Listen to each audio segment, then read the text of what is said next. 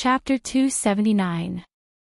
Chu Ji's demon path divine art was not powerful enough to annihilate the void, but the tearing force produced by the violent vibration of the space was enough to tear Gu Fei to pieces. Although Gu Fei had severely injured a demon master, he had also encountered great danger. Roar! Gu Fei let out a furious roar. His hair fluttered wildly as he waved the materialized sword soul in his hand, breaking through the layers of destructive fluctuations and rushing out. Ah! He landed in the bamboo forest and spat out a mouthful of blood. He did not dare to stay, and rushed into the dense bamboo forest. At the same time, the sword spirit in his hand disappeared into his body. At this time, the demon master whose right leg had been destroyed by Gu Fei jumped as if he was flying and chased after Gu Fei. The demon master was also very tough. He endured the pain, gritted his teeth, and used a spell to freeze the wound on his right leg, so that the rapid loss of blood would not endanger his body. Although he had lost his right leg, the demon master's cultivation did not seem to be affected much.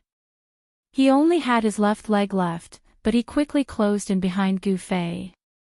Wind, rise! The demon master let out a low shout, and his hands danced in a mysterious trajectory.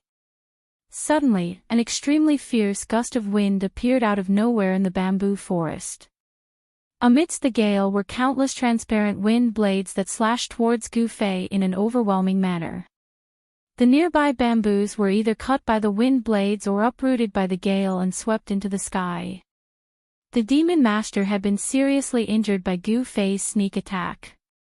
He had lost his right leg, and his body was also injured. He wanted to cut Gu Fei into pieces to relieve the hatred in his heart.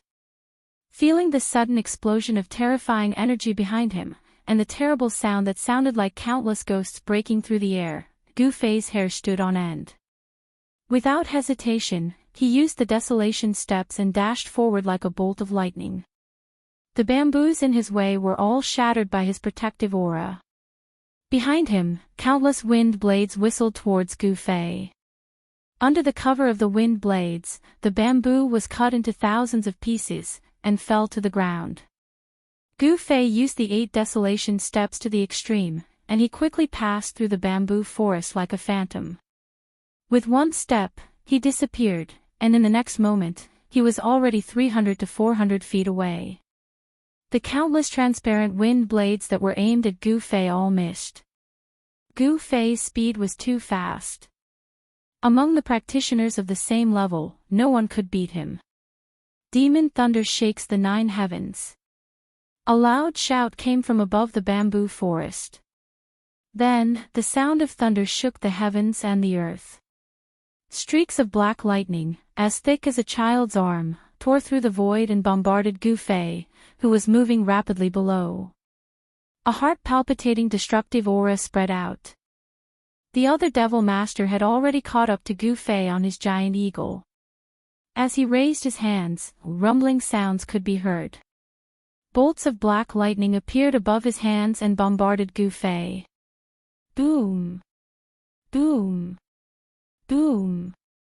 Large swathes of the bamboo forest were turned into ashes by the furious lightning. Smoke and dust rose into the sky, and the entire forest shook. An extremely cold and gloomy aura began to spread out. The black lightning seemed to contain a frighteningly cold aura. Gu Fei, who was quickly traversing through the forest, was in a perilous situation. He constantly dodged the wind blades coming from behind and had to unleash the destructive lightning bolts that fell from the sky. Right now, he didn't have any strength to fight back and was in a passive situation. Using the sword soul just now consumed a lot of yuan qi. Facing the joint attack of 2 devil masters, Gu Fei couldn't resist, so he could only escape. At that moment, Chu Gu, whose magical ability had been broken by Gu Fei, leaped onto the eagle's back with a furious roar and commanded the giant eagle to chase after Gu Fei. Even if Gu Fei was at his peak, it would be difficult for him to resist the joint attack of 3 transcending mortality realm devil masters. Escaping was the only choice. This wasn't a coward's action, but a wise one. Gu Fei's extreme speed 8 steps allowed him to gradually widen the distance between him and the one-legged fellow. However, the two fellows in the sky were still hot on his tail. Sky Devil Saber. Chu Ji's aura was like a rainbow. From afar, he shouted and unleashed a demonic blood-colored saber light at Gu Fei. The incomparably sharp blood-colored saber chi chased after Gu Fei as if it could shatter the void. Everywhere it passed, the trees collapsed and terrifying saber marks were left on the ground. Although Chu Gu didn't have the world's #1 devil saber in hand, the saber chi he unleashed was as terrifying as a divine weapon. Of course, unless it was the flying sword of an expert swordsman like Zhao Xuanji, this level of saber chi could no longer cause substantial damage to Gu Fei's strong body. However, when the saber chi struck his body, Gu Fei was still in unbearable pain. In fact, Chu Gu more or less knew about Gu Fei's background. He knew that this level of attack could not hurt Gu Fei, but his goal was not to hurt Gu Fei, but to slow him down. However, Chu Gu had miscalculated. Gu Fei's speed in the forest did not slow down because of this. As the chase continued, Gu Fei rushed out of the dense bamboo forest and then plunged into an even denser forest. Soon, he had left the one-legged demon master behind. Gu Fei had the initiative in this chase because he was the one running away.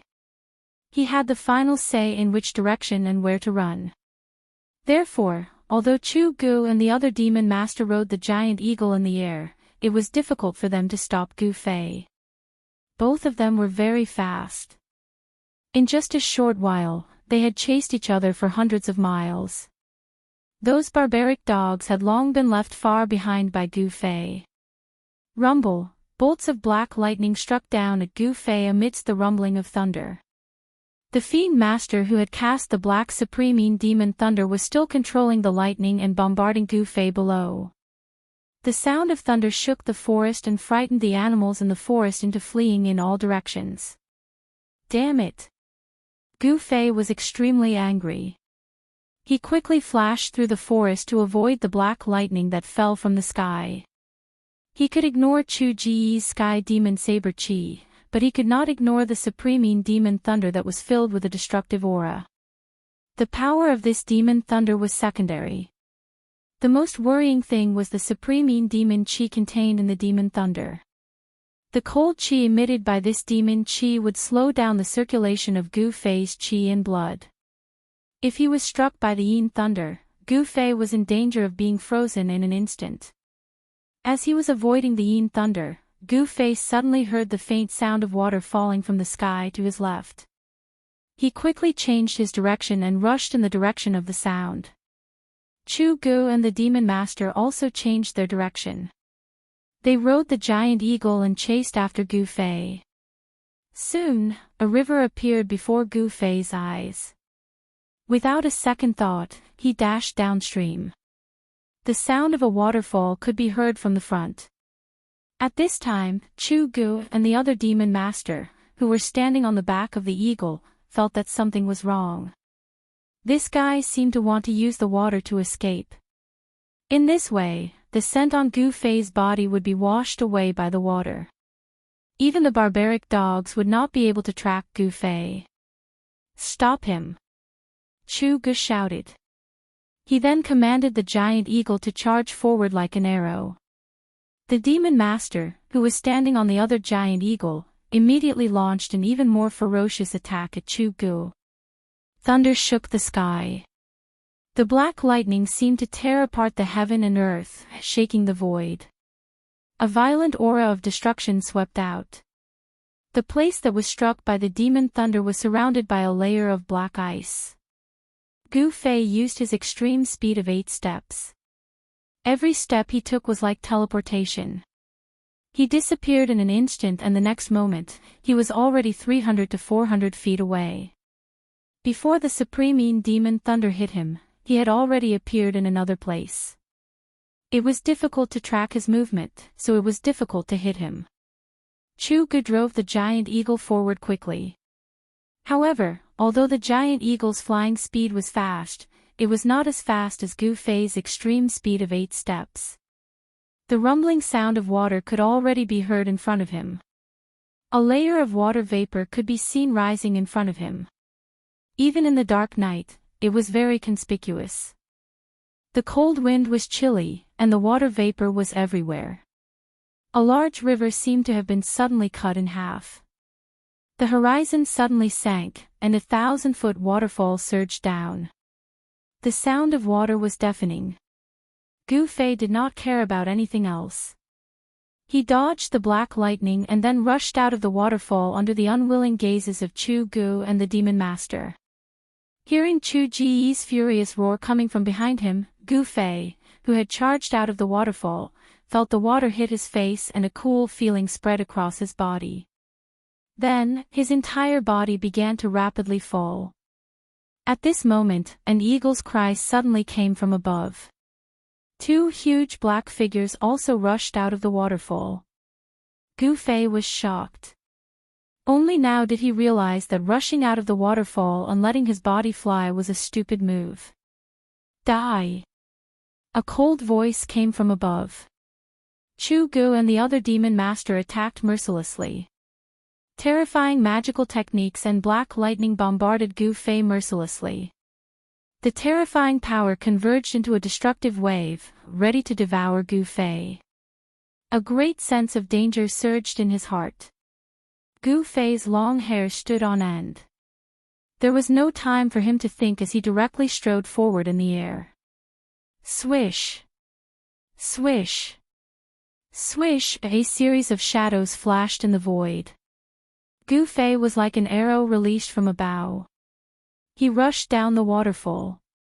8 steps, Gu Fei changed his position in the void. He wanted to avoid all the attacks. However, he was not on land. There was no leverage under his feet. Although he could change his position in the void, the distance he could move was limited. Just as Gu Fei was about to fall into the deep pool of the 1,000-foot waterfall, a black lightning bolt as thick as a child's arm struck his body. Plop! With a sound, Gu Fei smashed into the water. In the turbulent river, there was only a small splash. Gu Fei's figure disappeared in the water. Chapter 280. The 1,000-foot waterfall poured down in torrents, like a white chain falling from the 9 heavens. The rumbling of the water was deafening, and the current was rapid. Gu Fei, who had fallen under the waterfall, was instantly swept away by the current. Hazy water vapor enveloped an area of several acres, like a ball of steam rolling and surging. 2 huge black shadows circled in the sky. They were 2 giant eagles. On the back of the giant eagle, Chu Ji's eyes shone brightly, as if he could see through the void and sweep his gaze downward. He did not think that Gu Fei would die after being struck by the supreme demon thunder. If he was dead, he wanted to see his corpse. If he was alive, he wanted to see him. If he was dead, he wanted to see his corpse. Without seeing Gu Fei's corpse with his own eyes, Chu Gu could not sit still. However, in the dark night, under the waterfall, the surging water made it difficult to find Gu Fei's figure. Just as Chu Gu was about to jump into the waterfall to search for Gu Fei, the sound of wind and thunder suddenly came from the turbulent pool below. 2 spots of light suddenly appeared in the pool, quickly approaching the surface of the water. Then, a huge black shadow appeared in the pool below. Boom! With a bang, the entire waterfall exploded, and a huge black shadow rushed out from the water. A terrifying murderous aura instantly filled the space between the heavens and the earth. Roar!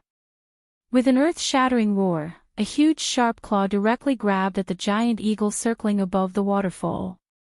The giant eagle seemed to be scared silly, and its huge body swayed, almost falling from the sky. Oh no! The sudden change of events caused the demon master on the eagle's back to turn pale.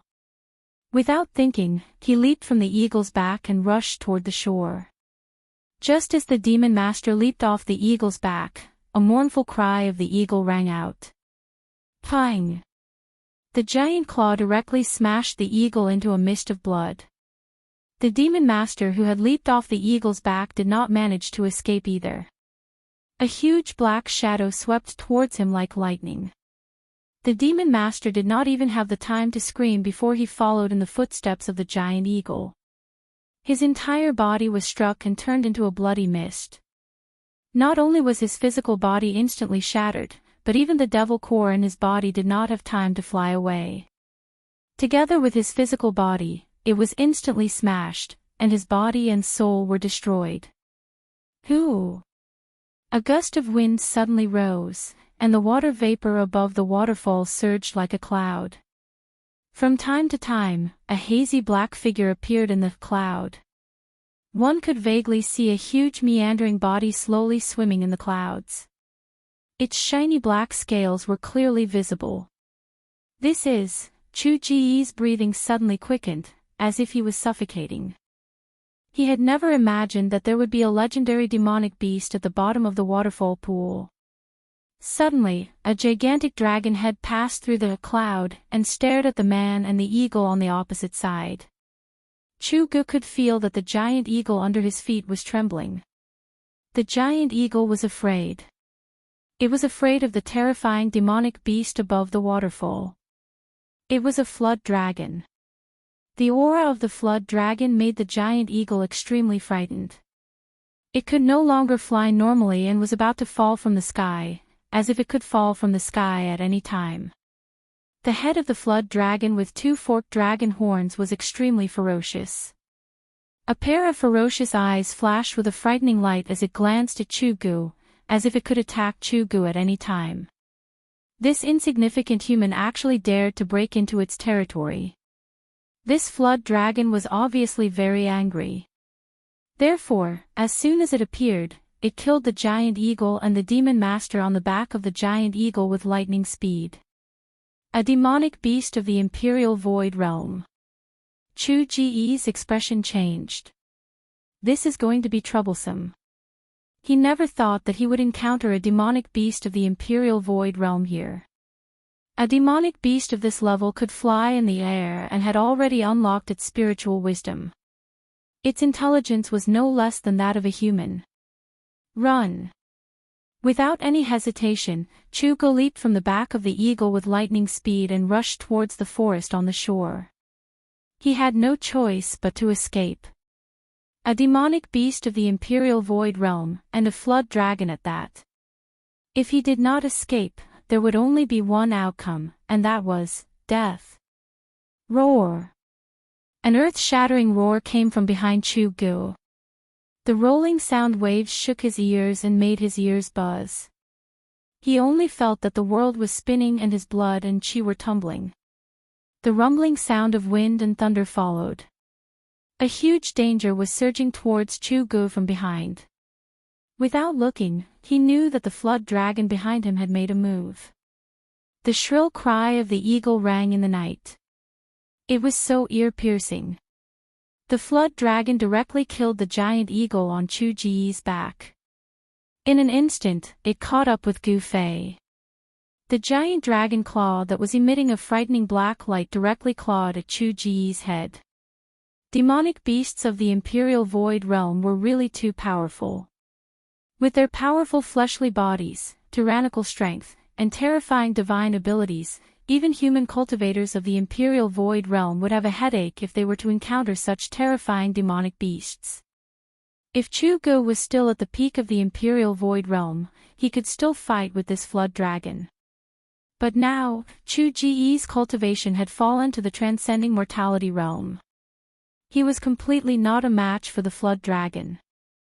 Seeing that Chu Gu was about to be smashed into a blood mist by the flood dragon's claw, a layer of demonic blood light suddenly gushed out from his body. At the moment when his body was about to be smashed by the dragon's claw, he suddenly disappeared into thin air. No, it shouldn't be that he disappeared into thin air. It was because Chu Ji's speed had suddenly increased to an unimaginable level. It was so fast that it was hard to see with the naked eye. That was why there was an illusion that he disappeared into thin air. In the next moment, Chu Ji's figure that was shrouded in bloodlight appeared 100 feet away. It could be said that his speed was godly, much faster than Gu Fei's 8 steps extreme speed. Roar! Seeing that Chu Gu actually escaped from its claw, the flood dragon couldn't help but be furious. It roared at Chu Gu and rode on the clouds, turning into a black lightning as it chased after Chu Gu. Chu Gu hurriedly bit the tip of his tongue and fiercely spat out a mouthful of blood essence. That mouthful of blood essence instantly enveloped Chu Gu. Then, as if it was burning, it burst out with a dazzling demonic blood light. He used the demonic blood flight escape technique to turn into a blood light and instantly disappeared into the distance. The speed was so fast that it was simply unimaginable. The flood dragon knew that it couldn't catch up to him.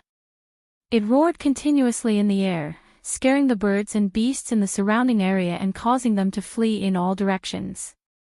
The forest was suddenly in chaos.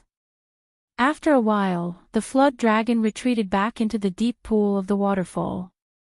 Hundreds of miles away, Chu Gu stopped in a valley with a pale face. Using the demonic blood flight escape technique had greatly injured Chu Ji's vitality. It was as if all the energy in his body had been sucked out, causing him to feel like he was about to collapse. In this world, there was no such thing as a free harvest. If Chu Gu wanted to escape from the flood dragon's claws, he had to use his own blood essence to activate the demonic blood flight escape technique. He had no other choice. Chu Gu only felt a sharp pain throughout his body. His skin and flesh were once again covered in bloody scars. The violent energy in his body seemed to show signs of flaring up again. The power of the demonic god's blood had already been mostly refined by him, but it still hadn't completely fused with his own blood essence. This was like burying a lightning bolt in his body that could explode at any time. As long as he didn't completely refine the demonic god's blood, the power of the demonic god's blood would still be a hidden danger in his body that could endanger his life. It seems that I have no choice but to go into seclusion. Chu Gu was very clear that it was time to deal with the situation in his body. But, that Gu Fei, I should ask that person to take action. Thinking of this, Chu Gu stretched out his right hand and a black token immediately appeared in his palm. It was an ancient token with some ancient patterns engraved on it. A layer of hazy black gas lingered around the token. Then, a ray of light shot out from between Chu Ji's eyebrows and into the token. Go! Chu Gu waved his hand and the token turned into a faint black light that shot into the sky. It flew towards the southeast and disappeared into the night sky in the blink of an eye. After doing all this, Chu Gu walked out of the valley and headed towards his own place of cultivation. The demonic palace of the Six Paths 10,000-mile communication talisman was not inferior to the Dao Sex Fire Talisman and Flying Sword Messenger. The dim black light flew rapidly in the sky, covering thousands of miles in an instant. Thousands of miles to the southeast, there was a small town. In a courtyard in the town, there was a pavilion by the lake. There were a few people drinking and chatting merrily. Suddenly, one of the youths seemed to have sensed something. He put down his wine cup and walked out of the pavilion. The others in the pavilion were surprised and followed him out of the pavilion. At this moment, the youth looked at the sky and waved his hand. Immediately, a dim black light appeared in the dusky sky and flew towards the direction of the courtyard. In the blink of an eye, it landed in the youth's hand and floated above his palm. A simple and unadorned token appeared in the youth's palm. This youth was dressed in white and had a smile on his face. He had a graceful demeanor and looked like a young master. However, this youth's eyebrows were a little different from the others. They were 2 red eyebrows. Second young master, this is. A youth in purple behind the youth asked in surprise. The others also had a look of surprise on their faces. It was obvious that these people knew what the token floating above the youth's palm was. He actually used the 10,000-mile messenger to send a message to the palace. Is he really in big trouble? The youth with red eyebrows smiled and then directly probed into the token with his divine thought. the youth quickly withdrew his divine thought.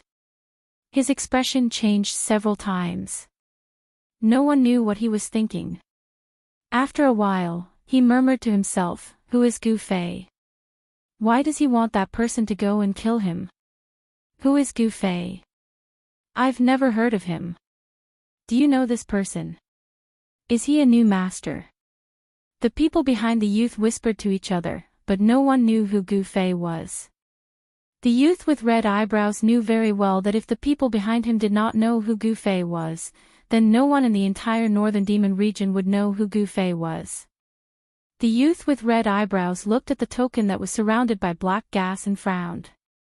Then, with a wave of his hand, the token immediately turned into a ray of black light and shot into the sky. In an instant, it disappeared into the southeast horizon. Not long after, a demonic shadow rushed out of the 6 demon palaces and rode a demonic cloud towards the northwest. Chapter 281. Something interesting is going to happen in the Lost Forest. Are you guys interested in watching the show? In the courtyard of the small town, the youth with red eyebrows smiled as he turned around and said to the young men in luxurious clothes, "Something interesting." The young man in purple rubbed his nose and said with a smile, "If it's related to your big brother, I think we should forget about it." "Yes, second young master, we haven't had our fill yet. We won't go home until we're drunk tonight." The other young men called the youth with red eyebrows and walked into the pavilion. Although the scarlet-browed youth was still smiling as if nothing had happened, an imperceptible cold light flashed across his eyes.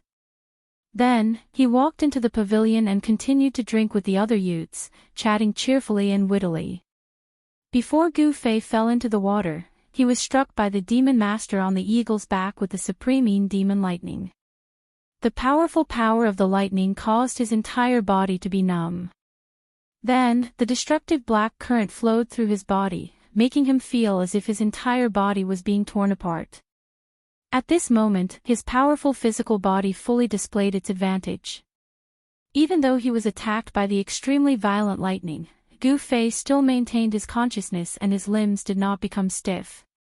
He felt himself floating and sinking in the water, tossing and turning as he was washed down by the rapid current. What really made Gu Fei feel danger was not the violent lightning, but the supreme demon qi contained in the supreme demon lightning. This extremely cold demon qi invaded Gu Fei's body along with the lightning, passing through his muscles, bones, blood, and meridians, destroying Gu Fei's physical body. It almost froze the blood and qi in his body, turning him into a cold corpse. Fortunately, Gu Fei's physical body had been tempered thousands of times.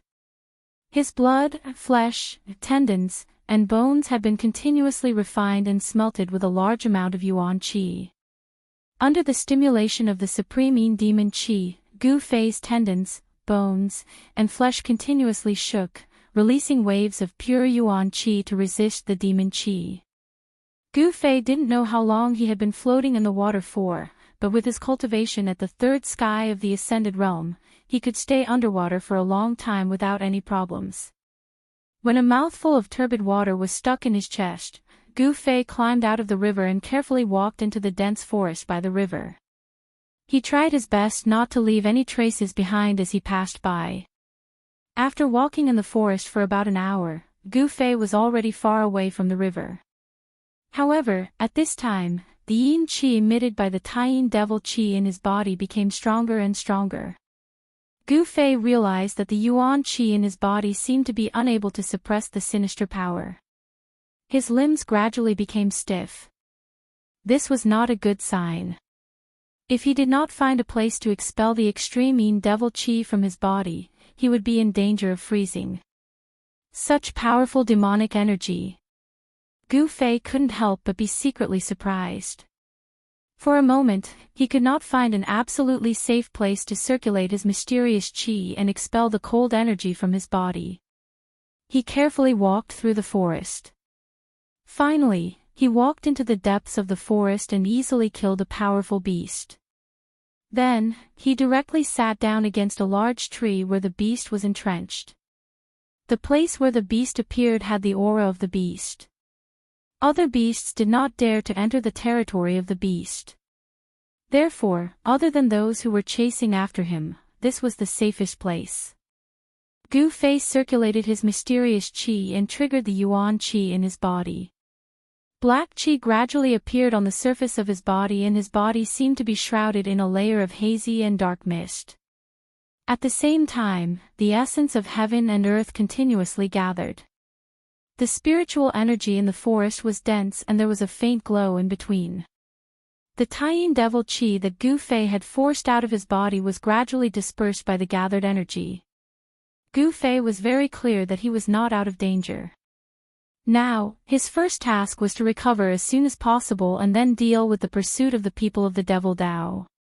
He circulated his martial arts and used the 5 elements yuan qi in his body as a guide to communicate with the power of the 5 elements of heaven and earth.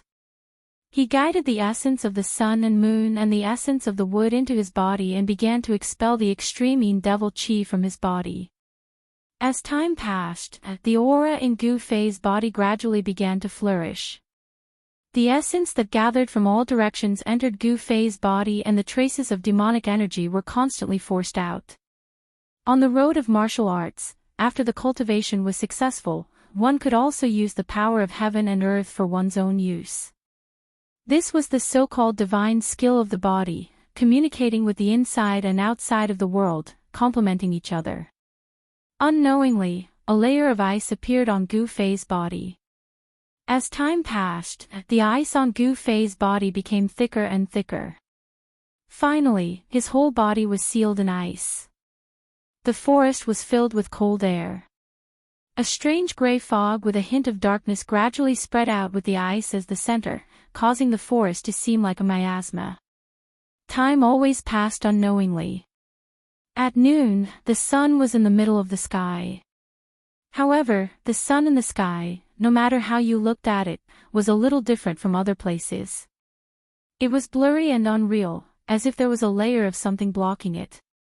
The sun in the sky gave people a feeling that it was half covered by a pipa. The most common scene of the sun shining on the earth was absolutely rare in the extreme North Demon region. The sunlight seemed to be unable to shine directly down. No one could analyze this phenomenon. The extreme North Demon region was located in the extreme north of the Tinglong continent. Although the climate was harsh, some places were not bitterly cold. The Lost Forest was a wild forest with a circumference of thousands of miles. This forest was close to the fallen god sea. The climate here was not the same as other places in the extreme North Demon region, which were all bitterly cold. It was not cold here. On the contrary, it was a little hot. In the extreme North Demon region, there were few places that were not covered by the bitter cold. In the dense forest, no one knew how many ferocious beasts, and monstrous beasts lived. But what was certain was that in the Lost Forest, danger lurked everywhere. People who walked in, if they were not careful, they would never come out. This was a dangerous place. Of course, compared to the other dangerous places in the extreme North Demon region, the Lost Forest was already a relatively safe place. As long as they did not go deep into the forest, most people could walk out of this forest alive. Because it was the only forest area in the extreme North Demon region, there were countless birds and beasts living in it. At the same time, there were all kinds of spiritual plants growing. There were countless cultivation resources that cultivators needed. Therefore, some low-level demonic cultivators often formed hunting teams and ventured into the Lost Forest to hunt ferocious beasts. Then, they used the beast skins and the beast crystals condensed from the ferocious beasts to exchange for the cultivation resources they needed. The cultivation environment in the extreme North Demon region was very harsh. Everywhere was cold and barren, and there was a lack of cultivation resources. This was especially true for those rogue cultivators who did not rely on any of the major demonic cultivators. If they wanted to obtain the cultivation resources they needed, they would have to obtain them themselves or exchange them with others. In this hot and stuffy noon, there was a group of people carefully walking through the forest. The person in the lead was a middle-aged man who carried a large axe on his shoulder. The strong man was 9 feet tall, and he wore an old yellowish-brown leather armor. He had a full beard that was like a halberd, and his entire person looked extremely fierce, like a lion. Behind the middle-aged man, there were 4 people. One was a short old man, one was a long-haired beauty wearing black leather armor, one was a skinny young man, and the last one was a handsome young man wearing green clothes with a sword in his arms. This was a very strange team no matter how one looked at it. It was a strange combination. With just a glance, one could tell that these 5 people were people who had temporarily come together because of something. The beautiful woman, the old man, the strong man, the young man, the old man, the middle-aged man, and the young man, 3 different generations of people, were all gathered together. The strong man with the beard opened the way in front. When he encountered any debris that blocked the way, he would sweep it away with his axe, and it would be cleared in an instant. After they passed through a bush, they stopped under a big tree at the bottom of a hill. "Boss Tai, how long until we enter the range of activity of the red flame beast?" The thin youth asked the strong man with the beard, and then he took off the water bag on his waist and gulped down a few mouthfuls of water. In this hot and stuffy lost forest, water was an essential thing. When the others heard this, they all looked at the strong man with the beard. The strong man with the beard threw the black iron axe on his shoulder to the ground and sat down. The strong man with the beard looked at the thin youth, and said unhurriedly, "What's the hurry? If it goes smoothly, we can go back tomorrow." "Humph. The red flame beast is not so easy to kill," the handsome youth with the sword in his arms said with some disdain, and there was some arrogance in his expression. The character of people who cultivated the sword seemed to be a little arrogant and unsociable, giving people a cold and unapproachable feeling. The strong man with the beard smiled noncommittally, and didn't say anything else. The atmosphere between these people was a little stiff.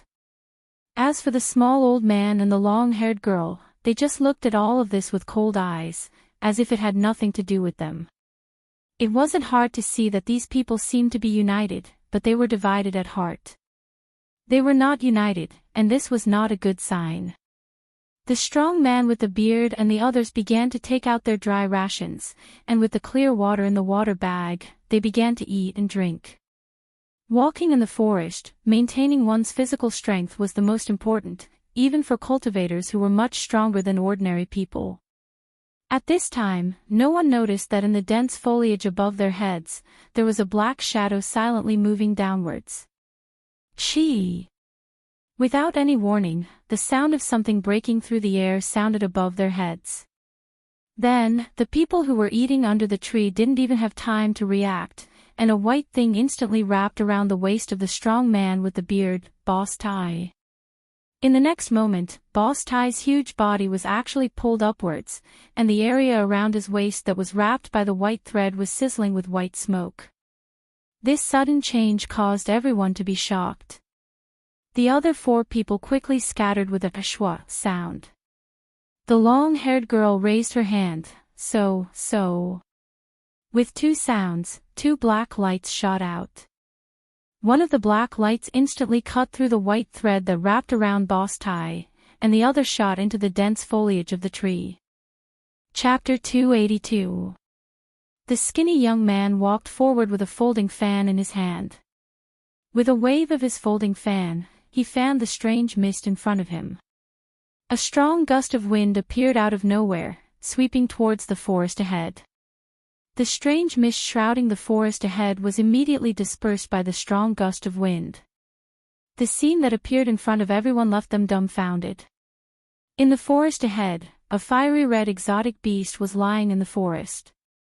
Ice shards hung on its flame-like fur, and behind the exotic beast was a huge block of ice. The most unbelievable thing was that through the thick block of ice, they could clearly see a person sitting cross-legged in it. Chapter 283. The red flame beast's corpse was actually lying in the middle of the forest. This already made Boss Tai and the others inexplicably shocked. But when they saw the frozen figure not far from the red flame beast, all of them could not think, as if they had turned into a statue, standing there, motionless. The reason why Boss Tai and the others entered the lost wild forest was to hunt the red flame beast, and someone had given them a generous reward to release this task. If they could successfully complete this task, then each of them would be able to get the reward they wanted, and in the next few years, they could find a place to cultivate, and no longer have to worry about their cultivation expenses. In the Northern Devil region, the cultivation resources were in the hands of the Devil Path's major forces, and those Devil Path cultivators who were at the bottom of the hierarchy had to run around for cultivation resources. Therefore, those Devil Path cultivators with low cultivation bases, in the Northern Devil region, there were only two ways out. One was to rely on the major forces, and the other was to have a large number of cultivation resources.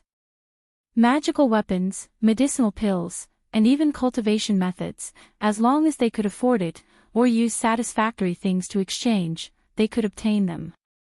Boss Tai and the others did not think that this would be the result. The incomparably fierce red flame beast that could spit out flames was already killed before they arrived.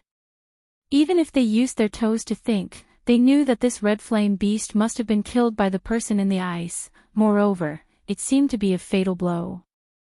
Although Boss Tai was tall and sturdy, like a big guy with well-developed limbs and a simple mind, but this was only his appearance. In fact, he was not only a master, but also a good hunter. There were no obvious traces of fighting in the forest, and there were not many bloodstains on the ground. Judging from these signs, they came to a conclusion that made Boss Tai's heart palpitate with fear. That is, in front of this person, this terrible red flame beast did not even have the strength to fight back, and was killed on the spot by this person. After a while, the little old man was the first to sober up from the horror, and all around, the scattered grayish-black fog showed signs of gathering again. That monster seemed to contain a gloomy cold chi, and in the front of the forest, one could see water droplets condensed into ice, and the white frost on the dead leaves. It was like a world of ice and snow. One had to know that the atmosphere in the lost desolate forest was different from other places in the extreme Northern Devil region. The climate was hot and rainy, but there was absolutely no ice and snow. It was obvious that the person in the ice block was cultivating a strange technique, a demonic technique of extreme yin and extreme cold. The cold aura that emanated from his body not only sealed him in ice, but also caused the temperature of the forest around him to plummet, resulting in the current situation. What do we do now? The little old man deliberately lowered his voice as he asked Big Brother Tai beside him, as if he was afraid that the person in the ice would hear his words. The corpse of the red flame beast was right in front of him. No one was willing to do so. However, no one knew what the consequences would be if the person in the ice block was alarmed. Originally, it was already a huge taboo in the cultivation world for them to barge into someone else's cultivation ground. They should have retreated, but if they were to take away the prey that had been killed by someone else, they would have completely offended that person. The person who was able to kill the red flame beast, if he were to make a move on them, their ending would definitely not be any better than the red flame beast. Big Brother Tai did not say anything, and the others also did not say anything. Retreat, or... There were only two choices in front of everyone. If they chose the former, it would be relatively safer. If they chose the latter, no one would know what would happen. Hurry up and decide. The little old man was anxious as he urged. The longer they delayed, the more disadvantageous it would be for them. Because no one knew when the person in the ice block would wake up. Cold sweat seeped out of Big Brother Tai's forehead, and then rolled down his face. The red flame beast was right in front of them, but... In the end, Big Brother Tai clenched his teeth. If he had to die, then so be it. He signaled the skinny young man to wave his fan to disperse the strange grayish-brown fog in front of them. At this time, everyone already knew Big Brother Tai's decision. The skinny young man immediately took action. He gently waved the folding fan in his hand, and the grayish-brown mist that gradually gathered in front of him was immediately dispersed by a cool breeze. It was as if there was an invisible big hand gently pushing away the strange mist. The skinny young man's move was very gentle, unlike before, when he released a strong wind with a wave of his hand. Now, he was afraid of disturbing the person in the ice block in front of him. Big Brother Tai, the long-haired woman, the little old man, and the young man holding the sword, immediately walked forward and grabbed the red flame beast's 4 limbs. Together, they lifted up the 5 to 6 meter long strange beast. Their movements were very light, almost not making any sound. However, just as they lifted the red flame beast and were about to leave, pa la, a light sound came from behind them. This was only a light sound, not much louder than the sound they made when they stepped on a thick layer of dead leaves. However, it was this light sound that made everyone's movement stop. The bodies of Big Brother Tai and the others seemed to suddenly stiffen. Their lifted feet hung in the air, not daring to move, not even daring to breathe. Pa la. Another strange sound came from behind them. Listening to it in the ears of the 5 people, it was even more frightening than the screams of evil spirits, even more frightening. The pores on the bodies of Big Brother Tai and the others all exploded. Their whole body was cold from head to toe, as if they had suddenly fallen into an extremely cold ice cave. They were nervous to the extreme, cold sweat dripping down, and their hearts thumping. Did the person behind them wake up? No one dared to turn around to look, and no one dared to move. They just carried the red flame beast, standing in the middle of the forest like a fossil. The sound of the ice block cracking sounded one after another. Every time it sounded, the hearts of Big Brother Tai and the others fiercely jumped. Finally, a strange sound came from behind them, and then, a gust of extremely gloomy cold wind blew from behind them. The expressions of Boss Tai and the others immediately changed greatly. The extremely cold wind that blew from behind them almost froze them, causing them to be extremely frightened. They only heard a "ee" sound behind them. Then, they saw a figure flash in front of them, and a young man dressed in white stood in front of them. This appearance. If it wasn't the person in the ice block, who else could it be? Who are you people? Why did you appear here? The white-clothed young man said indifferently. His cold eyes, like cold electricity, quickly swept over Big Brother Tai and the others. The white-clothed young man who broke out of the ice was Gu Fei. We are bounty hunters. Next month is the 500th birthday of the Red Moon City Lord's father. Someone hired us to kill a red flame beast for the birthday celebration. Big Brother Tai was very straightforward, directly revealing his identity and the purpose of entering the Lost Forest. Red Moon City, Red Flame Beast. Gu Fei frowned as he looked at the ferocious beast he had killed being carried by these people. 500th birthday. The father of the Scarlet Moon City Lord sure has lived a long life. Gu Fei muttered to himself. These 5 people's cultivation was only at the self-awakening realm. Among them, the one with the highest cultivation was the bearded man who answered. With the strength of these 5 people, to kill this red flame beast seemed to be a bit difficult. With a glance, Gu Fei already saw through the cultivation and strength of Big Brother Tai and the others. The red flame beast was a strange beast that was between a fierce beast and a fierce beast. For a self-awakening realm cultivator, if they wanted to kill it, there would be a certain amount of risk. And all of a sudden, Gu Fei's gaze landed on that short old man. This man, seems like. Gu Fei's eyes suddenly lit up as he looked at the short old man, like a cold star, bursting out rays of light. Just as Gu Fei's eyes lit up, the short old man moved. He really was as quiet as a virgin and as agile as a rabbit. The short old man left an afterimage on the spot and quickly floated backwards like a cloud of smoke. What a fast speed! However, in Gu Fei's eyes, this speed was nothing. With a wave of his hand, a palm of light shot out and instantly arrived before him. Bam! The short old man, who was about to charge into the dense forest, exploded into a mist of blood. The short old man didn't even have the chance to scream before he died under Gu Fei's palm.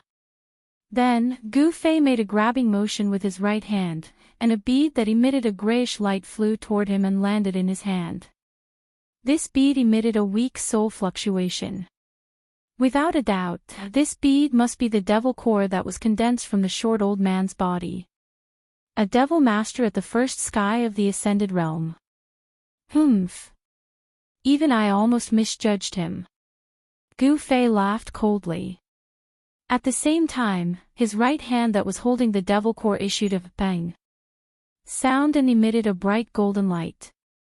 Gu Fei used the power of metal to erase the remnant soul that was attached to the devil core. The short old man's soul was instantly destroyed and he completely disappeared from this world. Gu Fei's ruthless methods caused Boss Tai and the others to be inconsolable. They had never imagined that the little old man was actually a devil master expert who had concealed his strength. Alright, I'm too lazy to talk nonsense.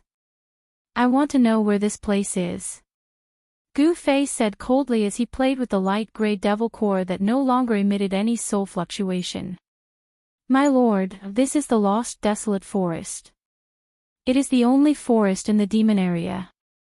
This time, the skinny youth rushed to answer before Boss Tai. Boss Tai and the others couldn't help but feel a little strange. This devil master killed the short old man with just a wave of his hand. How could such a person not know about the lost desolate forest? Very good. Which one of you has a map? It would be best if it is a map of the extreme northern demon region. If you do, I will use this thing in my hand to exchange for it. Gu Fei looked at the four of them with a playful expression as he spoke with a faint smile. My lord, you're really going to use that thing to exchange for it? Boss Tai's eyes widened to the size of a bell. He swallowed a mouthful of saliva and said with a trembling voice. The others' expressions weren't much better than Boss Tai's. Could it be that you have a map? Gu Fei was a little surprised. He was just casually saying it. If they wanted to leave the northern demon area and return to the central plains, the easiest way was to find a map of the northern demon area. Yes. Boss Tai quickly took out a piece of jade and nervously handed it over to Gu Fei. The others looked at Boss Tai with incomparable jealousy. A map for a devil core. This was something that they couldn't even dream of, but it happened. Chapter 284. Gu Fei took the jade slip and sent his divine sense into it. Very quickly, he retracted his divine sense. The thing inside the jade slip was exactly what he needed. This thing is yours, said Yongling. Gu Fei put away the jade slip and casually threw the bead that was emitting a misty gray light to Boss Tai. Boss Tai was immediately overjoyed. At this time, he was still holding onto one of the red flame beast's thighs. He immediately let go and caught the bead with trembling hands. The other two people threw the red flame beast's corpse to the side when Boss Tai let go. Gu Fei got what he wanted. He no longer paid attention to these people and directly walked out. Very quickly, his figure disappeared into the bushes. He left just like that. No one could believe their eyes. After a long while, Boss Tai came back to his senses. He carefully brought the gray bead in his hand to his eyes and looked at it again and again. We're rich this time. Boss Tai's face revealed a stupid expression. He stared with a pair of eyes that were the size of bells. He was afraid that he wouldn't be able to see every line on the devil core. His saliva was about to drip onto the ground. The devil core faintly emitted a powerful energy fluctuation. There was no doubt about it. Most importantly, the strand of primordial spirit of the little old man that was attached to the devil core had already been erased by the youth. This devil core was equivalent to an ownerless treasure. As long as the power contained within could be drawn out, the benefits would be unimaginable. Boss Tai's cultivation had already reached the bottleneck of the ninth heaven. If he could successfully devour the power within the devil core, breaking through his current cultivation bottleneck would not be a difficult task. However, he seemed to have forgotten that his three companions were also extremely envious of the thing in his hand. The long-haired woman, the skinny young man with a folding fan, and the green-clothed swordsman with a treasured sword. When everyone looked at the gray bead in Boss Tai's hand, their eyes revealed a fanatical light. Devil core. Moreover, it was an ownerless devil core. Everyone wanted it because this was a treasure trove of power. As long as they could open this treasure trove, they would be able to easily obtain great power. The skinny youth couldn't hold it in any longer. He was the first to wave the folding fan in his hand towards old Tai. The moment he moved, the long-haired woman and the green-robed swordsman also moved toward old Tai. You. What do you want? Boss Tai felt that the atmosphere was not right and immediately put away the devil core in his hand. Holding onto the black iron axe, he stared at the three people who were rushing over and said in a deep voice. After a transcending mortality realm demon master was killed, the demon core left behind was incomparably precious to a demon Tao cultivator of the self-awakening realm. Swallowing this demon core, they might be able to reach the heavens in a single step and become a demon master expert. An ownerless demon core that had its divine sense erased, to a demonic Tao cultivator in the self-awakening state, it was an incomparably strong temptation. No one could resist such a temptation. These people had long forgotten about the mission, the red flame beast, and the rewards. At this time, they only had eyes for the devil core. In the face of huge benefits, the dark side of human nature would be stimulated and lured out.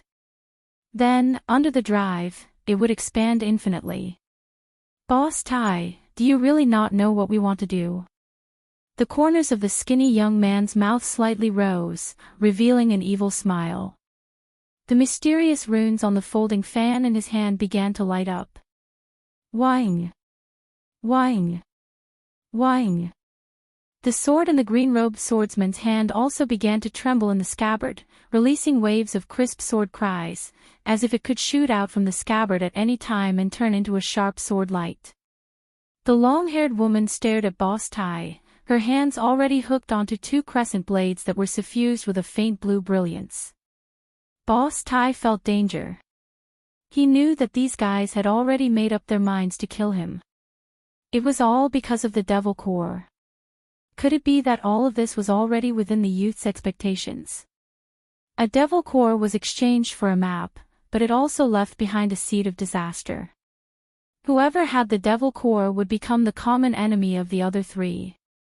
They wished that they could cut Boss Tai into 8 pieces and then snatch the devil core into their hands. Killing each other, in order to obtain cultivation resources, they did not hesitate to leave the northern demon region with their companions. This kind of thing could not be more common. In this world where only the strong were respected, obtaining great strength was the most important thing. Only with great strength would one not become someone else's cannon fodder. Only then would one not become a strand of soul under the hands of the strong. Without any suspense, a great battle suddenly erupted. However, Boss Tai was fighting 1 against 3 and was at an absolute disadvantage. He wasn't a match for those 3 at all. Very quickly, he was injured and fled, while the other 3 chased after him. There was nothing much to say. Whoever had the hardest fist was the boss. The people of the demon path believed that the strong were respected. If they couldn't win, then running away was not a shameful act. No one looked at the flaming red corpse of the strange beast that was tossed to the side. They had completely forgotten the reason why they entered the lost forest. Outside the forest, Gu Fei heard the sounds of fighting and shouting coming from behind him. He smiled and was about to leave when suddenly, as if he had sensed something, he turned around and looked towards the horizon. He could vaguely see a black dot on the horizon. This black dot was moving towards him. Gu Fei's complexion immediately changed.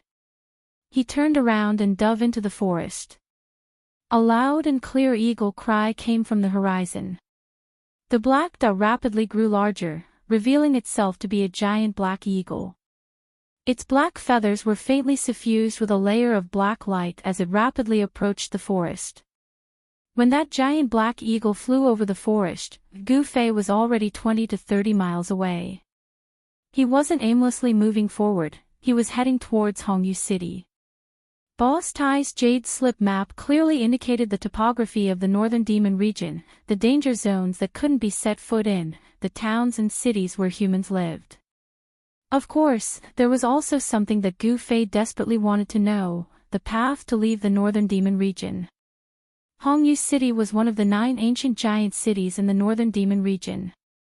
No one knew who built these 9 giant cities in the demon region, nor did anyone know the origins of these 9 giant cities. They were ancient and had experienced the vicissitudes of time. They still stood tall after countless years. It was as if they had already stood on the earth since the beginning of the world. In the northern demon region, more than 90% of the humans lived in these 9 ancient cities. Of course, the residents of the cities were mostly ordinary people. Gu Fei wasn't going to congratulate the father of Hongyu City's city lord for his 500th birthday. The reason why he decided to go to Hongyu City was because it was a path that Gu Fei had to pass through. After expelling the great Yin devil qi that had invaded his body, Gu Fei's yuan qi had recovered. However, he knew that he had not completely shaken off the tail behind him. No one could compare to Gu Fei, who had grown up in the mountains, in terms of experience in the forest. He could do it without leaving any traces behind. However, it had to be said that the barbarian dogs raised by the demonic sects weren't just for decoration. These barbarian dogs were definitely natural beasts that tracked people. No matter how careful Gu Fei was, the barbarian dogs were still able to detect his tracks. The people from the 6 demonic paths palace chased after him from afar. Gu Fei tried all sorts of methods, but it seemed like he couldn't shake off the pursuers. However, Gu Fei's methods weren't completely useless. At the very least, they slowed down the pursuers' speed. After walking through the forest for about 300 li, Gu Fei finally exited the lost desolate forest. Once he exited the lost desolate forest, the vegetation around him became sparse. After leaving the lost desolate forest and walking for about 10 kilometers, Gu Fei realized that the vegetation around him was decreasing. Tall trees were already very rare. All he could see were some short shrubs. Everywhere he looked, he could see withered weeds and the hard, dark brown soil under his feet. The soil seemed to have been soaked in countless amounts of blood, like dried bloodstains. After walking for about 30 to 40 kilometers, he couldn't see a single decent tree. Even the short shrubs had begun to sparse. Not only that, Gu Fei also realized that the temperature around him was getting colder and colder after he walked out of the lost desolate forest. At this time, he could already feel the cold wind blowing. After leaving the lost desolate forest, there was actually a barren land in front of him. This made Gu Fei feel a little uneasy. If he walked in such an open area, it would be very easy for the pursuers behind him to catch up to him. Gu Fei didn't hesitate any longer. He took large strides and rushed forward. A 5-colored radiance came out of his body and blocked the cold air. It was as if he had turned into a 5-colored rainbow that cut through the dark brown ground. 8 steps of extreme speed allowed Gu Fei to run as if he was flying, and in an instant, he was already far away. After half an hour of running on the dark brown ground, Gu Fei estimated that he had already run 300 to 400 kilometers.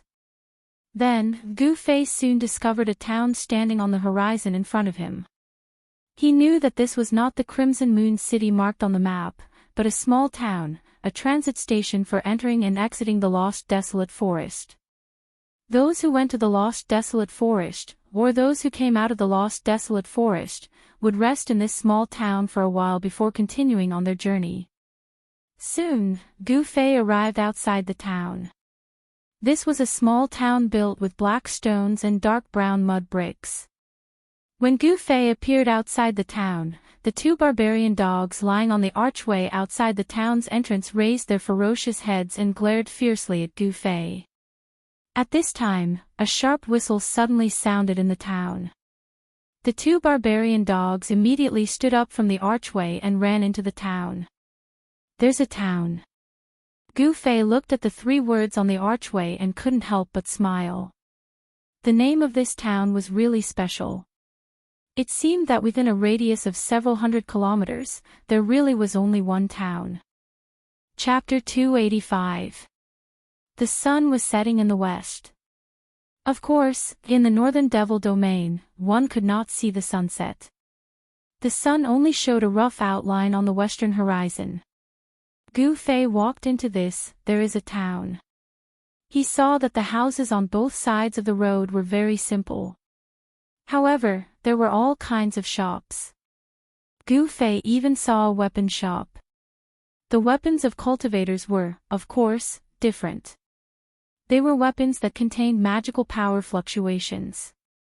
They were suitable for those low-level devil cultivators in the self-awakening realm. High-level cultivators had their own magic weapons, but they did not look at these weapons that were only slightly more powerful than ordinary weapons.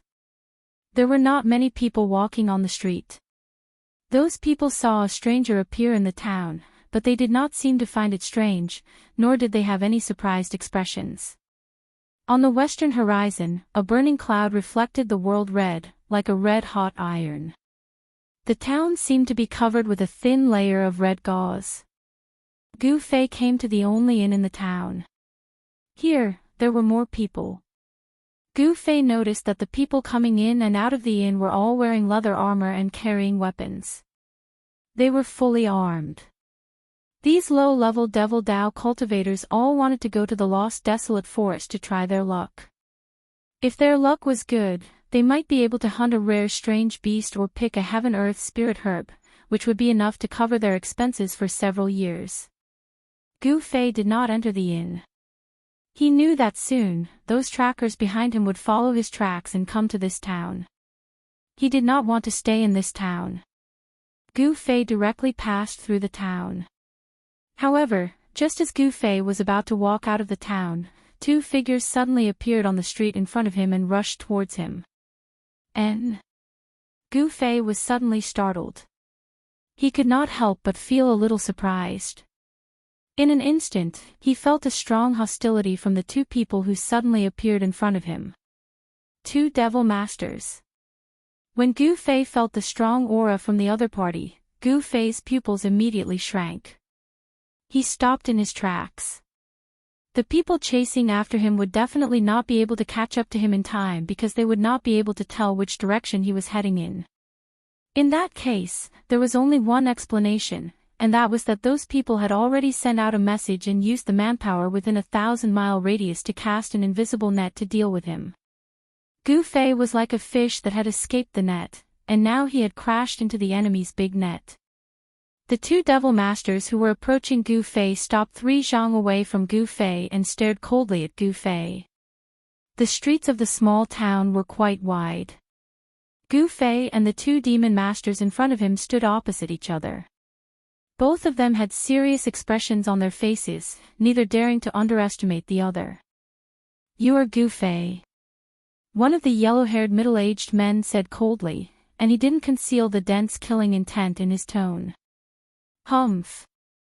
You are that Chu Ji's lackeys?" Gu Fei asked with a cold smile. They had skills, but they were willing to be someone else's lackeys. Gu Fei was very disdainful of these two fellows who blocked his way. When the two demon masters heard this, they immediately flew into a rage and shouted together, "How dare you? Is the name of our young master something that people like you can call out?" "I called him out, so what?" Gu Fei directly looked down on the two fellows in front of him. "Then you can go to hell."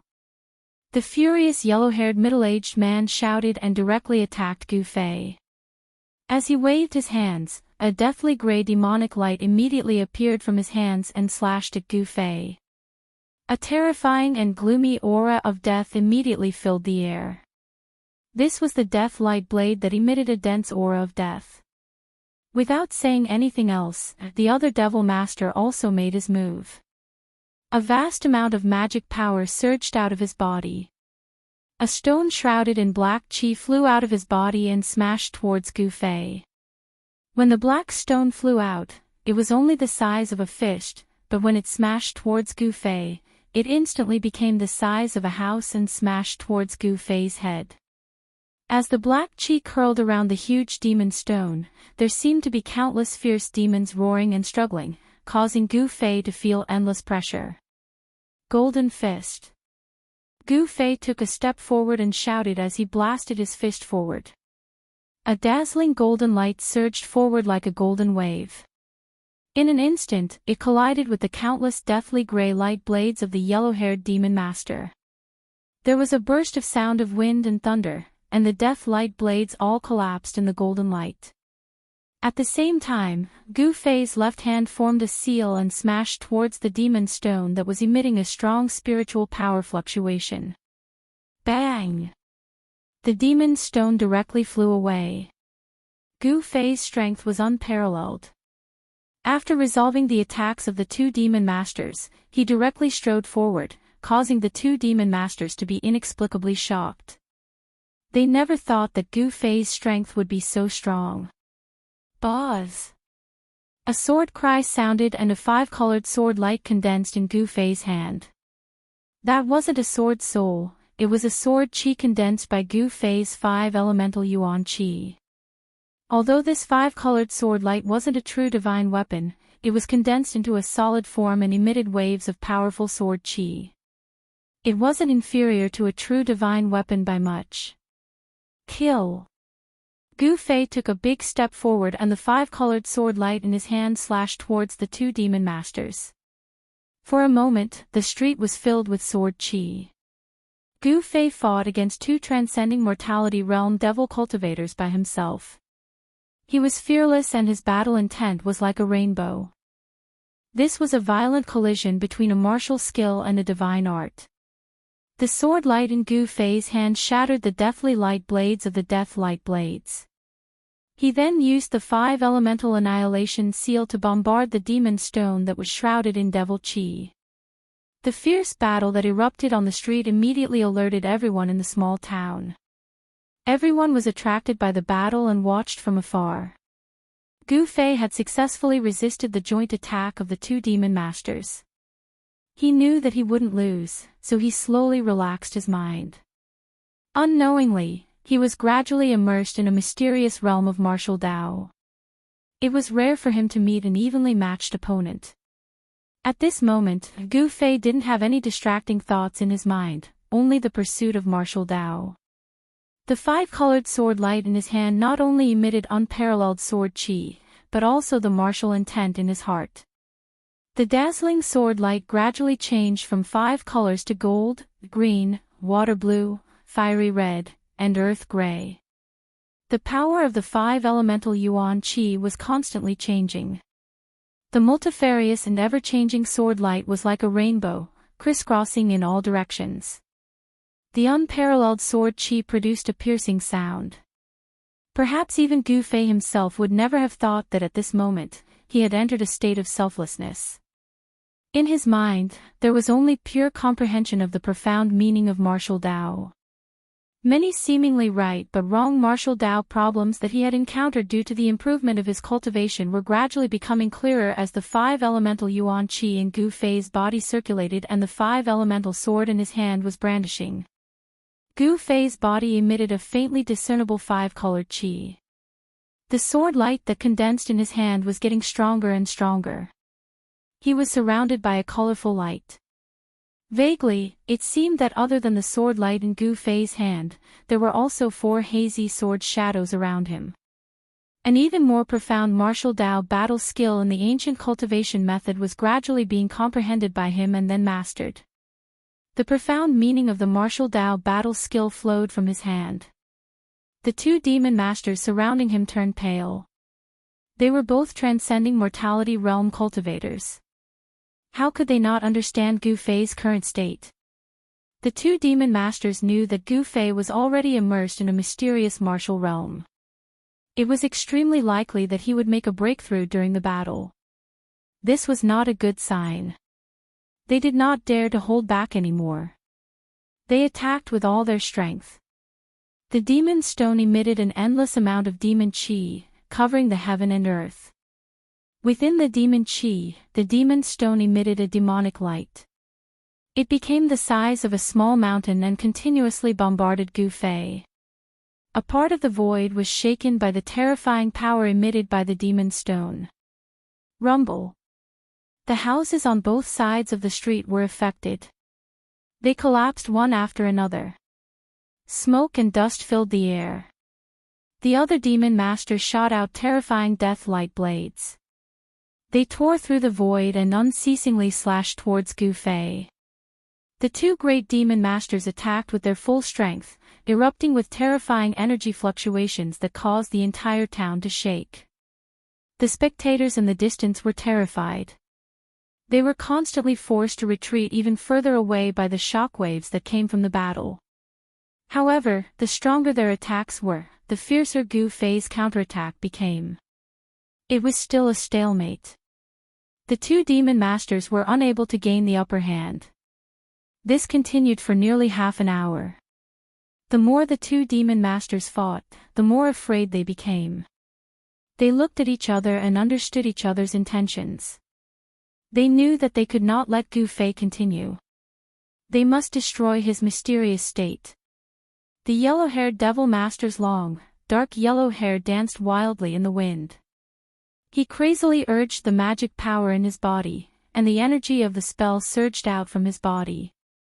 Then, with a flash of light, a dark gray death light blade appeared and slashed at Gu Fei from all directions.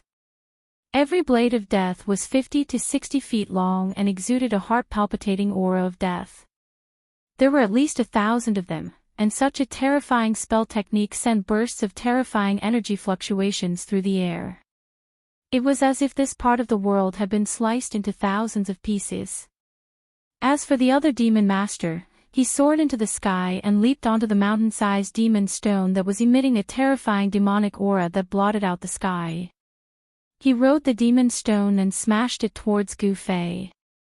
The terrifying demon stone descended from the sky like a primordial demon mountain. Rumble. The entire heaven and earth trembled, emitting a muffled thunderous sound. The void seemed to be on the verge of collapsing. Its power was astonishing. The terrifying attack from all directions and the sky was like a raging sea. It crazily rushed towards Gu Fei. It was like a terrible destructive storm. It wanted to completely obliterate Gu Fei. Chapter 286. Facing such an attack, Gu Fei did not seem to care at all. He still did not show any signs of leaving the martial realm, and was still immersed in that miraculous realm of martial arts. However, the pressure from the outside world caused some changes in Gu Fei's body. The 5 elements yuan qi in his body began to circulate faster, like a surging Yangtze River, like a torrential river. The warrior's yuan qi seeped out of his body, and the 5-colored aura on his body became stronger and stronger. The 4 illusory sword shadows in the aura around his body began to become clear. Then, the sword light in his hand also flew out and circled around his body. Gold, green, water blue, fiery red, earth gray, 5 sword shadows, 5 colors, 5 types of energy fluctuations, representing the 5 elements of heaven and earth, gold, wood, water, fire, earth, 5 types of sword chi. As the death light blades that blotted out the sky and covered the earth rushed over from all directions, Gu Fei's hands drew out a series of profound marks. The 5 sword shadows released an unparalleled sword chi, continuously slashing out. The blazing sword light was like a rainbow that shot out in all directions. Not only did it cause the thousands of death light blades that were slashing towards him to become unrecognizable, they all dissipated in the air, and even went against the sky.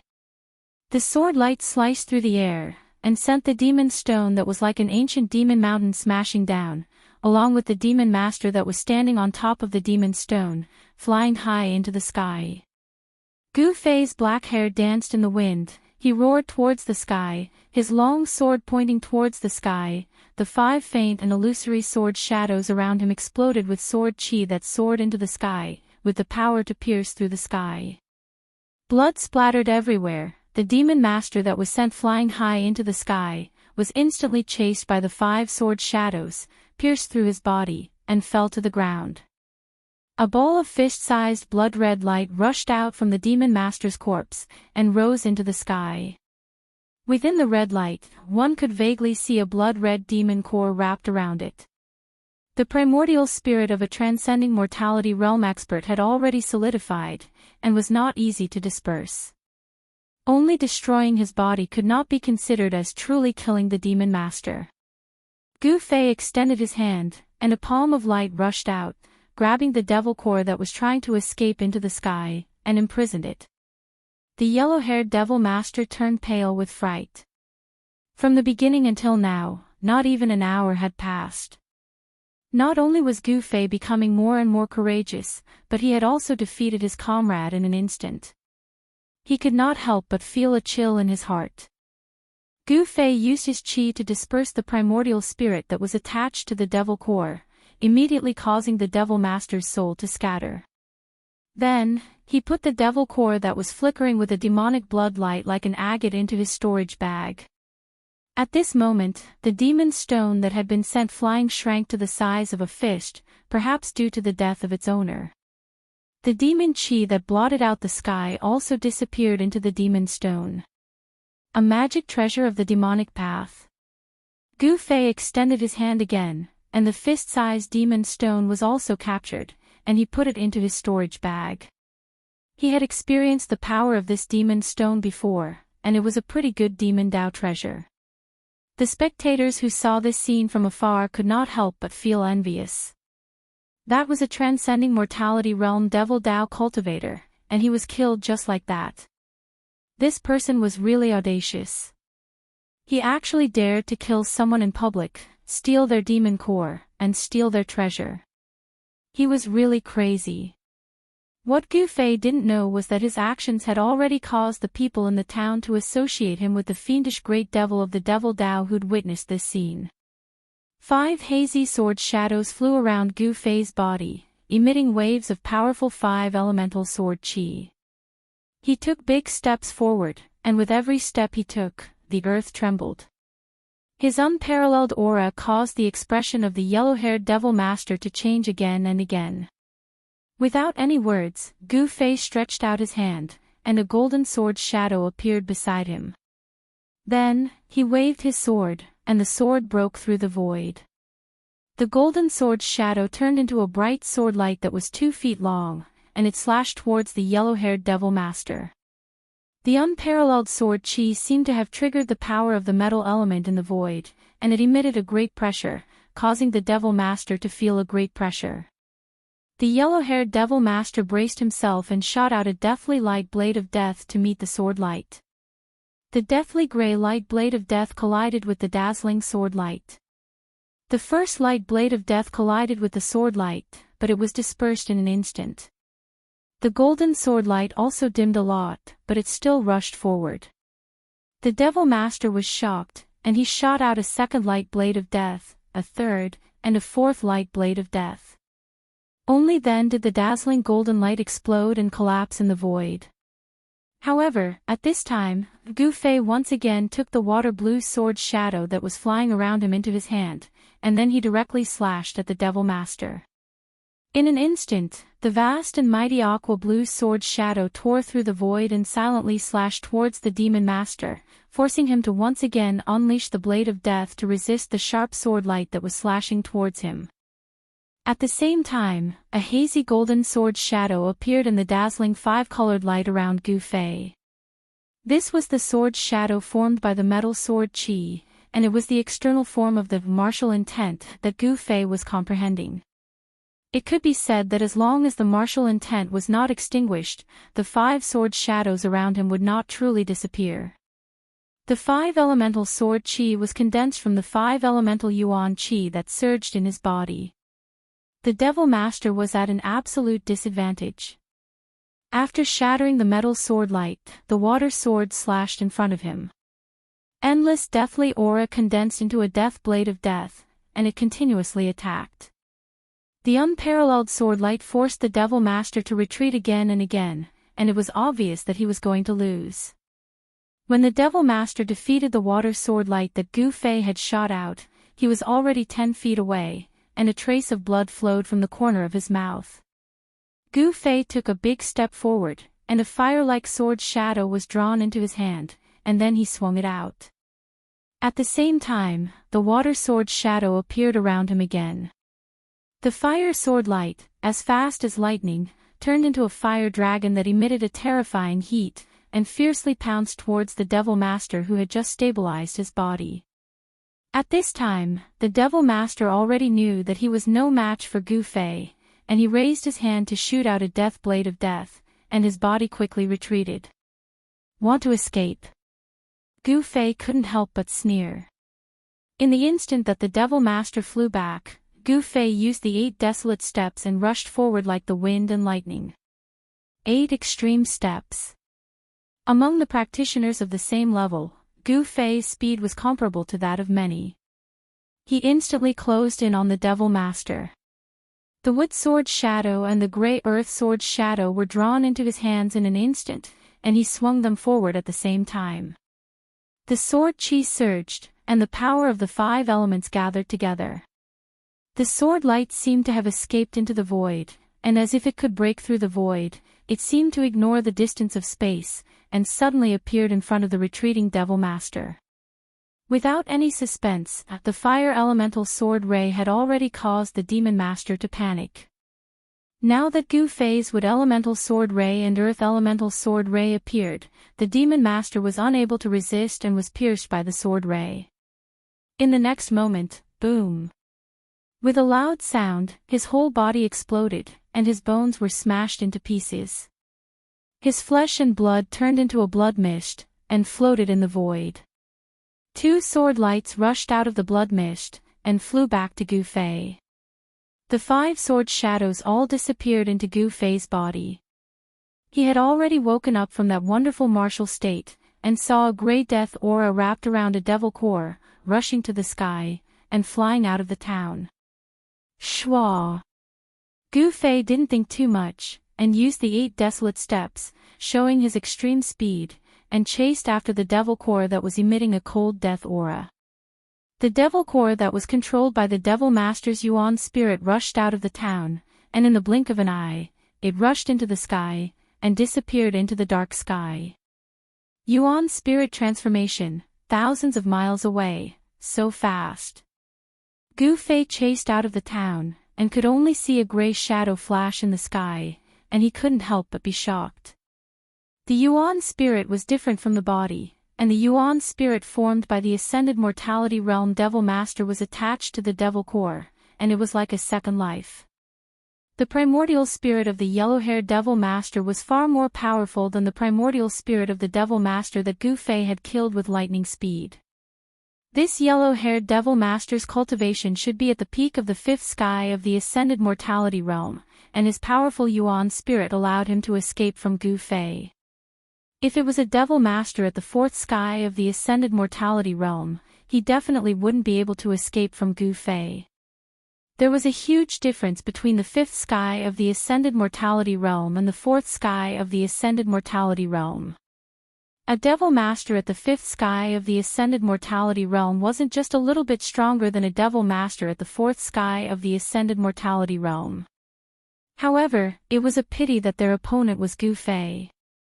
As one's cultivation increased, the advantage of a cultivator started to show. Gu Fei was only at the peak of the 3rd sky of the ascended mortality realm, but he was able to kill a Devil Master at the 4th sky of the ascended mortality realm, and force a Devil Master at the 5th sky of the ascended mortality realm to escape with only the devil core. The higher the cultivation, the more obvious the difference between Gu Fei and other cultivators. Within the same level, there was probably no one that could be his opponent. His opponents were those at the 4th or 5th sky of the ascended mortality realm. As he continued to break through the shackles of cultivation, he came into contact with even more profound martial arts realms. Gu Fei grew more and more confident. The path of martial arts was definitely not inferior to any other cultivation system. Outside the town, there were 7 or 8 devil cultivators in black blocking the way in and out of the town. The moment they saw Gu Fei rush out of the town, they immediately scattered in all directions. Gu Fei swept his gaze across these people and realized that they were all low-level devil cultivators. He didn't attack them at all. However, he knew that the experts from the 6 Devil Paths Palace would arrive soon. News of what happened here had already spread, and the experts from the 6 Devil Paths Palace were probably already on their way here. Gu Fei didn't hesitate any longer. He directly strode towards the east. He wanted the people in the town to see him heading east. After running for 100 miles, the town was long out of his sight. Gu Fei then turned south, heading towards the Red Moon City. This was the simplest method he used to confuse his pursuers. Chapter 287. There was one town where the people were undoubtedly lucky. The madman who dared to kill people and take their devil cores and magic weapons in front of everyone didn't do anything crazy like slaughtering the whole town. Instead, he directly left. In the eyes of the townspeople, those vicious and evil devils would always leave no survivors wherever they went. It was not as if they had never massacred a village or even a town before. These great devils were unscrupulous and did things according to their own whims. It could be said that people were afraid when they saw them, ghosts were worried when they saw them, and demons were frightened when they saw them. However, when Gu Fei left, the people in the town just breathed a sigh of relief. From the direction of the Lost Forest, an extremely terrifying and powerful aura suddenly came. Everyone in the town was alarmed again. They felt that the powerful aura was quickly approaching the town. Outside the town, a black shadow flew over from the north. Soon, a tall figure with heavy devil chi surging around his body appeared in the sky above the town. The devil chi was vast and mighty, as if the night had suddenly fallen. The monstrous devil chi covered the sky above the town, and the sun couldn't be seen. Terrifying fluctuations came down from the devil cloud. Everyone in the town suddenly trembled with fear. What day was today? Usually, it was rare to see an expert. Why did he suddenly jump out one after another? The people in the town were alarmed. A depressing feeling of not being able to control their own fate welled up in their hearts. This was the cruel reality. Only the strong could control their own fate and not be manipulated by others. But the fate of the weak was controlled by the hands of the strong. The life and death of the weak was just in the thoughts of the strong. Very soon, the demonic path powerhouse in the sky above the small town noticed the corpse of the demon master who had been killed by Gu Fei on the streets of the small town. Roar! An angry roar resounded in the demonic clouds, and the sound waves surged in all directions. The small town below began to tremble. Those with weaker cultivations had long since turned pale and collapsed to the ground. The terrifying pressure that descended from the sky caused them to be unable to straighten their backs. It was as if doomsday had arrived. Even Wang Ji and the others can't stop him. Interesting. A gigantic demonic shadow appeared in the churning demonic clouds, and there was a hint of madness in the chilling voice that came from the demonic clouds. At this moment, a gray light flashed in the distant sky, quickly approaching the small town. The demonic shadow standing on the demonic cloud immediately sensed something strange the moment the gray light appeared. 2 terrifying rays of light shot out from the demonic shadow's head and swept towards the gray light that was rapidly flying towards it. Not long after, the ball of gray light flew close. The ball of gray light was only the size of a fist, and it gave off a powerful aura of death. It was the light of death. In the gray light, there was a pearl that shone with the light of death. It was the essence soul fiend core of the yellow-haired fiend master who had escaped from Gu Fei's hands. Wang Ji, what's going on? Why have you become like this? The huge illusory demonic figure on the demonic cloud said in a sinister tone. His loud voice spread out and could be heard clearly for dozens of li. Wang Ji. Isn't that an expert from the 6 Paths Demon Palace? Someone in the town recognized the person the demonic shadow was talking about. The people from the Six Paths Demon Palace seemed to be chasing after that madman. I wonder where that person came from. He actually made the Six Paths Demon Palace send out a void-controlling realm demon general to kill him. The people in the town were used to seeing all kinds of people in the lost desolate forest. They were also very knowledgeable. In an instant, someone could vaguely guess what had happened. Greetings, Third Young Master. In reply to Third Young Master, we seem to have underestimated the opponent's strength. A strong soul wave came from the gray light. The Devil Master from the Six Paths Demon Palace called Wang Ji was communicating with the void-controlling realm demon general in the Devil Cloud through soul waves.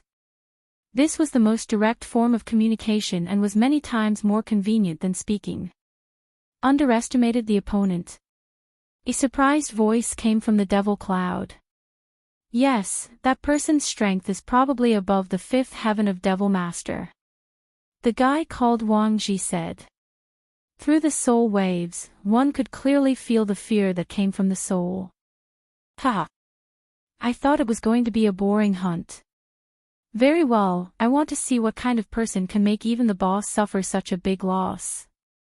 The person in the Devil Cloud seemed to be very excited. He treated the matter of chasing after Gu Fei as a hunt. He treated it as a game. No one thought that a young transcending mortality realm cultivator would have a chance of survival under the pursuit of a void-controlling realm demon general. There was no comparison between a void-controlling realm expert and a transcending mortality realm cultivator. The difference in strength between the two was like the difference between heaven and earth. Third Young Master, please take revenge for your subordinates. Devil Master Wang Ji said fiercely. Gu Fei had destroyed his physical body, causing him to suffer a great loss of vitality. He wanted to cut Gu Fei into 8 pieces to vent the hatred in his heart. Wang Ji, I will take revenge for you. The voice that came from the Devil Cloud suddenly turned cold. Thank you. Ah. Spare my life. From the deathly gray light, a horrified soul wave suddenly came out. Then, the surging devil chi in the sky actually condensed into a big mouth, swallowing the deathly gray light. Humph. Since you have lost your physical body, what's the use of keeping you alive? Coincidentally, I have fought with that demon dragon for a day and a night, consuming a lot of vitality. It is your honor to refine you into a part of my power. Such words came out from the Devil Cloud. The people in the town couldn't help but be frightened. The guy outside was even more ruthless and terrifying than the madman who just left and stole the devil pill and magic treasures. The people in the town all felt the soul wave of Devil Master Wang Ji and knew what was happening outside. Everyone couldn't help but be alarmed, afraid that the person in the sky outside would attack them. It was no wonder that they were so frightened. A person who could even kill his subordinates, the lives of the people in the town were even less than ants to this terrifying devil. The devil expert in the sky above the town was extremely cruel and merciless. That Devil Master Wang Ji was also unlucky to have met this terrifying master and ended up in a pitiful state. The Devil General in the void-controlling realm had already condensed a devil infant. He had all kinds of divine abilities and powerful soul power. He directly searched Devil Master Wang Ji's primordial spirit and read his memories. Very quickly, the Devil General in the Devil Cloud knew what happened in the town. Then, he rode the Devil Cloud and flew towards the east. In Devil Master Wang Ji's memory, Gu Fei was flying towards the east. The terrifying soul wave quickly went far away. The people in the town finally let out a sigh of relief. They gradually calmed down the fear in their hearts and then came out from their hiding place. On the empty street, people began to walk again. Those damn guys are finally gone. This old man was almost scared to death. A white-haired old man with a goatee on his chin looked in the direction where the Devil Cloud disappeared and said with lingering fear. Even the Devil General has been mobilized. Is the Devil Domain going to be chaotic again? Someone said worriedly. If those big figures were to clash, in the end, we, the low-level cultivators, would be the unlucky ones. Someone sighed helplessly. Just when everyone thought that the crisis was over, the skinny old man with a goatee on his chin suddenly jumped up from the ground like a rabbit whose tail was stepped on. "Damn it, don't let me live." The little old man let out a strange cry and rushed into the house. With a bang, he slammed the door. This little old man's action was definitely several times faster than a rabbit's. After everyone saw the little old man's action, they were stunned for a moment. Then, someone quickly noticed something strange. Someone pointed in the direction of the lost desolate forest and exclaimed in fright, "What is that?" That person's voice trembled as he stuttered. "What?" The people on the street looked in the direction of the frightened man's finger. Then, everyone sucked in a mouthful of cold air. Then, whoosh! With a bang, the street was once again empty. These guys' movements could be described as fast as lightning. At this time, several powerful auras came from the direction of the lost forest. 7 or 8 shadows appeared in the distant sky and quickly moved towards a town. Needless to say, there were experts coming towards a town. The people in the town once again looked for a place to hide. Those guys, they couldn't afford to provoke, but they could afford to hide. Those 7 or 8 shadows quickly approached the town. They were actually 7 or 8 giant black eagles. On the back of 5 of the giant eagles, there were 5 vague figures. There were experts coming on the eagles. It was no wonder that the people in the town immediately looked for a place to hide. It had to be said that the Northern Devil region was really big. The barren land spanned thousands of miles and seemed to be vast and boundless. The demonic nature that affected people's state of mind seemed to be everywhere. If one stayed here for a long time, they would definitely be in danger of being possessed by the devil. However, this was a paradise for devil cultivators. In the Tinglong continent, there was no place like the Northern Devil region, which was suitable for devil cultivators to cultivate. Gu Fei passed through the endless barren land, crossed a stretch of low thorns and shrubs, and finally came to the vicinity of the Hongyu city. It was very strange.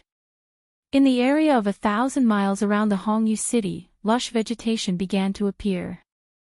The demonic nature that disturbed people's state of mind also disappeared and the temperature became mild.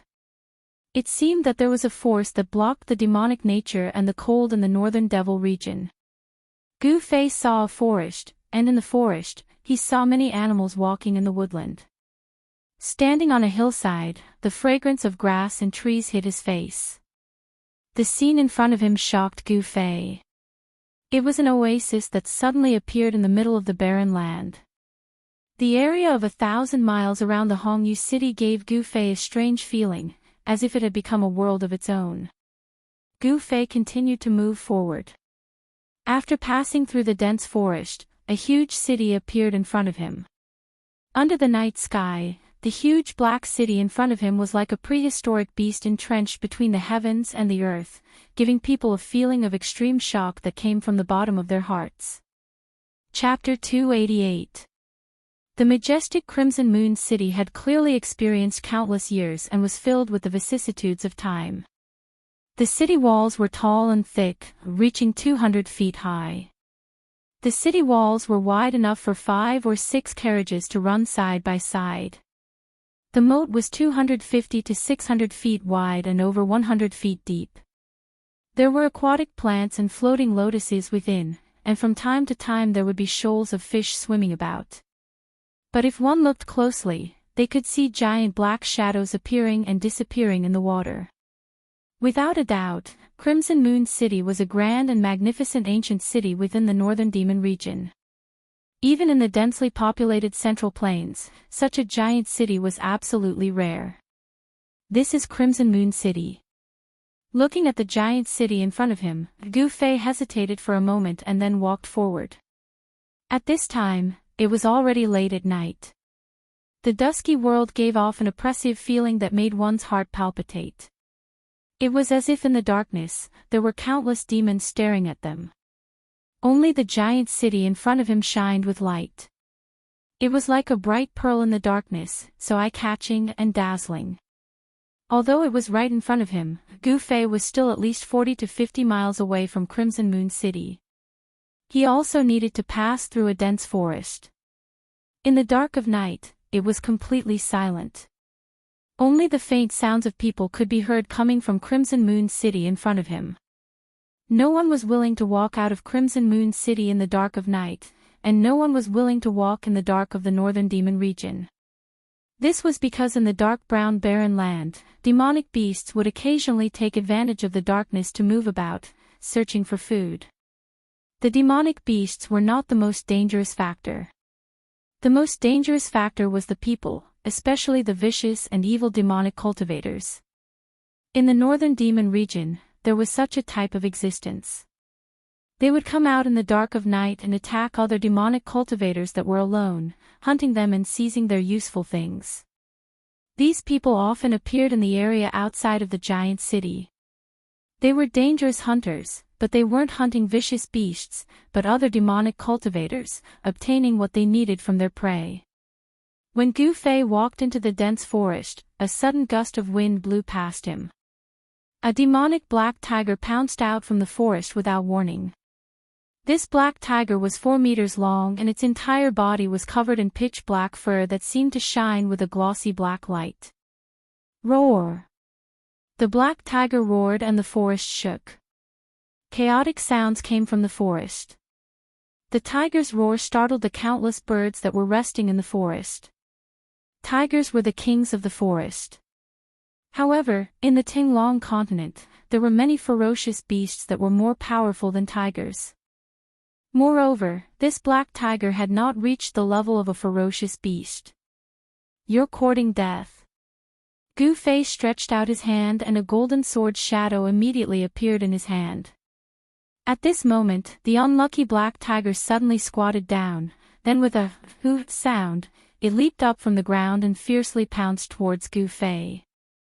Gu Fei gently waved his hand, and a golden light shot out. Swish! The ferocious tiger that was pouncing over was split into 2 halves in the air. Blood splattered everywhere, and the mutilated corpse fell to the ground. After killing the ferocious tiger, Gu Fei was about to continue forward. However, at this moment, he suddenly frowned and looked towards the depths of the forest. In the dusky forest, where one could not even see their own fingers, Gu Fei's eyes lit up like 2 cold stars. It was as if he could see through the void and see the things in the depths of the forest. Immediately after, a slight sound came from the forest in front of him, as if something was quickly approaching him. Very quickly, Gu Fei saw 3 black figures walk out of the forest like ghosts.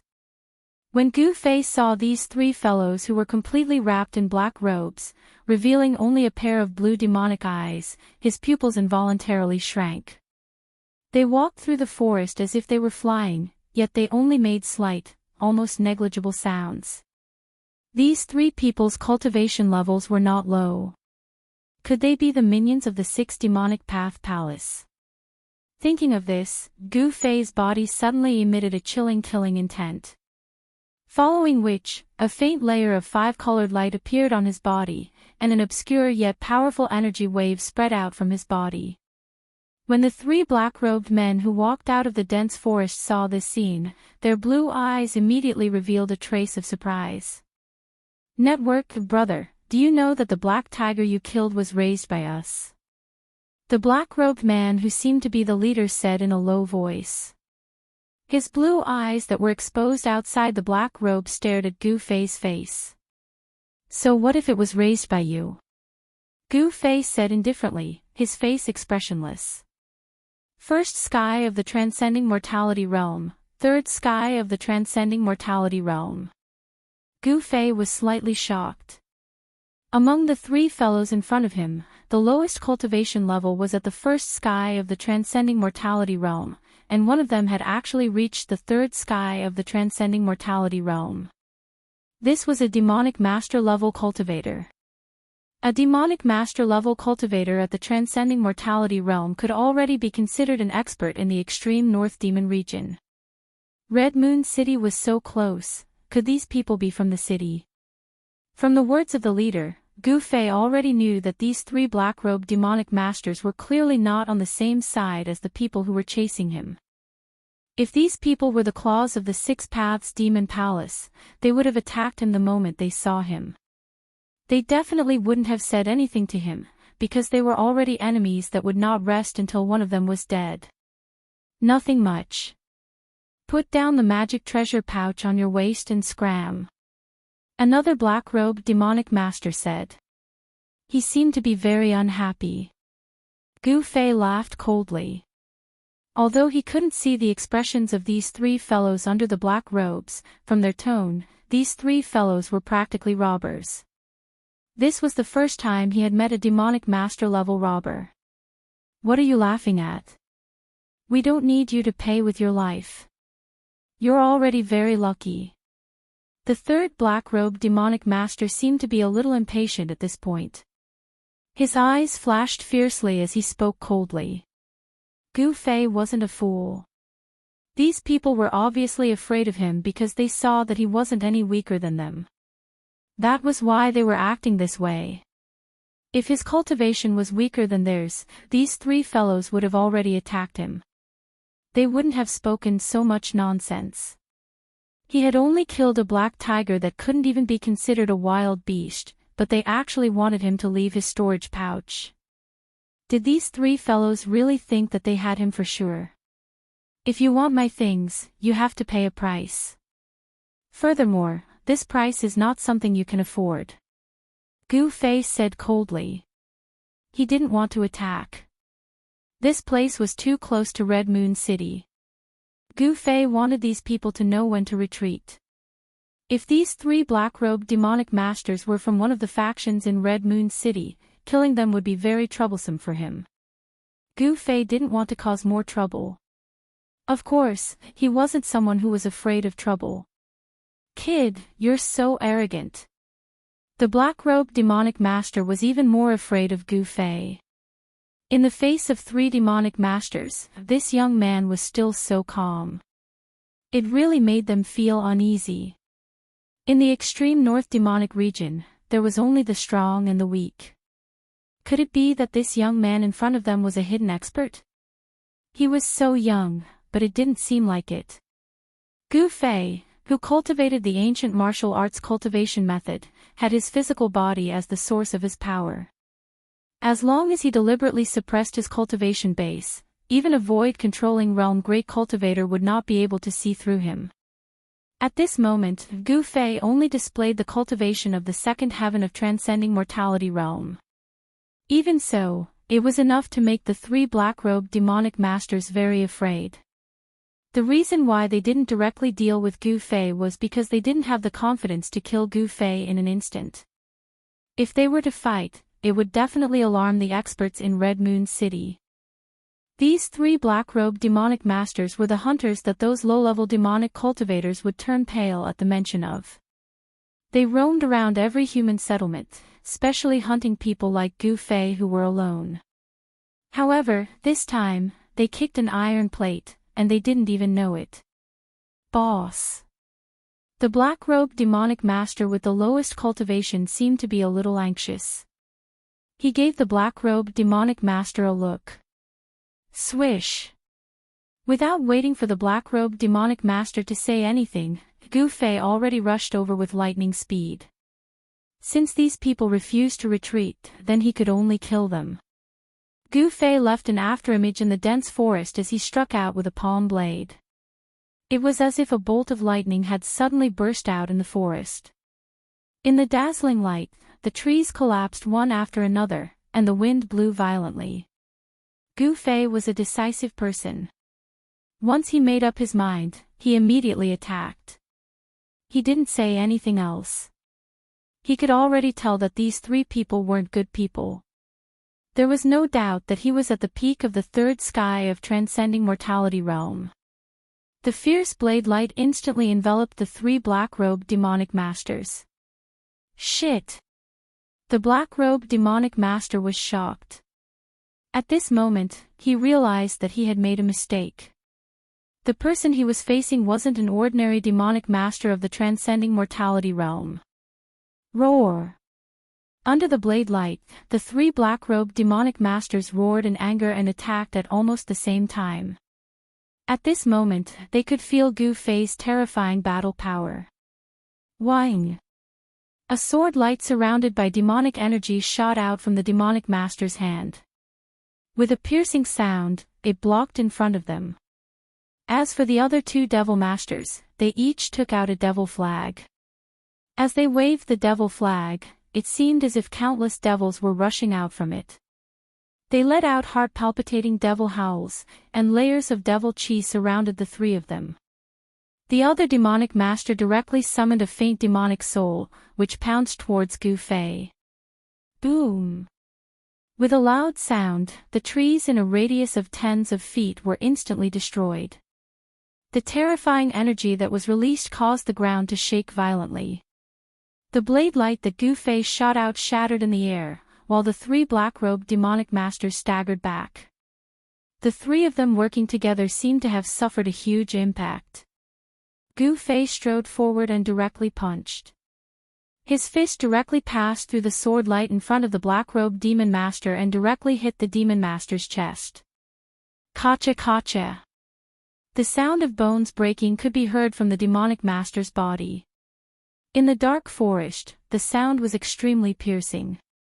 The black-robed demonic master didn't expect that Gu Fei would be able to ignore the sharpness of his demonic sword and heavily injure him.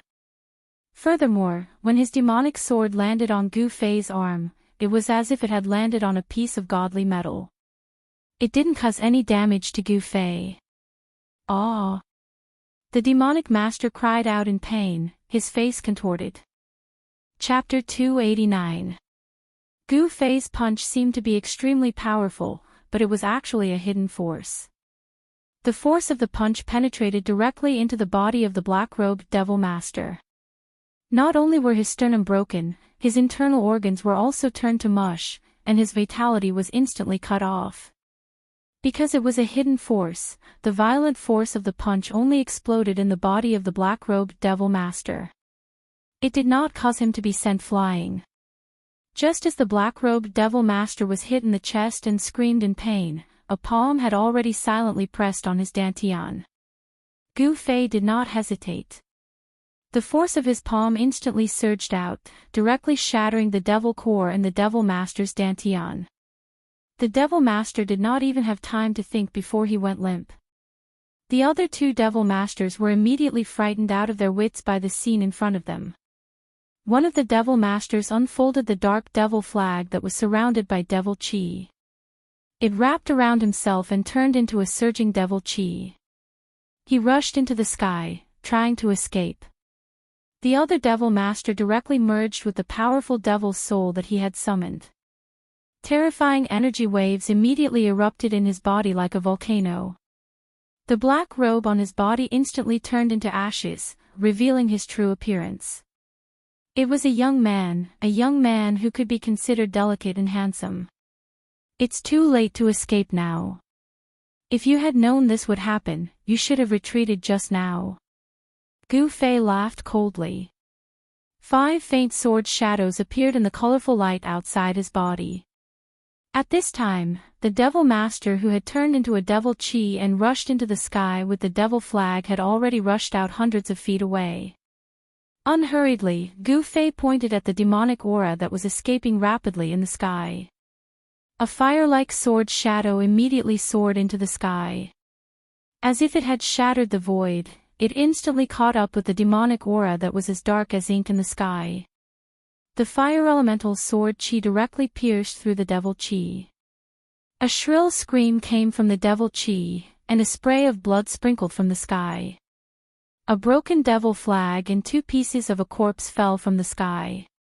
With just one sword, Gu Fei instantly broke the devil master's devil Dao magic treasure and killed him on the spot.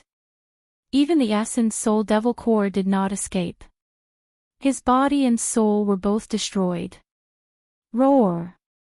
The Devil Master who had fused with the Devil's soul roared madly.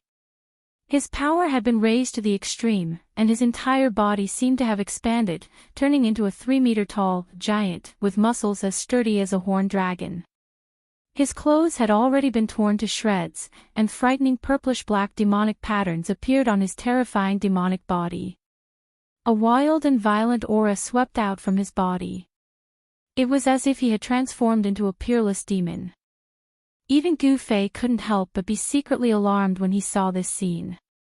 Gu Fei discovered that among the 3 black-robed Devil Masters, the Devil Master with the lowest cultivation base, after fusing with the summoned Devil's soul, his strength actually skyrocketed. First firmament, second firmament, third firmament, all the way to the 4th firmament before the fiendish master's strength gradually stabilized and stopped rising. This was unbelievable. What kind of secret technique was this? Gu Fei found it hard to believe that there was such a technique in this world that could raise a person's strength by 3 whole levels. What kind of concept was this? Within the same level, no one would be a match for him. If this guy's cultivation base was the same as Gu Fei's at the 3rd firmament of the ascended mortality realm, then if he used this secret technique, even Gu Fei wouldn't be a match for him. Roar! The mutated Devil Master roared towards the sky. The loud sound reverberated in all directions, and could be heard clearly within a radius of 10 miles. On the tower of the Red Moon City, more than 10 black-armored city guards looked in the direction of the sound in shock. Then, a blood-red light flew out from the tower, turned in the air, and disappeared from the Red Moon City. In the dense forest, Gu Fei felt a dangerous aura from the mutated Devil Master. Who? The mutated Devil Master directly waved his fist and smashed it towards Gu Fei. He seemed to have gone mad, and his blood-red eyes emitted 2 frightening rays of blood-red light. Come at me! Gu Fei growled. He did not retreat, but instead, he took a step forward and punched out with his right fist, meeting the mutated Devil Master's fist. Boom! Like 2 pieces of godly metal colliding, the 2 completely disproportionate fists instantly collided. This was the most direct and purest contest of strength. Faintly, a circle of transparent ripples that could be seen with the naked eye spread out from the point where the 2 fists collided. In the next moment, the 2 figures instantly separated. The mighty power of destruction instantly destroyed everything in the surroundings. Everything that had a shape was crushed into pieces.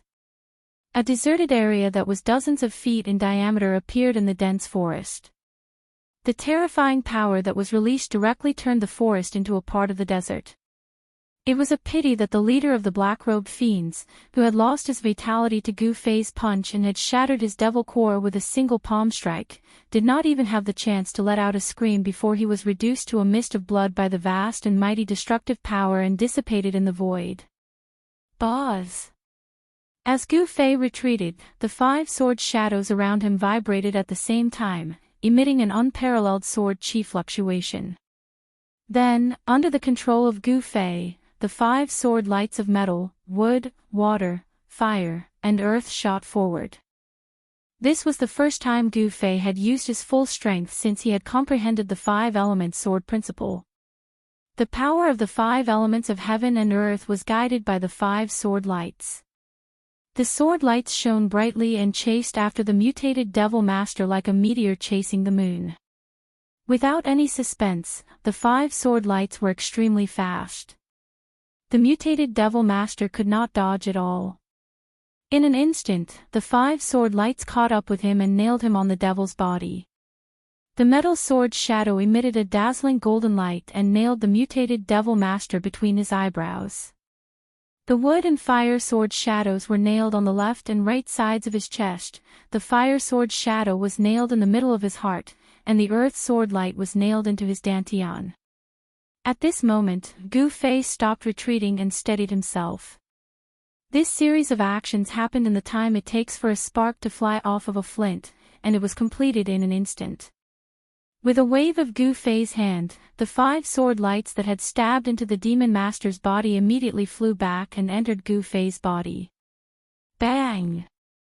At this moment, the mutant demon master that was sent flying heavily smashed into the ground. He slid on the ground for several feet before coming to a stop. His frightened face and widened eyes seemed to be expressing his unwillingness to admit defeat. How could a devil master with the strength of the fourth heaven be defeated so miserably? A wisp of black chi floated out from the sword hole in the middle of the devil master's eyebrows and condensed into an extremely faint figure. The figure seemed to be roaring and howling. Then, a gust of wind blew past, and the faint silhouette immediately dissipated with the wind, disappearing into the void. The corpse of the mutated devil master quickly withered. In the end, as if it had lost all its flesh and blood, the devil master's corpse became like a skeleton covered in human skin. Next, it was time to clean up the battlefield. Gu Fei looked around and saw a small sword surrounded by black devil chi stuck in the sand not far away. That devil sword was the weapon of the black-robed devil master. This devil weapon was only as long as a palm. Under the fierce attack, it was not damaged. It seemed to be of good quality. The leader of the devil masters was smashed to pieces, but he still left behind a small black cloth bag. It was a storage bag, also known as a magic treasure bag. Gu Fei found it nearby and took it. After that, Gu Fei also took the storage pouch of the demon master who had controlled the demon flag to transform into demon chi and escaped. Then, he pulled another storage pouch from the waist of the demon master who had transformed into demon chi. Originally, Gu Fei wanted to take the broken devil flag. However, the devil flag had been pierced by the sword chi and the flag was almost broken into 2/3. This magic treasure of the devil path was obviously useless. Therefore, Gu Fei did not take the devil flag. After taking all the things that he thought were valuable, Gu Fei turned around and left without looking back. The hunter was the one being hunted. How ironic. As the saying goes, if you walk too much at night, you will also run into ghosts. This time, the three black-robed devil masters had kicked an iron plate and provoked someone they should not have provoked. This price was undoubtedly huge, so huge that they even lost their own lives and ended up in a miserable state of being annihilated in a puff of smoke. The battle between cultivators was extremely cruel, especially the battle between experts.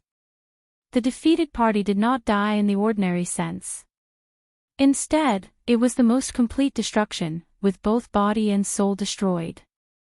Just as Gu Fei left, a few figures rushed out of the Red Moon City and headed in the direction of the strange fluctuations in the dense forest. Although the battle in the dense forest was very short, it still alarmed the experts of the Devil Path in the Red Moon City. However, at this time, Gu Fei had already walked far away. He walked out of the dense forest and arrived near the gate of the Red Moon City. He found that the city tower was brightly lit and there were soldiers in dark armor patrolling with spears in their hands. The atmosphere seemed to be a little tense. The tall and thick city gate was tightly shut. Unless one directly crossed the tall city wall of the Red Moon City, it would be impossible to enter the Red Moon City. Gu Fei knew that in such a huge city, there were definitely experts guarding it. He did not want to alarm the experts of the Red Moon City, so he retreated into the dense forest. He stopped at the foot of a small hill in the forest and sat cross-legged under a large tree that would take several people to wrap their arms around. He did a simple count of the spoils of war. Gu Fei noticed that there were quite a lot of things in the storage pouches of the three black-robed devil masters. There were a lot of refining materials, various bottles and jars of pills, a few magical treasures, a few stalks of heaven and earth spirit herbs, and even a few scrolls. Different from the magic scrolls that sealed the power of spells, the scrolls all emitted the fluctuations of Devil Path power. They were scrolls made by people of the Devil Path. However, Gu Fei found a large stack of gold and silver notes in each of the three storage bags. Gu Fei knew that gold and silver were the common currency in the secular world. However, a cultivator should be very indifferent to money. Why would he need so much money that circulated in the secular world? After counting the spoils of war, Gu Fei closed his eyes and meditated under the tree. He operated the Xian Qi and began to cultivate. He planned to enter the Red Moon City after daybreak. Soon, Gu Fei was enveloped by the spiritual energy that gathered from all directions. Gu Fei's figure also became blurred. Chapter 290. On the path of martial arts, the physical body was a treasure trove that contained endless power. It was the source of power. As one's cultivation increased, warriors who succeeded in their cultivation would develop their own magical powers, and their skills would approach the way. Gu Fei had already cultivated his physical body to the point that it was transparent inside and out. He could draw spiritual qi from all directions into his body, and use the warrior's spiritual qi in his body to communicate with the outside world, drawing power from the outside world for his own use. This was the magical power that was gradually derived when the physical body was cultivated to a certain level. No one knew how many mysteries there were about the physical body. The most mysterious thing in the world was not an unsolved mystery, nor was it the secret of heaven and earth, but the human body itself.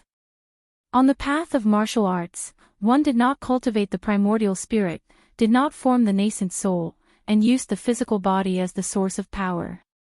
This was an extremely difficult path. Those who did not have great perseverance and wisdom would only have a shallow taste of it, and they would never go far on this path. Gu Fei did not know if he had great perseverance, nor did he know if he had great wisdom. He only knew that he had to move forward bravely, because he wanted to become a strong cultivator who was above everyone else. On Taishan Mountain, before he obtained the yin-yang jade pendant, he was a cultivation maniac, a good-for-nothing whose cultivation was at the bottom of his peers. Cold eyes, ridicule, disdain, sympathy, there were all kinds of people who looked at him. His cultivation was low, and he was destined to be bullied. There was nothing to say about this. After leaving Taishan Mountain, Gu Fei truly realized that the law of survival in the world of cultivation was cruel. This was a world where the weak were prey to the strong. The strong could dictate the fate of the weak, even life and death. The weak did not have the right to control their own fate, and they were the stepping stones of the strong. Gu Fei wanted to become stronger. He wanted to become so strong that no one could threaten him. At that time, he would probably be able to relax. In the dark, at the foot of the hillside, at the bottom of the tree, the rich spiritual qi rippled like water. Specks of spiritual light floated around Gu Fei like fireflies, constantly entering his body. His body was like an invincible hole, swallowing the spiritual qi that gathered from all directions. Above the surrounding vegetation, wisps of spiritual qi overflowed, and there seemed to be a faint green mist floating. In the forest, the power of the wood element was full of vitality. This was the power of life among the 5 elements, and it was of great benefit to Gu Fei, making his vitality even more vigorous. Of course, the other spiritual qi floating in the void was also gathering toward Gu Fei. Within the extreme northern demon region, it was only at this time that Gu Fei dared to draw in the world's essence to temper his body. This was because there was no demonic nature near Scarlet Moon City. The 1,000-kilometer radius around the giant city was completely different from the boundless barren landscape of the outside world. It was as if one had entered another world. It was an oasis in the boundless wilderness, a paradise outside of the mortal world. In the area outside the giant city, there were actually many small towns, and the people living in these towns were mostly normal people. The dense forest outside of the Red Moon City was deserted. Furthermore, the forest had a radius of at least 10 miles. Although the battle between Gu Fei and the 3 black-robed devil masters had alarmed the experts in the Red Moon City, no one had found any traces of Gu Fei. When the eastern sky started to turn white and the night was dispelled by the light, Gu Fei, who was in a meditative state, opened his eyes. A faint 5-colored glow was hidden in his eyes. He stood up from under the tree, and the sound of bones cracking came from his body. I'm still at the peak of the 3rd sky of the ascended realm. After comprehending the 5 elemental sword Tao, it only increased my state of mind, but my cultivation doesn't seem to have increased at all. It looks like I won't be able to break through in a short period of time. Gu Fei murmured to himself as he sensed the state of his body. In this period of time, his cultivation had increased too quickly, so much so that his state of mind couldn't keep up with the increase of his cultivation. This made him unable to truly control his new power. However, ever since Gu Fei comprehended the profundity of the 5-element sword principle after his battle with the 2 demon masters in a town, his mental state had risen to a new level even though his strength did not improve. Only when one's state of mind and cultivation combined perfectly would one be able to unleash the greatest power. The change in his state of mind had increased Gu Fei's state of mind. At this moment, he could be considered to have truly controlled the power of the peak of the ascended realm. The tall and heavy gates of the Red Moon City were already wide open, and the streets were filled with people. Gu Fei walked out of the forest outside the city, and walked on the main road towards the Red Moon City. Very quickly, he arrived at the northern gate of the Red Moon City. With his cultivation, he was already able to control every muscle and bone in his body at will. In order to prevent the people from the 6 demonic paths palace from discovering his whereabouts, Gu Fei purposely moved his flesh and bones, changing his physique and appearance. Moreover, he purposely suppressed his cultivation to be between the 5th and 6th sky of the awakened realm. Even if someone who knew Gu Fei walked past him, they definitely wouldn't be able to recognize him. Gu Fei wasn't worried about being discovered by the 6th demon palace. He walked across the drawbridge, passed through the moat, and entered the city gates. For a lone traveler like him, there weren't any guards that came out to stop or interrogate him. Once he entered the Red Moon City, he saw an endless stream of horses and carriages. The streets were bustling with people, and it was a bustling scene. There were many shops on both sides of the street, and the sound of hawking rose and fell. It was hard to imagine that he could see such a scene in the extreme North Demon region. Gu Fei felt a trace of familiarity. The Red Moon City seemed to be somewhat similar to the Dragon Emperor City in the southern wilderness. Both were bustling huge cities. The streets were crowded with people of all ages and genders. There were people with blonde hair and blue eyes, and people with black hair and yellow skin. There seemed to be many different races gathered here, and people of different skin colors. It seemed to be a place where many races lived. As Gu Fei walked through the crowd, he was really dazzled. These days, he had been walking in the wild woods. Entering such a big city really made him feel like he had been in another world. However, it was a huge city in the extreme North Demon region, and its population was far less than that of the cities in the Central Plains. However, it still had a population of hundreds of thousands. In the extreme North Demon region, it was definitely a huge city in name and in reality. After all, in the extreme North Demon region, except for the area where the huge city was located, the other places were all barren land shrouded in bitter cold. It was simply not suitable for ordinary people to live. After changing his appearance, Gu Fei walked on the street of the Red Moon City like an ordinary person. No one would notice him. Unconsciously, he had walked more than half of the street. At this time, Gu Fei discovered that not far away on his right, there was a 9-story restaurant. The Red Moon Restaurant. Since this restaurant dared to be named after the Red Moon City, it was already extraordinary. The Red Moon Restaurant was very famous.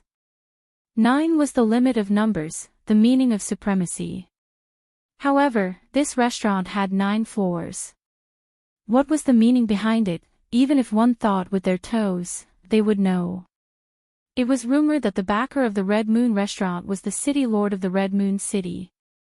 Different from the Central Plains, in the extreme North Demon region, the city lords of the 9 huge cities were equivalent to emperors. They were definitely the most powerful people in the huge cities. They had the highest status and the greatest influence. They controlled the life and death of all the civilians in the huge cities.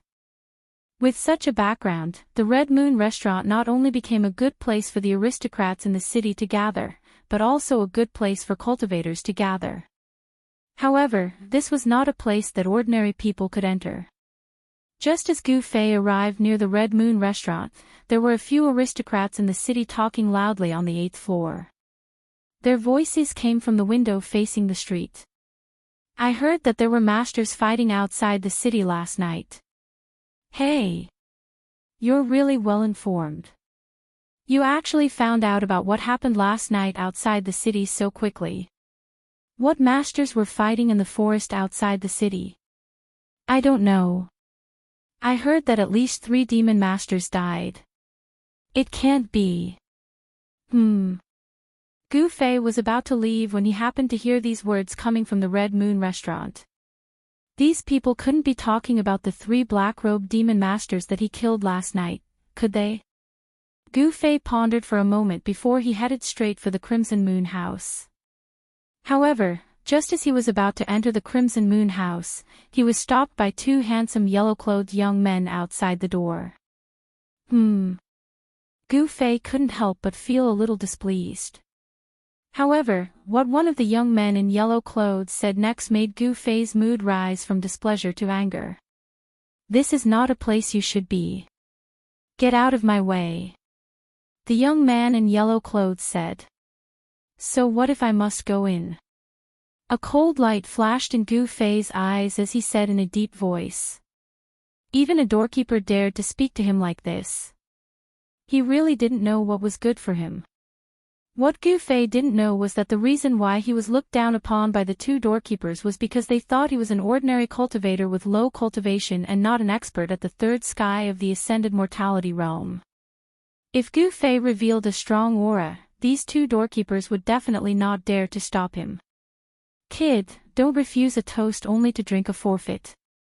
In the Red Moon City, no one dares to behave atrociously in our Red Moon restaurant. The other young man in yellow clothes said with disdain. Outrageous. Just when Gu Fei was about to explode, he suddenly felt a few strong divine senses coming from upstairs and sweeping towards him. This was definitely something that only an expert could do. Gu Fei couldn't help but be shocked. It seemed that this was not as simple as a restaurant. Those divine senses flashed and disappeared in an instant. However, Gu Fei had already become vigilant.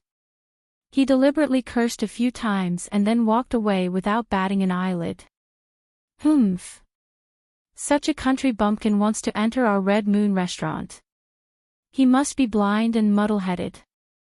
If he walks any slower, I will even break his legs. The 2 young men in yellow clothes scolded from behind. Even the 2 doorkeepers were so domineering.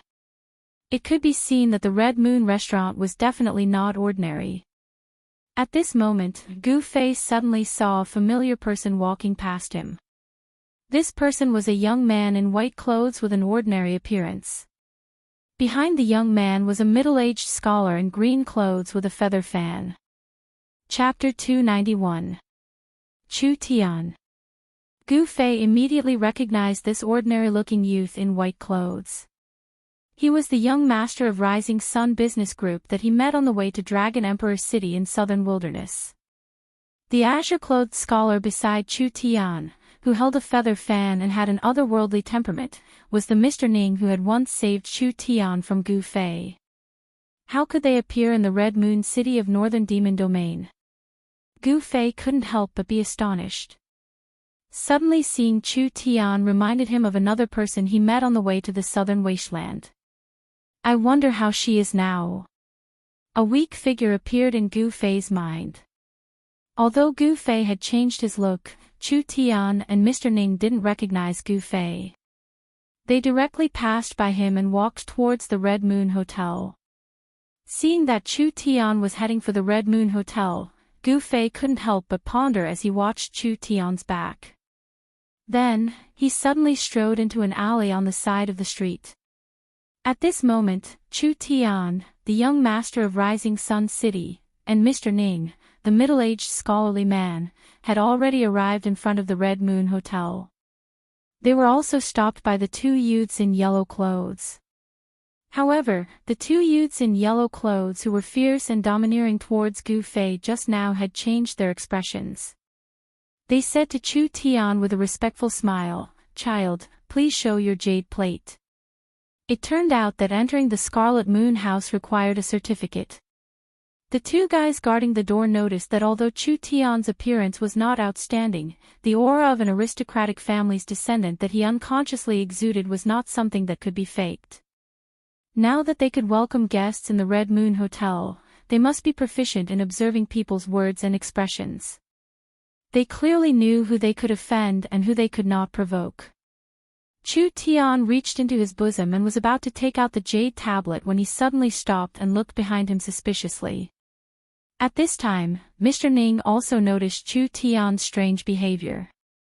"Child, didn't you bring your jade plate? Without the identity jade token to enter and exit the Crimson Moon Lodge, we can't let you in." One of the yellow-clothed young men was still polite, but when he saw that Chu Tian didn't take out the jade token, his attitude changed. Although the Scarlet Moon House was just a restaurant, it was the most famous restaurant in the Scarlet Moon City. Those who could enter the Scarlet Moon House were all people with status. What proved their status was a small jade plate from the Scarlet Moon House. To put it bluntly, the so-called Crimson Moon brothel was actually open to the children of influential families and nobles in Crimson Moon City, as well as cultivators with status who lived in Crimson Moon City for a long time. Outsiders and ordinary citizens in the city would never be able to enter the Red Moon House without being led by someone with an identity jade token. The extreme northern demon region was not a peaceful place. Although the 9 great cities were separated by tens of thousands of miles and were scattered across an endless barren land, each great city represented a superpower of the extreme northern demon region. Although there wasn't any intense war between the 9 superpowers, no one was willing to submit to the other. There were many contradictions between them, and incidents of mutual attack still occurred from time to time. The Scarlet Moon House was the place where cultivators and the children of influential families gathered in Crimson Moon City. In the eyes of other forces, they could know the movements in Crimson Moon City from here because this was a place where all kinds of information gathered. For such a place, it was a very normal practice to implement a strict identity control. After all, no one was willing to let their opponents know their real situation. Chu Tian suddenly turned around and left without a word. Not only were the 2 yellow-clothed young men guarding the door stunned, even Mr. Ning beside Chu Tian felt it was strange. Chu Tian's actions seemed a bit unusual. Mr. Ning quickly followed. People came and went on the street. Chu Tian quickly passed through the flow of people and then suddenly turned into an alley beside the street. Mr. Ning followed closely behind Chu Tian. He didn't dare to go far, and he didn't dare to let Chu Tian out of his sight. This place was different from the Central Plains. This was the sphere of influence of the demonic path. The people of the demonic path wouldn't talk about benevolence and morality with you. Mr. Ning was responsible for protecting Chu Tian. Even in Crimson Moon City, he didn't dare to relax. After turning left and right in the alley, Chu Tian came to a dead end. At this time, he felt that there was a person in front of him with his back facing him. This figure seemed a bit familiar, but he couldn't remember where he had seen it before. Mr. Ning also felt the person in front of him and immediately became nervous. From his big sleeves, a powerful fluctuation of magic power immediately came out. As long as he felt anything strange, this Mr. Ning would directly attack the person in front of him. Chu Tian, long time no see. At this time, the person in front of him turned around and looked indifferently at Chu Tian. He was not handsome, but there was a hint of resoluteness on his face. There was a faint smile on his face. You. When Chu Tian saw the appearance of this person, he couldn't help but take a step back. He pointed at this person in surprise. There was actually some fear and panic in his expression. Gu Fei. At this moment, Mr. Ning revealed the identity of this person. At the sight of Gu Fei, Mr. Ning became less nervous as he loosened his grip on his magic treasure. In Dragon Emperor City in South Wilderness, Gu Fei had defeated powerhouses of White Tigers and Rosefinch clans consecutively. Of course, he had been known by others. Of course, Gu Fei's identity was also known by others. Why did you lead me here? Chu Tian soon recovered his composure.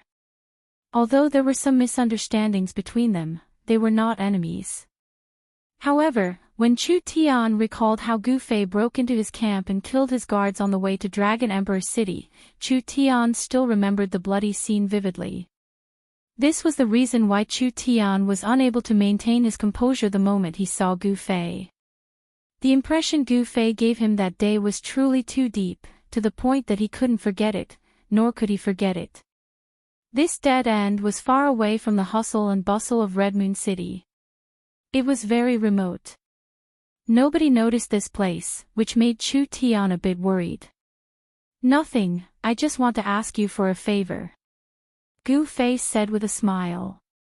What's the favor? After hearing that Gu Fei wanted to ask him for a favor, Chu Tian became less worried. Not long after, Chu Tian walked out of the alley. However, other than Mr. Ning, there was an extra follower by his side. It was a short but sturdy young man. I've not imagined that you could change your looks so well. This was Mr. Ning's comment on Gu Fei. Even Mr. Ning couldn't identify that this ugly short and sturdy youth was the tall one just now. The short and sturdy follower of Chu Tian was Gu Fei. After changing his look, he put on a cyan robe and disguised as Chu Tian's follower. After the three of them walked out of the dead end, they walked straight to the Red Moon restaurant. When they arrived at the door, the two youths came to greet them again. However, at this time, they couldn't recognize Gu Fei anymore. Gu Fei's strength had been suppressed to between the 9th heavenly layer and the 1st heavenly layer of the ascended mortality realm. The powerful aura that he emitted caused the two youths in yellow to look at him a few more times. They didn't feel that there was anything wrong with the extra follower beside Chu Tian. However, the short and sturdy youth that Gu Fei was disguised as seemed to be about to break through to the ascended mortality realm. At such a young age, he already had such a cultivation. The two yellow-robed youths couldn't help but look at Gu Fei with jealousy. In fact, they looked down on Gu Fei because they themselves were at the 5th or 6th heavenly layer of the awakened mortality realm. Why would they put Gu Fei in their eyes? Within the extreme northern demon region, only the most powerful was supreme. To those whose cultivation was higher than theirs, even if it was a beggar, they would still be respectful. This time, Chu Tian didn't wait for the two to speak. He took out a crystal-clear golden jade token. Then, the three of them walked straight into the Red Moon restaurant. Humph. I want to see what kind of place this is. Even the gatekeepers are at the 5th or 6th heavenly layer of the awakened mortality realm. Gu Fei sneered in his heart. When they walked into the Red Moon restaurant, the few divine senses appeared again and probed them. Gu Fei pretended not to notice and Chu Tian didn't feel anything strange either. Only Mr. Ning furrowed his brows. No one was willing to be spied on. Gu Fei knew that the few people who dared to release their divine senses were definitely at the 4th or 5th heavenly layer of the ascended mortality realm. Only such experts could release their divine senses when their primordial spirit had solidified. He didn't know if it was because the 500th birthday of the city lord's father was approaching, but the Red Moon restaurant seemed to be very lively. Moreover, the majority of the people were cultivators. Chu Tian didn't seem to be unfamiliar with this place. He brought Gu Fei, who had changed his appearance, and Mr. Ning directly to the 8th floor. A waiter greeted them and led them to a private room. Then, he left. Not long after, a servant brought fragrant tea. Gu Fei sensed that most of the private rooms on the 8th floor had powerful auras leaking out. Obviously, the people in the private rooms not only had extraordinary identities, but also had extraordinary cultivation.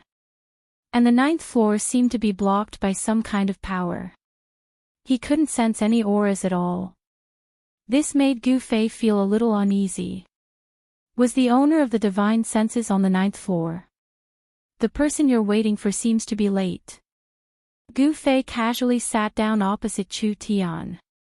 He picked up the tea on the table and swallowed it in one gulp. What a waste of God's gifts. Do you know that this is ice mist tea? Even in the Central Plains, only the relatives of the emperor can taste it. Mr. Ning couldn't help but shake his head when he saw Gu Fei drinking like an ox. Ice mist tea. Gu Fei was startled. Sure enough, he saw that the tea in front of Mr. Ning was surrounded by a layer of cloud-like gas. Icy cold, this name is quite appropriate. Gu Fei said disapprovingly. Chapter 292. Someone actually looked down on the experts of the Central Plains. Gu Fei was immediately attracted by the arrogant words outside. He had already learned from Chu Tian that many people from the Central Plains had come to the 500th birthday of the city lord of Red Moon City's father. Although the extreme northern demon region was the world of the demonic path, there was a problem that couldn't be ignored. In this endless wild land, there weren't many useful cultivation resources. Therefore, the merchant groups of the Central Plains became the guests of the 9 super forces of the northern demon region. Merchants pursued profits. In the eyes of the merchants, the northern demon region, which lacked resources, was undoubtedly a huge market. This was also the reason why Chu Tian appeared here. However, the Rising Sun Commercial Group was not the only merchant who could do business in the northern demon region.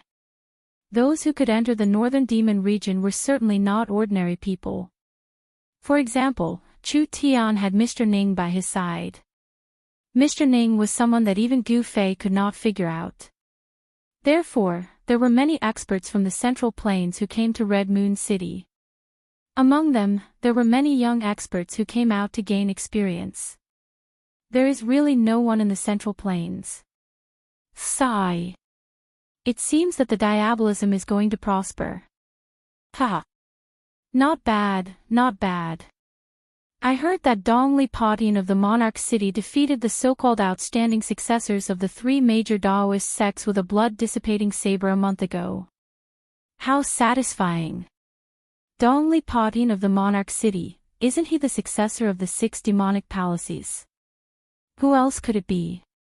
Is there a second Dongli Padian in the Monarch City? Outside the private room, the young man by the window was talking and laughing contemptuously. What he said was all derogatory words about the practitioners of the Central Plains. Gu Fei felt that there was a powerful aura coming from the private rooms. It seemed that the words of the young men outside had already made some people unhappy. Hearing this, Gu Fei could not help but recall the people from the diabolism he met on the Yunmeng mountain when he left the mountain.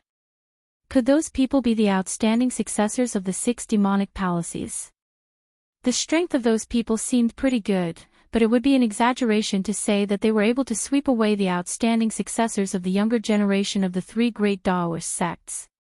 Those people outside seemed to be boasting to provoke the Central Plains cultivators upstairs. With just a thought, Gu Fei had already guessed these people's intentions. Dongli Padian doesn't seem to be the strongest of our Devil Dao's younger generation. Even he beat up the heirs of the 3 great Daoist sects. The Central Plains has really declined. That's right, haha. The disciples of the aristocratic families in Hongyu City pointed their spears at the practitioners from the Central Plains. Their gazes kept sweeping across the private rooms. They seemed to have come here specifically to cause trouble. Humph. Who's farting? It's so stinky. In one of the private rooms, someone spoke like this. It was clear that someone couldn't stand it any longer and wanted to step out. What's wrong? Did we say something wrong? If you can't accept it, then come at us.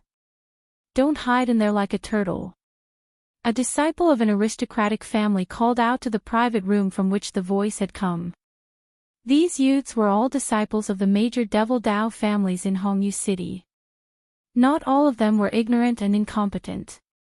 Anyone with a discerning eye could tell that these people were purposely trying to provoke the Central Plains cultivators upstairs.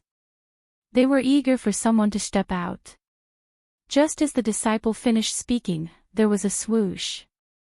With a bang, the door of the private room was pulled open, and a young man strode out of the private room. Dongqi Duandao, please enlighten me.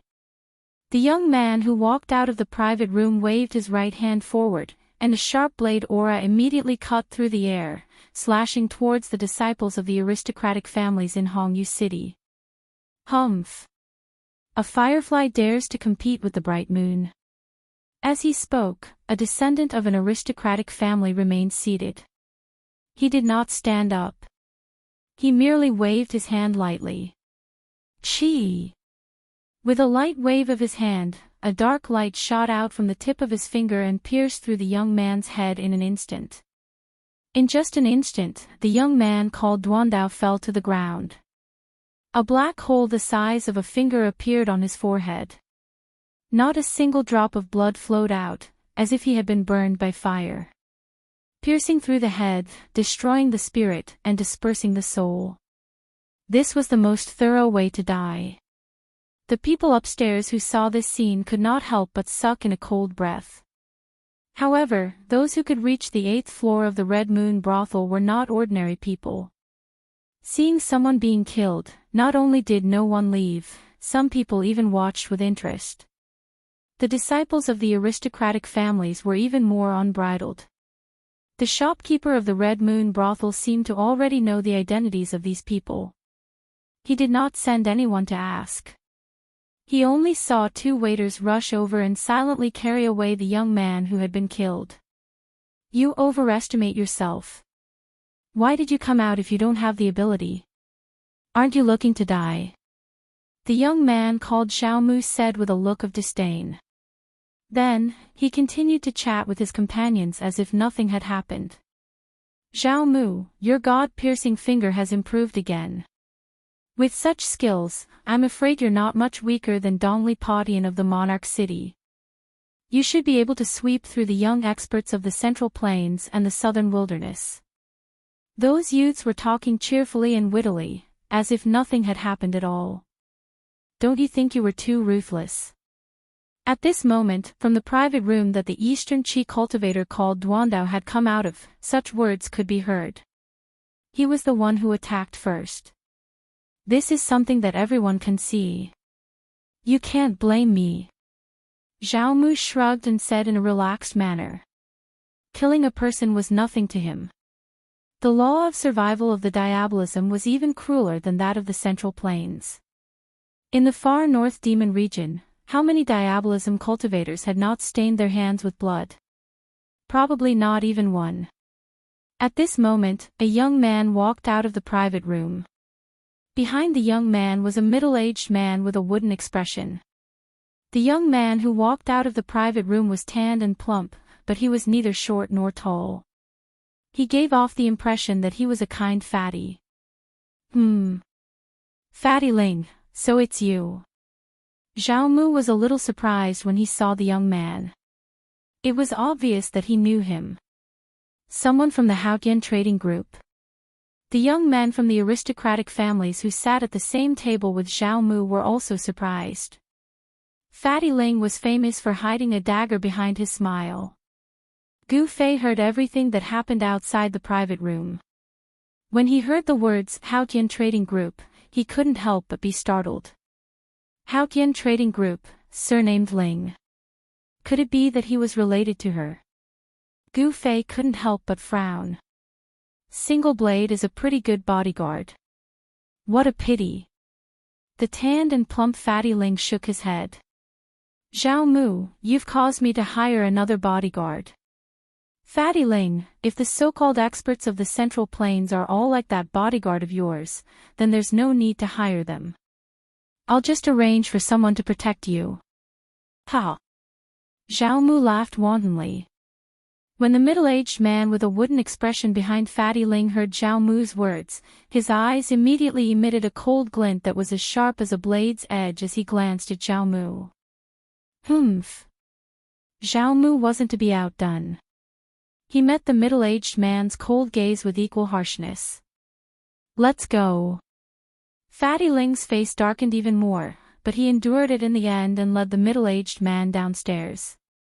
A wise man knows better than to fight when the odds are against him. After all, this was the other party's territory. You might be able to dominate the Central Plains, but in Crimson Moon City, even if you're a dragon, you'll have to coil up, and even if you're a tiger, you'll have to lie down, Xiaomu said arrogantly as he glanced at the closed private rooms. His words were meant for the people inside the private rooms to hear. Zhao Mu's words immediately caused the expressions of many people on the 8th floor to change. Naturally, there were also cultivators from the Central Plains outside the private rooms. They're too arrogant. They really think they're invincible. Inside the private room, Chu Tian looked at Gu Fei and said angrily. He was also a cultivator from the Central Plains. Being looked down upon and belittled like this, Chu Tian was also angry. However, he knew his own strength very well. He wasn't a match for those people outside.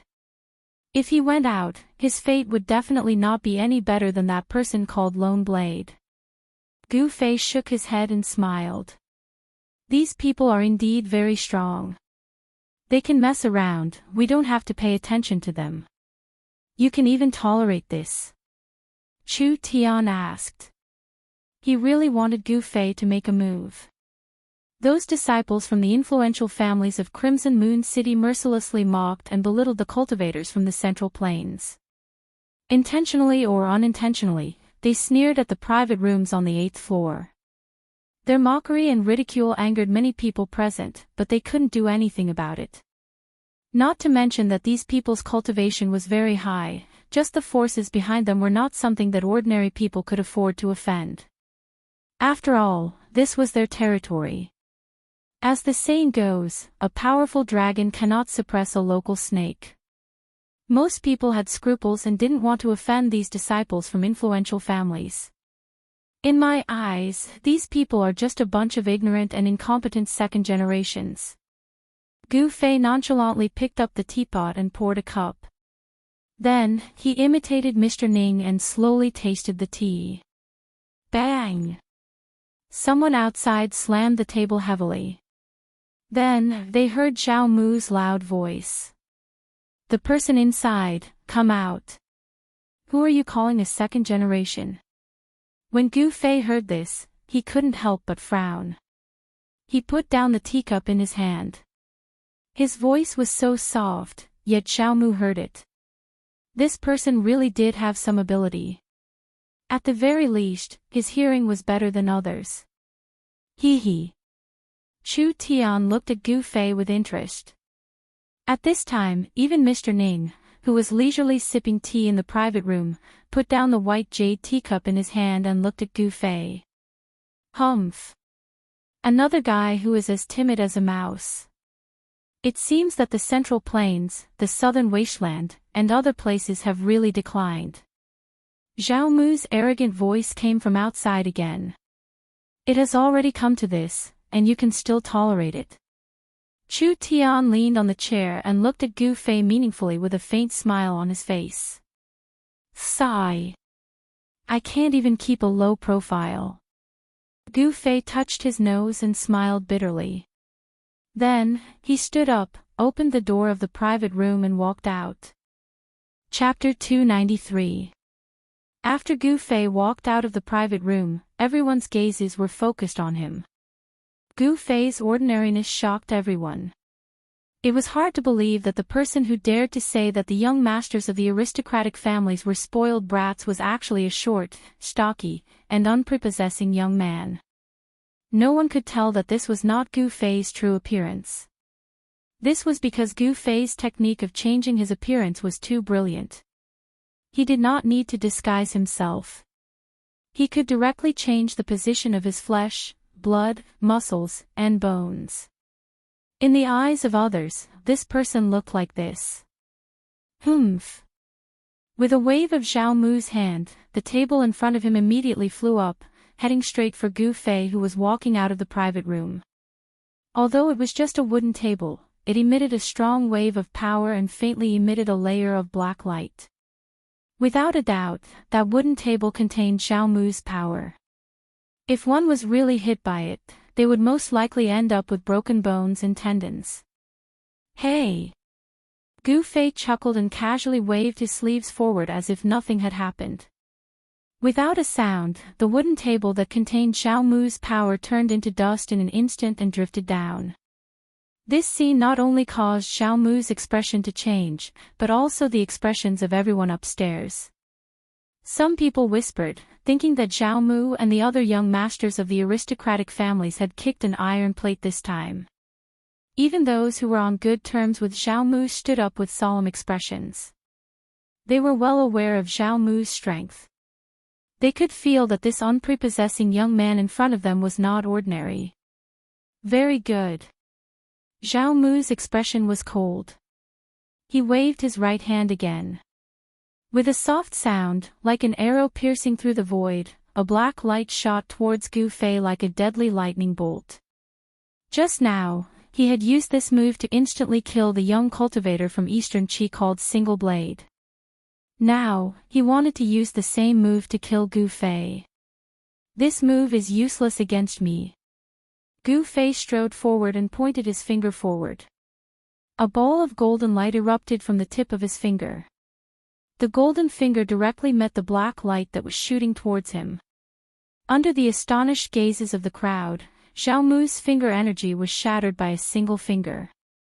The golden light on top of Gu Fei's finger didn't disappear. After shattering Xiao Mu's finger energy, it became even stronger. Then, with a "chi" sound, the golden light shot through the air. Gu Fei gave Xiao Mu a taste of his own medicine.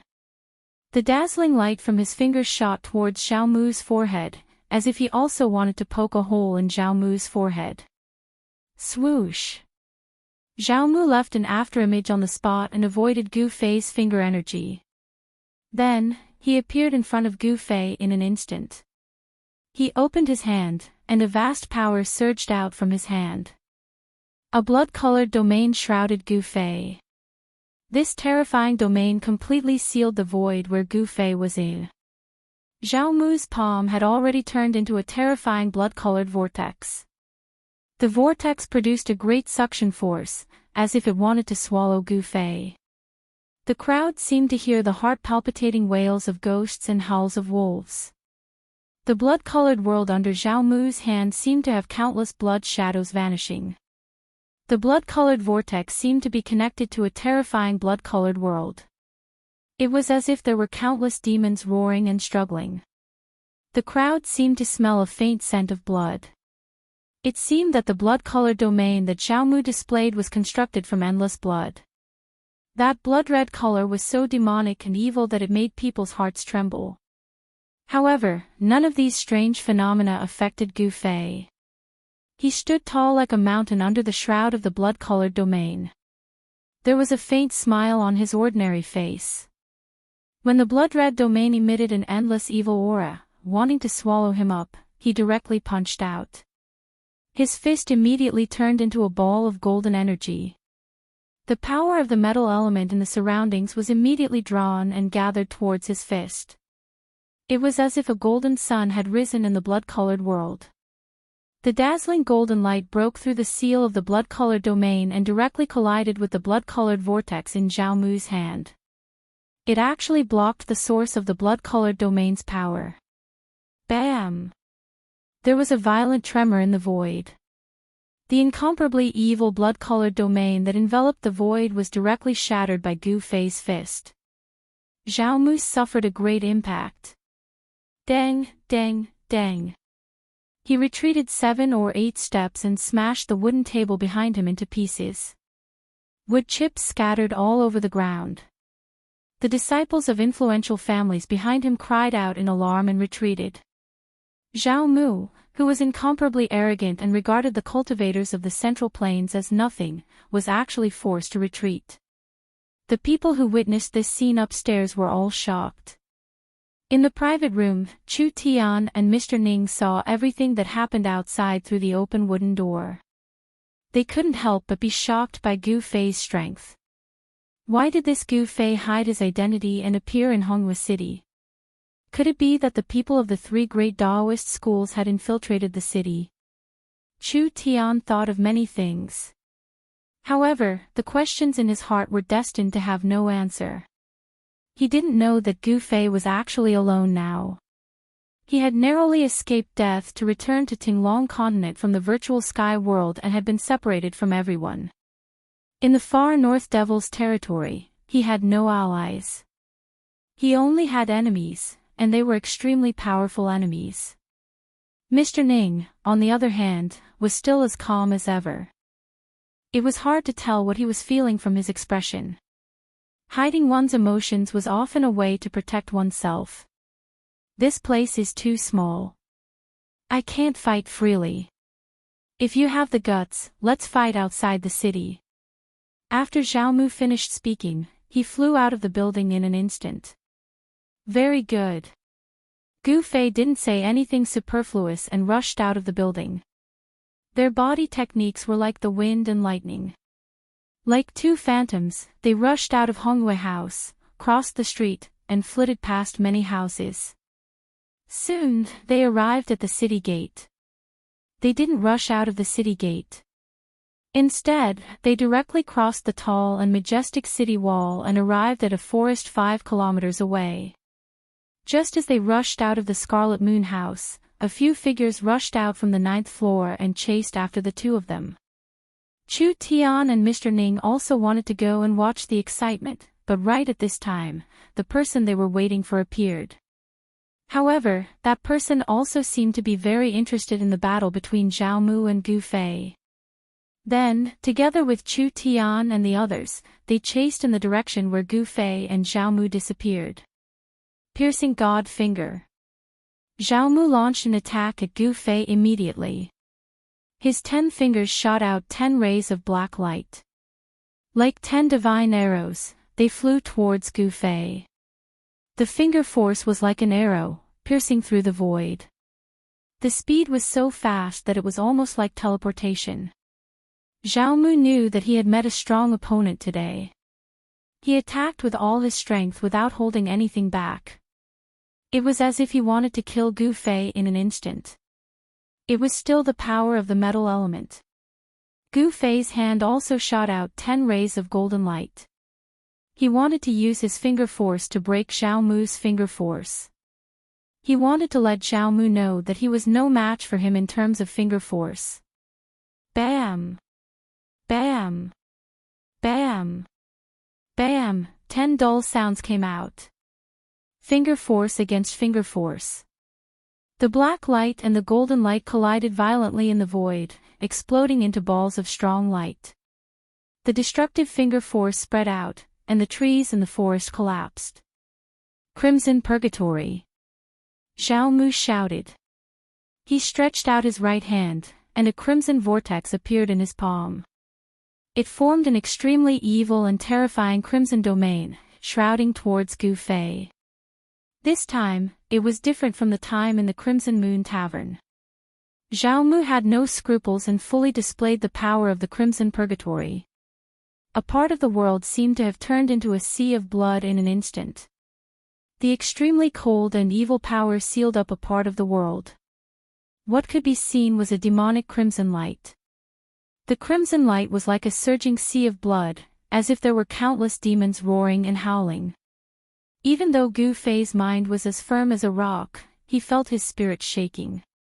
It was as if his 3 souls and 7 spirits were about to be pulled out from his body by the huge crimson vortex. At this time, those who had been tracking him had also arrived nearby. They just saw Gu Fei's figure being shrouded by the crimson domain. Large areas of the forest collapsed under the crimson light. No one dared to go forward. Everyone watched the battle from afar. Humph. This guy is dead for sure. You should know that Zhao Mu has just broken through his cultivation bottleneck. He is already a demon master.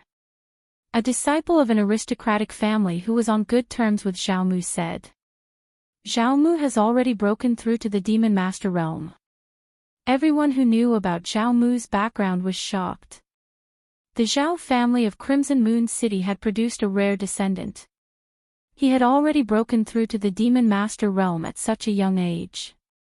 This Xiao Mu's potential was limitless. Outstanding young experts had always been the focus of the major forces. For example, Dongli Padian of Monarch City was a leading figure of the younger generation in the demon path. A young expert with limitless potential, if he could truly grow up, would definitely become an all-powerful figure in the future. Just as Gu Fei and Zhao Mu were fighting in the forest outside the city, an uninvited guest came to the largest mansion in Crimson Moon City. Ha! Meng Lang, your old friend is here to see you. A wanton laughter resounded throughout the entire mansion. A tall figure surrounded by demonic chi stood in the sky outside the mansion. A powerful aura descended, causing the maids in the mansion to be filled with terror. Humph! A cold snort came from the mansion below. Then, a demonic figure soared into the sky from the layers of houses. In an instant, he arrived in front of the figure shrouded in demonic aura in the sky. Powerful aura surged from both of them. Flying in the air, standing in the air, these two were obviously void-controlling realm demonic generals. I don't think I sent you an invitation, 7 luminaries. The person who rushed out of the mansion said coldly. This was a middle-aged man with a face as red as cinnabar. Hee hee. The man called 7 luminaries let out a low chuckle before saying, you and I can be considered old friends for many years. How could I not come to your father's 500th birthday? When he said the word old friend, his tone was clearly heavier. Chapter 294. Two demonic shadows that exuded a powerful and terrifying aura rushed out of the city lord's mansion of Red Moon City and flew towards the outskirts of Red Moon City. In the city, the demonic cultivators with high cultivation bases immediately sensed the abnormality and were alarmed. Then, they either stopped what they were doing or walked out of their secluded cultivation grounds. Very quickly, a terrifying energy fluctuation came from the wilderness 1,000 miles away from Red Moon City. There, the demonic aura was monstrous, as if there were 2 demon kings fighting, shaking the entire region. Even in Red Moon City, one could feel the fluctuations coming from that place. Swoosh! Swoosh! Swoosh! Another few demonic shadows surrounded by demonic aura rushed out of Red Moon City and flew towards the place where the energy fluctuation came from. In an instant, they disappeared into the sky. Red Moon City was indeed not simple. In the city, 4 or 5 great demons of the void-controlling realm had appeared all at once. The terrifying aura that the demon generals emitted made all the low-level demonic cultivators in the city extremely terrified. On the contrary, the ordinary people in the city did not feel the terrifying aura that made their hearts palpitate. In a clinical room on the 9th floor of Red Moon Restaurant, a thin old man with blurred eyes was lying on the table. His red nose was emitting a loud snoring sound. In the old man's hand, there was a white jade wine bottle. The entire room was filled with the fragrance of wine. This wine fragrance was not strong, nor did it smell bad. On the contrary, this wine fragrance gave people a refreshing feeling as if they were in a field of flowers. What the hell are those bastards doing now? The snoring suddenly disappeared. The little old man impatiently opened his turbid old eyes and glanced in the direction of the terrifying fluctuation. Then, the little old man brought the white jade wine bottle to his mouth and was about to drink, but he felt that the wine bottle was already empty. Only a few drops of jade-like wine had dripped out. It's gone so soon. He licked the bottle clean, then threw the white jade wine bottle and poured it back onto the table. After a while, the loud snoring sound rang out in the room again. At this time, many people felt the aura of the city lord of Red Moon City and another expert in the wilderness 1,000 miles away from Red Moon City. The news of the battle between the city lord of Red Moon City and the other expert immediately spread throughout Red Moon City. Many demonic cultivators received the news and immediately headed towards the wilderness where the terrifying fluctuation came from. A battle of this level could only be encountered by chance. It attracted everyone's attention and no one wanted to miss it. In comparison, the battle between Gu Fei and Zhao Mu was child's play. Gu Fei's hands shot out two beams of dazzling saber light, forcibly breaking through the seal of Zhao Mu's blood hell and rushed out. Then, the powerful saber chi condensed from the sharp metal chi was like a heavenly saber, tearing through the void, making heart-palpitating whistling sounds as it slashed towards Zhao Mu. It was still a metal-type battle technique. Unless it was absolutely necessary, Gu Fei would definitely not use other techniques. This was because he would be recognized by the people from the Six Demonic Paths Palace. Damn it! Zhao Mu retreated. The place where he was originally standing was instantly enveloped by the dazzling saber light. The ground within a radius of 10 feet was instantly shattered by the saber light. Soil rose 7 or 8 feet high, covering Zhao Mu's figure. You are the successor of the Beitang family of the Central Plains. Zhao Mu's cold voice came out from the gray dust. His voice was calm and steady, as if he was not surprised at all. Humph. Gu Fei sneered. Then, his hands drew a mysterious trajectory in the air. Among the golden waves, sabers and swords began to appear. When the young man who had agreed to meet Chu Tian at the Scarlet Moon restaurant saw Gu Fei use this ability, a hint of surprise flashed in his eyes. Is this person really a disciple of the Beitang family of the Central Plains? The black-robed young man's eyes were like cold stars. He stared at Gu Fei's waving arm with a strange light in his eyes. When Chu Tian, who was beside the black-robed young man, heard this, he could not help but be puzzled. This Gu Fei had really hidden himself well. Even he had misjudged him. Zhao Mu's words reminded Gu Fei that he could not let others see through his identity. Letting others think that he was the successor of the Beitang family was definitely the best way to hide his identity.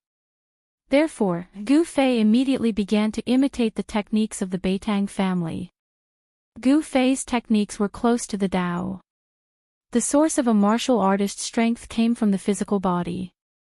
With Gu Fei's current cultivation, he had already reached the stage where he could generate his own techniques. Imitating the Beitang family's 5 elements mystiques was not that difficult.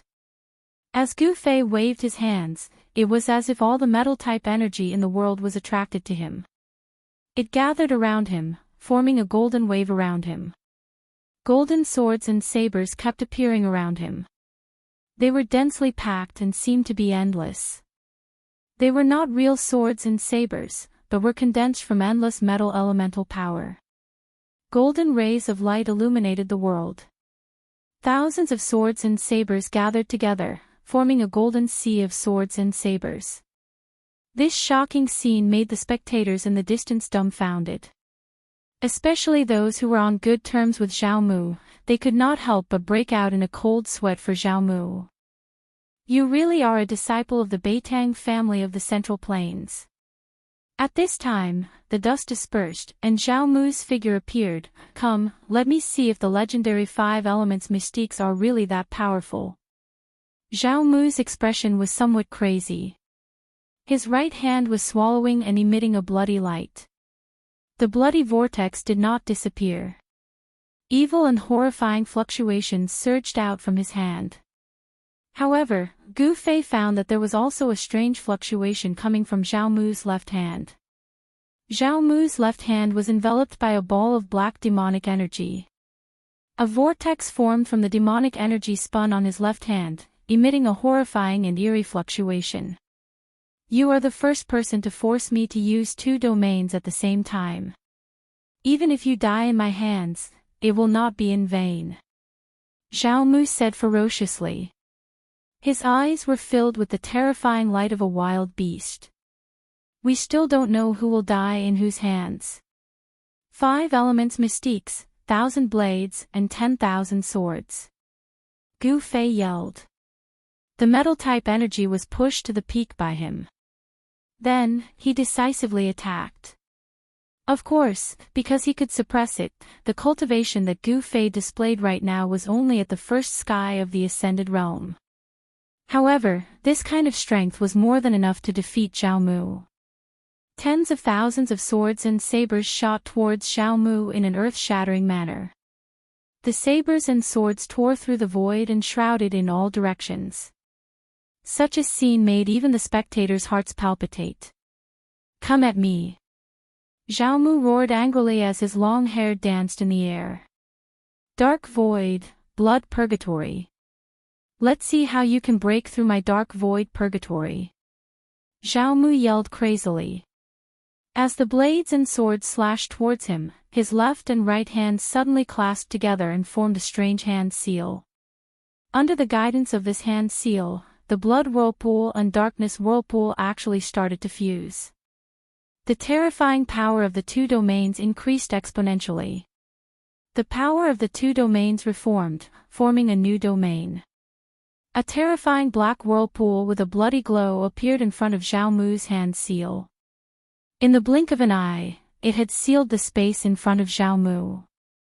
Thousands of golden blades and swords shot into this newly formed whirlpool, but they were like clay oxen entering the sea. They were swallowed by this strange whirlpool that emitted an endless evil aura. That terrifying whirlpool seemed to be connected to another world. The fusion of the two domains seemed to have opened a door to hell. Countless golden blades and swords were swallowed by the whirlpool. The newly formed domain was incomparably powerful. It seemed like all the golden blades and swords were being sucked in. The huge whirlpool shrouded a part of the world.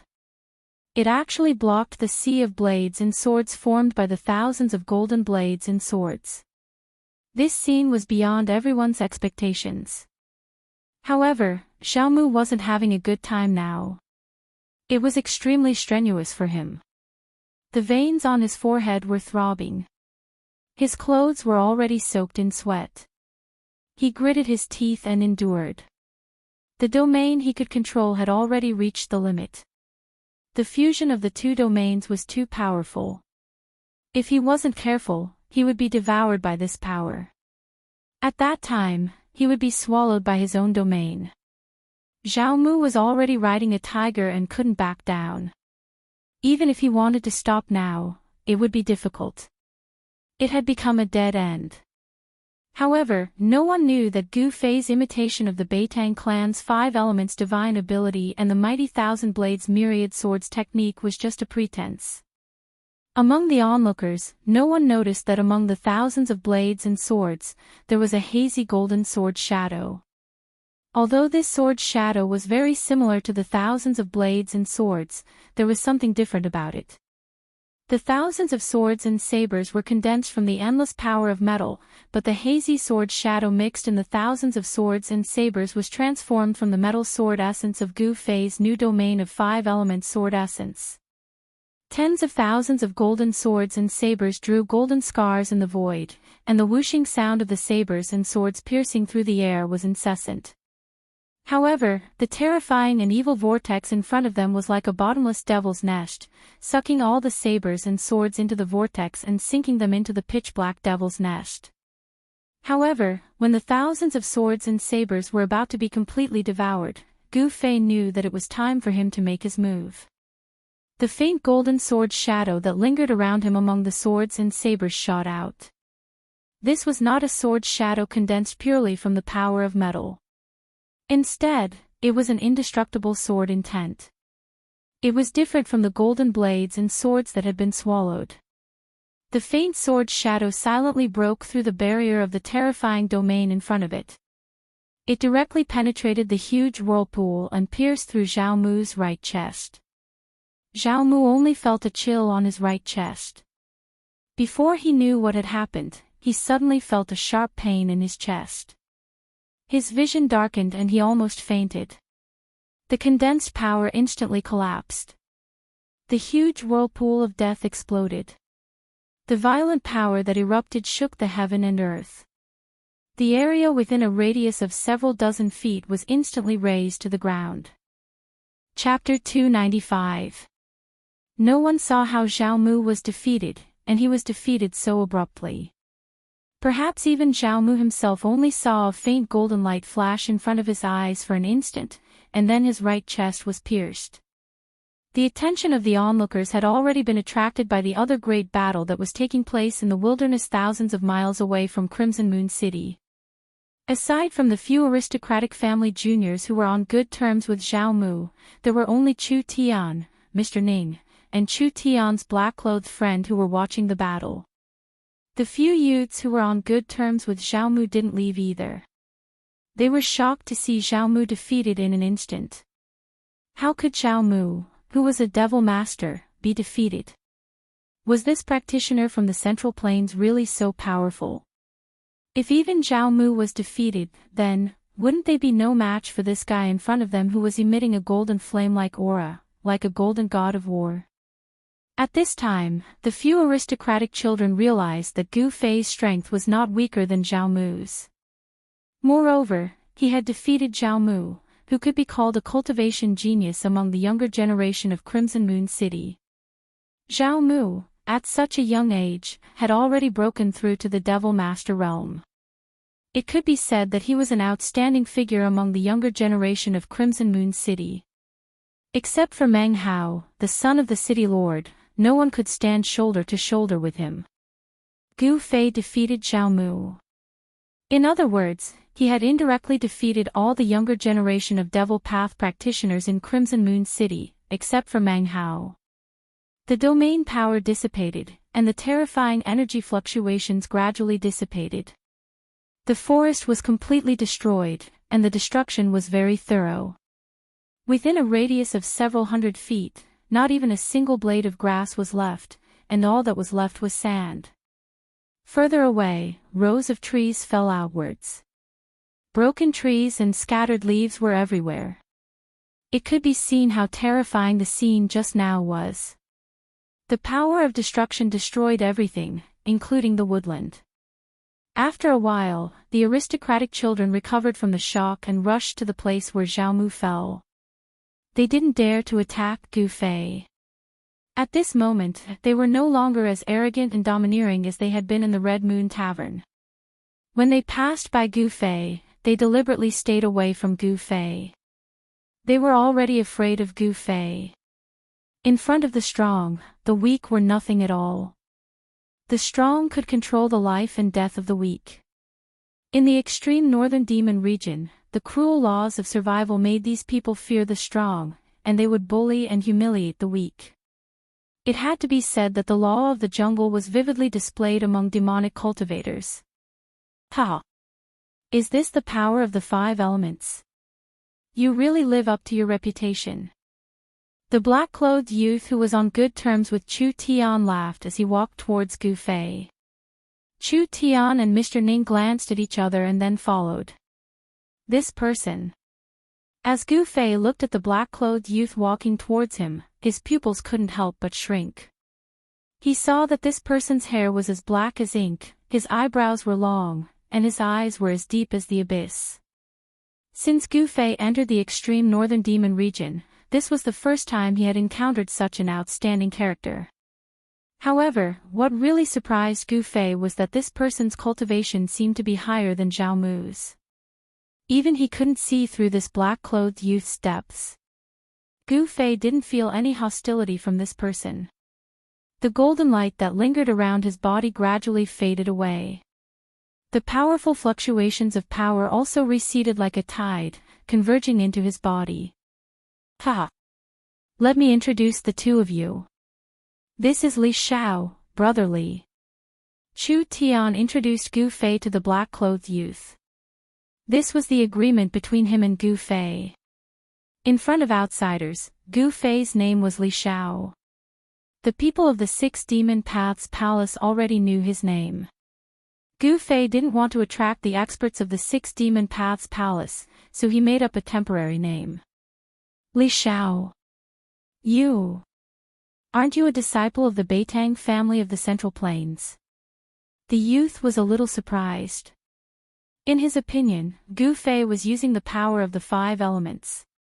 Of course, this youth hadn't seen the true power of the Beitang family. He had only heard of the name of this cultivation method. The people of the Beitang family wouldn't casually enter the extreme northern demon region. After all, the extreme northern demon region was different from the Central Plains. There were no giant cities in the area. Besides being barren and cold, the demonic nature that came from the dark was everywhere. To people of the demonic path, this demonic nature was undoubtedly a treasure. It was the key to entering the supreme demonic path. It could allow them to cultivate the purest demonic true essence. But to cultivators who didn't follow the demonic path, this demonic nature could trigger their inner demons. If it was light, their cultivation would be damaged. If it was heavy, their mind would be controlled by the inner demons and they would walk the demonic path. Unless they wore a magical item that could eliminate the demonic nature, people outside of the extreme northern demon region wouldn't easily set foot in the area. I hope Brother Meng doesn't take offense. This is the name Brother Li uses when he travels outside. Chu Tian explained. He then paused for a moment and introduced the person to Gu Fei. This Brother Meng is the person I was waiting for at the Red Moon House. My name is Meng Hao. I'm very happy to meet someone like Brother Li. The youth named Meng introduced himself before Chu Tian could finish. I'm also very happy to meet Brother Meng, Gu Fei said with a smile. There were plenty of people who didn't want to show their true faces before they made a name for themselves. Therefore, Meng Hao didn't care about Gu Fei's concealment of his identity. This was because Gu Fei didn't deny that he was a member of the Beitang family. In Meng Hao's opinion, if a person like Gu Fei had no relationship with the Beitang family, he would definitely draw a clear line between himself and the Beitang family. However, this time, Meng Hao was wrong. Gu Fei wanted to use the Beitang family's banner to hide his true identity. Moreover, he was prepared to make a few powerful enemies for the Beitang family. Let's go. We'll return to the Red Moon House. Today, not only did we see that guy Zhao Mu suffer, we also got to know Brother Li. We have to celebrate. Meng Hao seemed to be very happy. Okay. Gu Fei didn't refuse.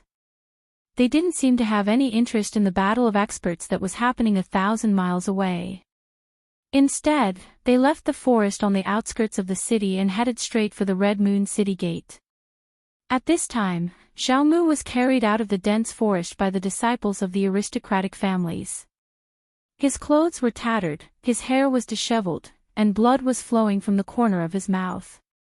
On the right side of his chest, there was a bloody hole the size of a fish that was still losing blood. Cough, cough. Suddenly, Zhao Mu coughed violently and coughed out a mouthful of blood. His breathing became rapid and his face flushed red, as if he couldn't breathe. Gu Fei's sword had directly pierced through Zhao Mu's right chest, piercing through his right lung. Blood continued to gush up his throat, making it difficult for him to breathe. If anyone else had suffered such a serious injury, they would have long been on the verge of death. However, it has to be said that the life force of a devil master was very strong. It was so strong that even a fatal injury wouldn't endanger their lives. A devil master who had condensed a devil core in his body would gradually transform and become stronger under the effect of the devil core. His life force would be exuberant, and his injured body would quickly recover under the nourishment of the devil core. Of course, for a devil master who only cultivated the primordial spirit, condensed a devil core, and then gave birth to a devil infant, the body was just a cauldron that had to be abandoned sooner or later.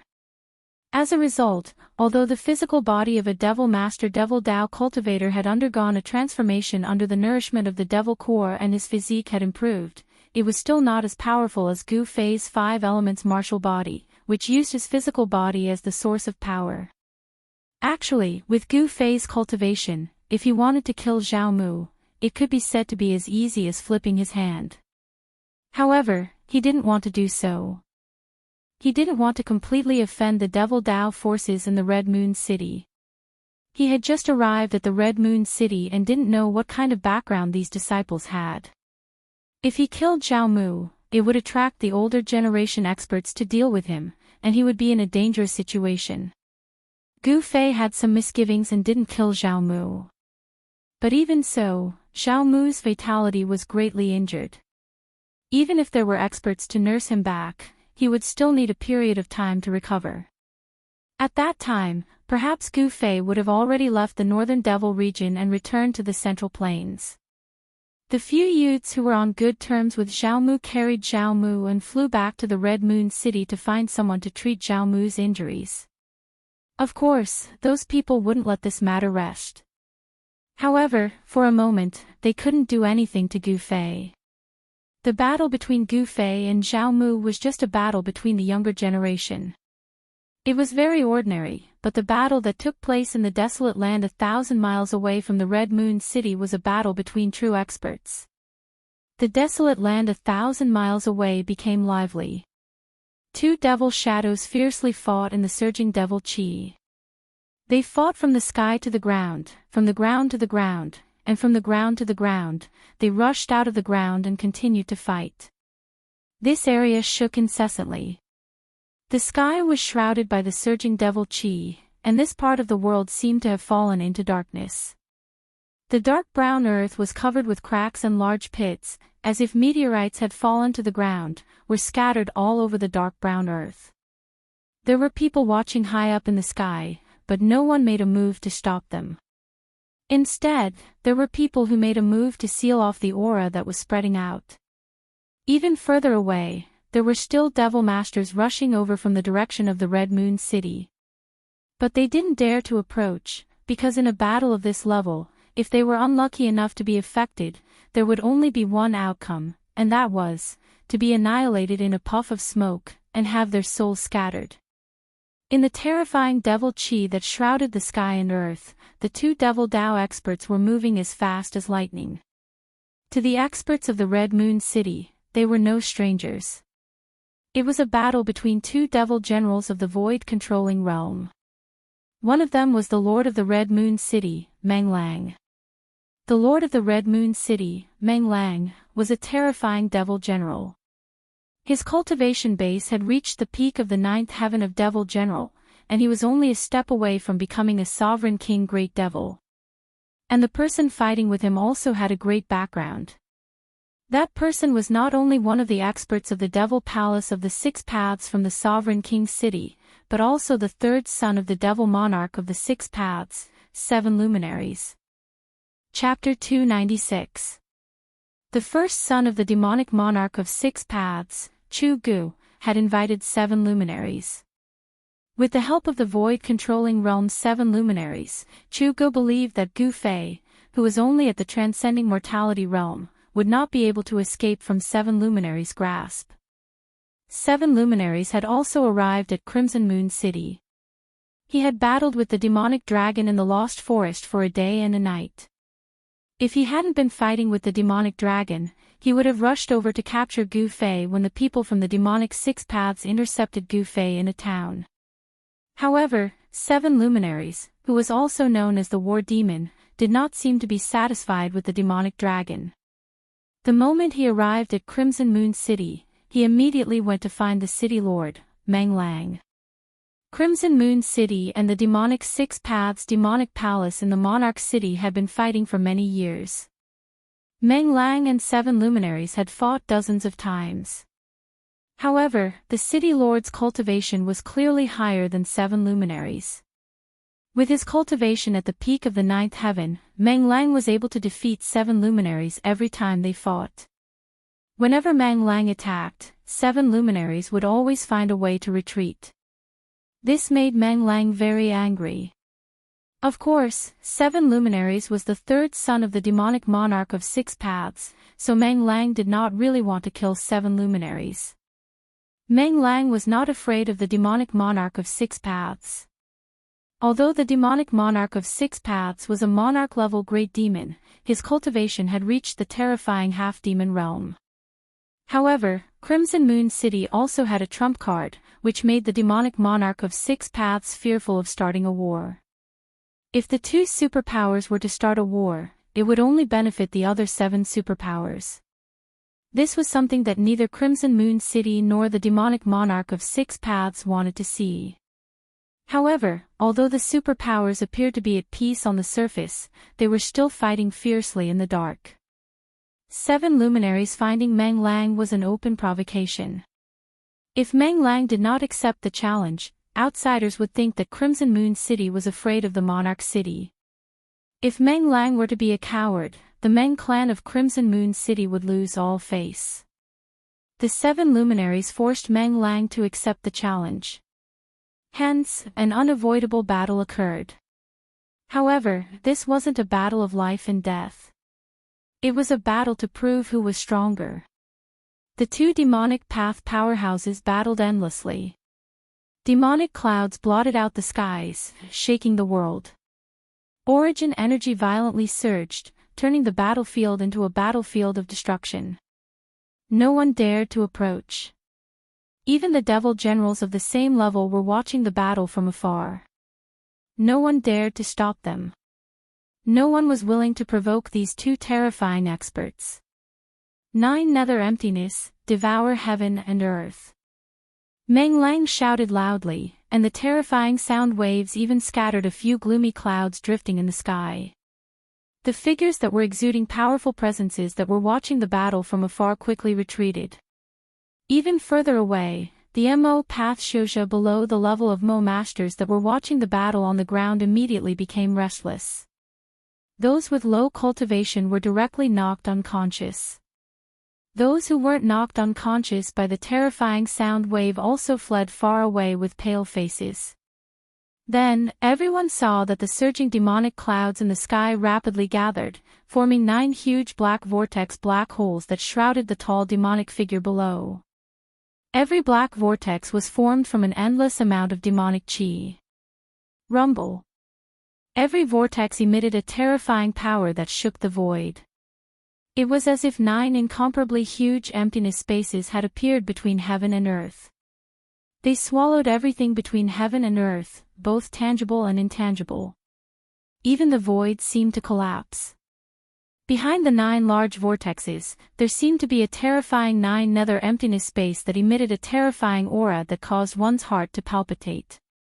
This scene was undoubtedly shocking. Up until now, the Lord of Crimson Moon City, Meng Lang, had finally displayed the terrifying strength of a peak 9th heaven demon general. Good.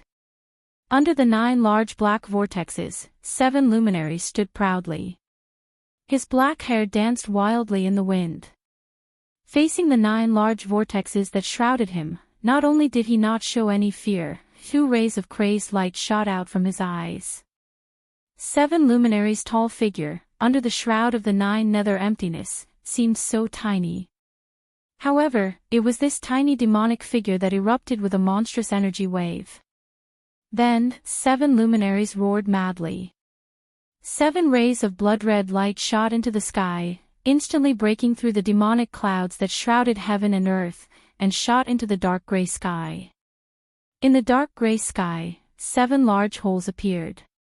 Through the holes, one could see the rare stars in the sky. Stars appearing in the daytime, reversing heaven and earth. What was 7 luminaries doing? Everyone was incomparably shocked. Some people had already vaguely guessed 7 luminaries' intentions. The 7 rays of blood-red light shot into the sky, as if they had triggered 7 terrifying forces. 7 brilliant rays of light shot down from the sky. It was the radiance of the stars. 7 luminaries was displaying a terrifying demonic art, causing the stars to appear in the daytime.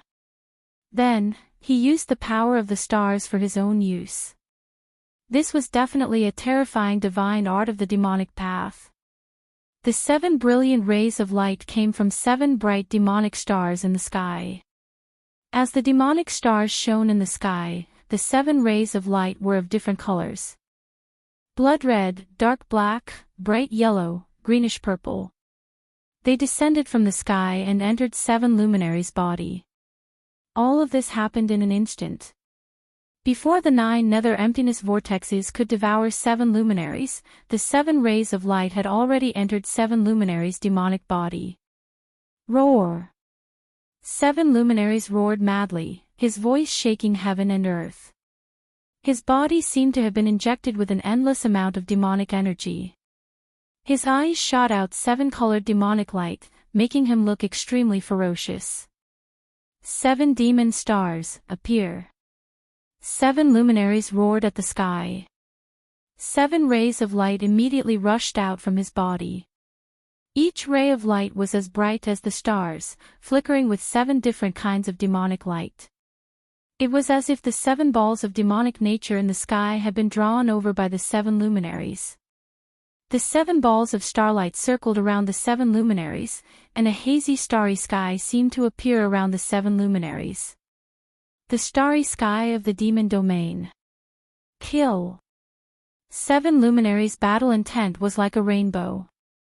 Like a crazy demon, the 7 rays of light circling around his body rushed towards the 9 nether emptiness vortexes that shrouded the area. Rumble. It was as if 2 worlds were colliding. It was as if doomsday had arrived. Heaven and earth were collapsing. The vast and terrifying fluctuations made even the void-controlling realm demon generals who were watching the battle from afar feel shocked and had no choice but to retreat to a place further away. 2 terrifying forces collided violently. The 9 nether emptiness vortexes were blocked and stopped in the void. However, the devil starry sky formed by communicating with the 7 devil stars in the sky and drawing down the power of the 7 devil stars did not gain the upper hand. The 2 powerhouses were in a deadlock. The shock waves that swept down from the sky caused the dark brown earth to tremble. The hard dark brown earth constantly cracked, revealing hideous cracks. The cultivators watching from afar retreated again and again. Everyone was shocked by the scene in front of them. For many of them, this was the first time they had seen such a terrifying scene that could destroy the heavens and extinguish the earth. A demon general powerhouse didn't make a move, but once they did, it would definitely be earth-shattering. This was a demon general, a terrifying demon general. If a half-demon didn't appear, a demon general would already be a peak powerhouse in the northern demon domain. 9 giant 9 nether emptiness vortexes emitted terrifying energy fluctuations that shook the heavens and earth. Behind the 9 nether emptiness vortexes was a giant demon phantom. Terrifying demonic roars came from this demon phantom. Within the pitch-black demon chi, it was as if a horde of demons were dancing. The power of the demon domain starry sky blocked the 9 nether emptiness vortexes, locked in a stalemate. With the power of the 7 demon stars supporting his body, 7 luminaries seemed to transform into a terrifying demon god. A few beams of boundless starlight poured down from the 7 huge holes in the sky. The 7 great demonic stars hung high in the sky, illuminating the sky. In the demon domain starry sky around 7 luminaries, there seemed to be endless stars twinkling, disappearing and vanishing. Where the 2 terrifying forces collided, black cracks appeared. These were the void being torn apart, the cracks in space. 2 extremely formidable forces collided with each other, canceling out each other. The terrifying strength that leaked out caused cracks to appear in the void. However, in the end, the Scarlet Moon City Lord's skill was superior. The strength of a peak 9th heavenly layer demon general shook the heavens and earth. The 9 nether emptiness vortexes trembled again and again before they began to fall down once more. The demon domain starry sky around 7 luminaries began to collapse. Damn it! 7 luminaries roared in indignation, desperately drawing the power of the 7 demon stars in the sky to his body. However, as the power of the 7 demon stars in the sky increased and became stronger, 7 luminaries' demonic body gradually could not withstand it. He desperately urged the power in his body, causing the muscles on 7 luminaries' body to swell. Veins that resembled dragons surfaced on his skin. The endurance of his body had reached its limit. 7 luminaries, lose. Meng Lang's mighty voice came from the 9 nether emptiness vortexes, spreading to the heavens and the earth. Rumble. The 9 nether emptiness vortexes, like a bottomless abyss, swallowed 7 luminaries. The heavens and earth shook, and the demon domain starry sky around 7 luminaries immediately dimmed. The illusory stars were continuously destroyed. I've been in seclusion for 100 years, painstakingly practicing my divine ability, but I'm still not Meng Lang's opponent. I'm not willing to accept this. 7 luminaries seemed to have gone mad.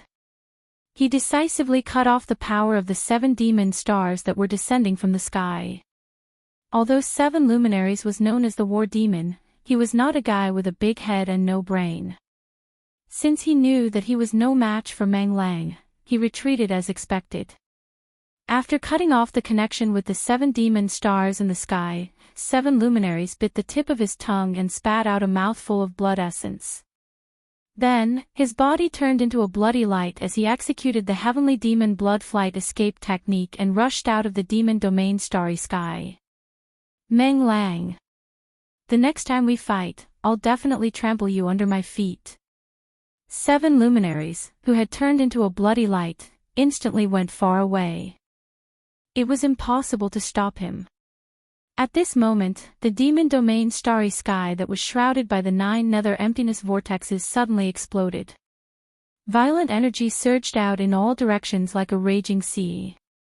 Everyone turned pale with fright and hurriedly dodged far away. The 9 nether emptiness vortexes that shrouded the heavens and earth were also nearly shattered by the terrifying energy that erupted from the sudden collapse of the starry sky. Chapter 297. 1,000 miles away from Crimson Moon City, a great battle had ended in a desolate area. The result was as everyone had expected. The third son of the devil monarch of 6 paths, 7 luminaries, had been defeated and fled. The 9 black holes that covered the sky gradually dissipated. The terrifying energy fluctuations retreated like the tide, and the surging demon chi was absorbed into the frightening demon shadow in the sky. The Lord of Crimson Moon City, Meng Lang, had defeated the third son of the devil monarch of 6 paths, 7 luminaries. This was no small matter. Soon, all the major powers in Crimson Moon City knew about the battle. Meng Lang stood high in the sky, looking in the direction that 7 luminaries had retreated. His eyes were deep, and his face was so red that it seemed as if it would drip blood. The Lord of Crimson Moon City, Meng Lang's red face, was his trademark. This was not because he cultivated in demonic Dao magic, but because he was born with a red face. Meng Lang stared in the direction that 7 luminaries had disappeared for a moment, then looked in a few other directions. With a cold snort, he turned into a jet-black demon chi and flew back to Crimson Moon City. Obviously, Meng Lang had already noticed the experts who were hiding in the sky and watching the battle. However, Meng Lang did not say anything, and instead returned to Crimson Moon City. The demonic Dao experts who were hiding in the sky also retreated. They were not afraid of Meng Lang. Those who dared to hide in the sky to watch the battle were not weaklings. 1,000 miles away from Crimson Moon City, the battle between the demon generals had ended with 7 luminaries' defeat. In a private room on the 8th floor of the Crimson Moon House, Gu Fei and the black-clothed young man, Meng Hao, were sitting opposite each other. Chu Tian and Mr. Ning seemed to have become the background. "Brotherly, do you want to reconsider my proposal?" Meng Hao asked. After Gu Fei had changed his appearance, he had casually given himself a name. This name was Li Xiao. Meng Hao thought that Gu Fei was a disciple of the Beitang clan of the Central Plains, so he wanted to recruit Gu Fei. Meng Hao's offer was very tempting. After all, he was the son of the city lord of Red Moon City, and the offer from the son of a city lord couldn't possibly be bad. As for Chu Tian, the more he listened, the more excited he became. However, Gu Fei was not Chu Tian. Even if Meng Hao offered better conditions, Gu Fei wouldn't be interested. "There's no need to think about it," Gu Fei said expressionlessly. "What a pity," said Meng Hao, a look of disappointment on his face. "Although you don't want to stay and help me, to be able to make a friend like you is a great thing." It went without saying that Meng Hao was no ordinary person. He had the ability to win over people's hearts, and if it were anyone else, they would most likely have been recruited. However, his opponent was Gu Fei. Suddenly, the sound of hurried footsteps could be heard outside the private room. Soon, someone had arrived. Meng Hao frowned, and was about to say something, when the person outside spoke first. "Young master, master requests that you return to the mansion immediately." Meng Hao stared blankly for a moment, then seemed to think of something. His face grew serious, and he said to Gu Fei, "Brotherly, I'll take my leave first." With that, Meng Hao stood up. "Brother Chu," Meng Hao said to Chu Tian, "how about we talk about that another day?" Of course. "Brother Meng, whenever you have time, we can talk about it," Chu Tian said quickly. Meng Hao was the son of the city lord of Red Moon City, so he was flattered. Then, Meng Hao clasped his hands to Gu Fei and Chu Tian, then opened the door and walked out. Standing outside was a middle-aged man in green robes with white hair. He looked like a servant. When the white-haired man saw Meng Hao walk out of the private room, he quickly moved to the side. Meng Hao and the white-haired man walked down the stairs. As they walked, the middle-aged man whispered something into Meng Hao's ear. After closing the door, Gu Fei, Chu Tian, and Mr. Ning, who rarely spoke, sat down again. Chu Tian laughed and said, "Why didn't you agree to Meng Hao's offer? Even I would be tempted by his offer." "Ha ha. Then why didn't you join Meng Hao?" Gu Fei asked. "Me? Don't joke around. Even if I was willing, he wouldn't need me." Chu Tian shook his head. "All right, let's go," Gu Fei said. "Where to?" Chu Tian asked, a bit surprised. "Wherever you're staying, that's where we'll go." Gu Fei smiled. For the time being, he planned to stay with Chu Tian. That way, no one would be able to discover his true identity. Gu Fei planned to stir up some trouble in the Crimson Moon City, then leave after patting his butt. "Don't joke around. You must be in trouble. If people find out that you're with me, I'll be in trouble too." Chu Tian heard this and quickly shook his head. As the young master of the Rising Sun commercial group, Chu Tian had traveled extensively and was very experienced. Up until now, how could he not see Gu Fei's current situation? Otherwise, Gu Fei wouldn't have changed his appearance. "You have no choice. Of course, if you want to be in trouble now." Gu Fei looked at Chu Tian with a teasing look. He clearly wanted to eat Chu Tian up. "This. Mr. Ning, you see." Chu Tian saw that Gu Fei didn't seem to be joking. He couldn't help but feel a bit uneasy and said to Mr. Ning, "Just do as he says," Mr. Ning said. Mr. Ning's words not only stunned Chu Tian, but also surprised Gu Fei.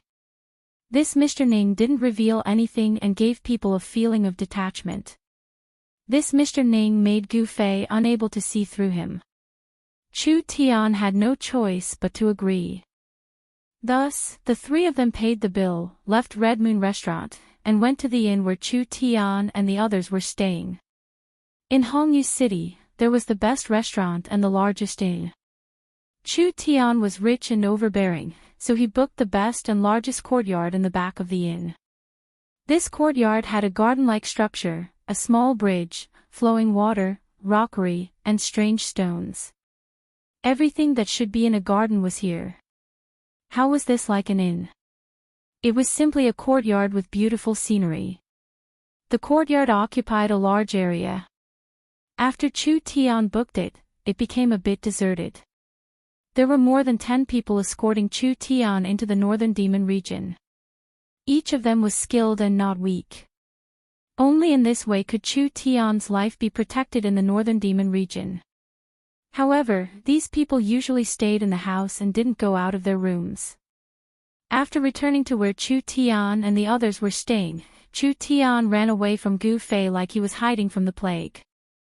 Mr. Ning, who never left Chu Tian's side, of course followed Chu Tian. It was unknown where he ran off to. Gu Fei didn't care.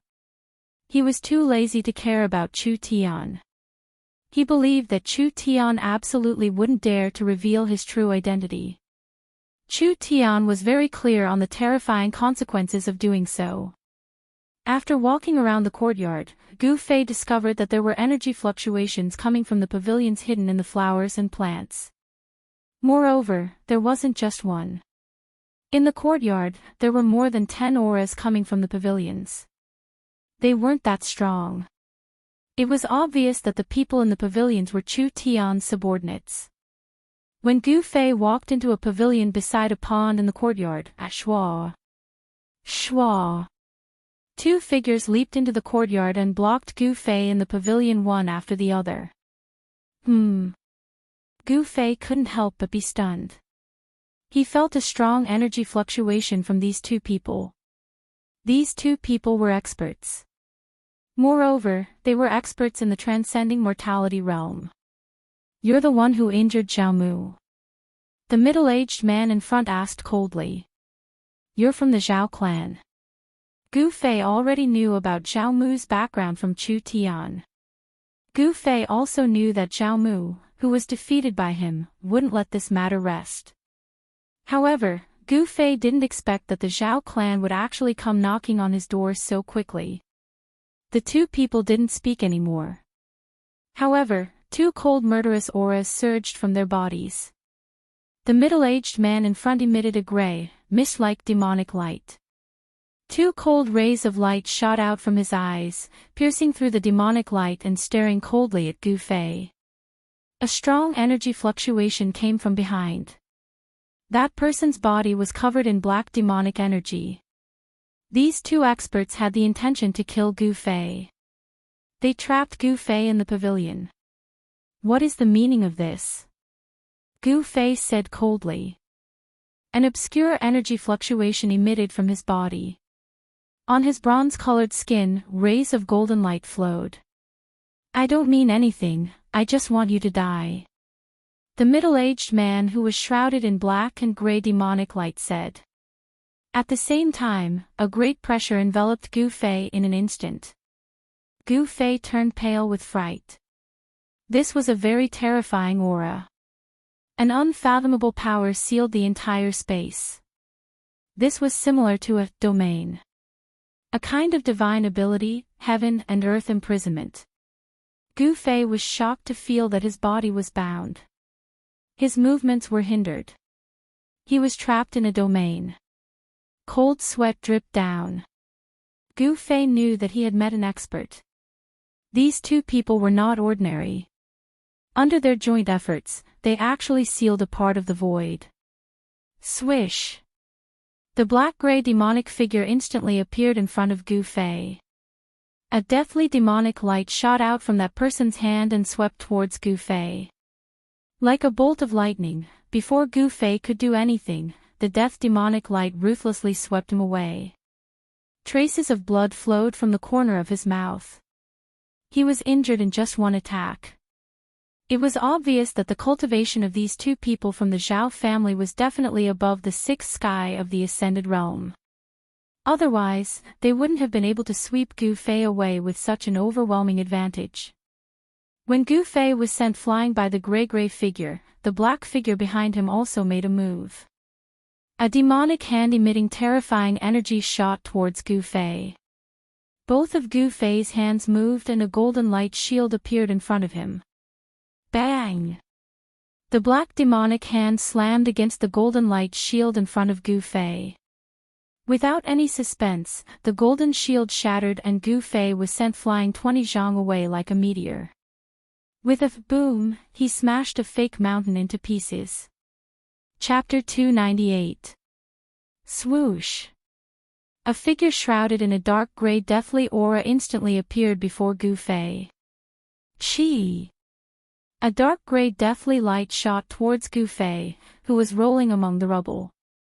From the moment Gu Fei was sent flying to crashing into a rockery, it happened in an instant. However, the 2 middle-aged men were too powerful, and their cultivation was also terrifying. They seemed to have completely suppressed Gu Fei, causing him to fall into a dangerous situation in an instant. The unknown domain power enveloped Gu Fei the moment the dark gray figure approached. Gu Fei only felt that there was an unfathomable power surging from all directions in the void around him, trying to completely imprison him. Roar!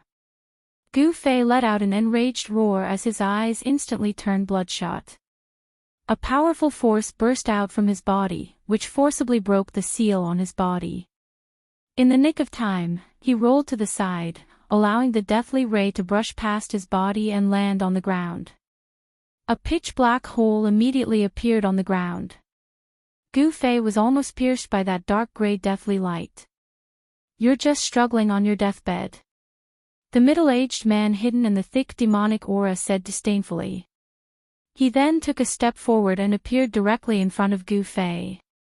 At this time, Gu Fei was just getting up from the ground. Bang! That person moved forward like a ghost and kicked fiercely at Gu Fei's chest. The unfathomable domain power imprisoned a part of the world. Although it didn't completely imprison Gu Fei, the power that pressed down on Gu Fei from all directions still trapped Gu Fei like a swamp, making it difficult for him to escape. The gap between the two sides was really too big. The cultivation of the older generation was really terrifying. The people of the demonic path acted without scruples. The people of the Zhao family wanted to strangle Gu Fei in the bud. Of course, they didn't know that Gu Fei wasn't a member of the Beitang clan of the Central Plains. As if hearing the sound of his sternum breaking, Gu Fei was kicked into the air by that person. While he was still in the air, he spat out a mouthful of blood. Drops of blood sprinkled down from the sky. Gu Fei knew that these two demonic cultivators were too powerful. They were at least in the 7th or 8th heavenly stage of the transcending mortality realm. It would be a piece of cake for them to kill him. In the world of cultivation, there were indeed geniuses. However, even if Gu Fei could dominate his peers, there was still a huge gap between him and the experts of the older generation. If it wasn't for the experts of the older generation, even if there were peerless geniuses among the younger generation, they wouldn't be able to defeat him so easily. Two mysterious experts from the Zhao family of Red Moon City had put Gu Fei in a life-and-death situation. Feeling the threat of death, Gu Fei's heart was filled with anger. The reason why he lost was because of the gap in cultivation time. It was because the other party was an expert of the older generation and their cultivation years far surpassed his. If he was given time, he would have surpassed these people and stepped on them. Gu Fei was unwilling to lose, but this was reality. There was an insurmountable gap between him and the two experts of the Zhao family. At least, it wasn't a gap that he could cross right now. Sometimes, living for a long time was also a kind of capital. The king of the younger generation didn't necessarily have the ability to challenge the experts of the older generation. These two people from the older generation of the Zhao family were much stronger than Gu Fei. Gu Fei, who was at the 3rd sky of the Ascended Realm, could fight against other cultivators at the 6th sky of the Ascended Realm.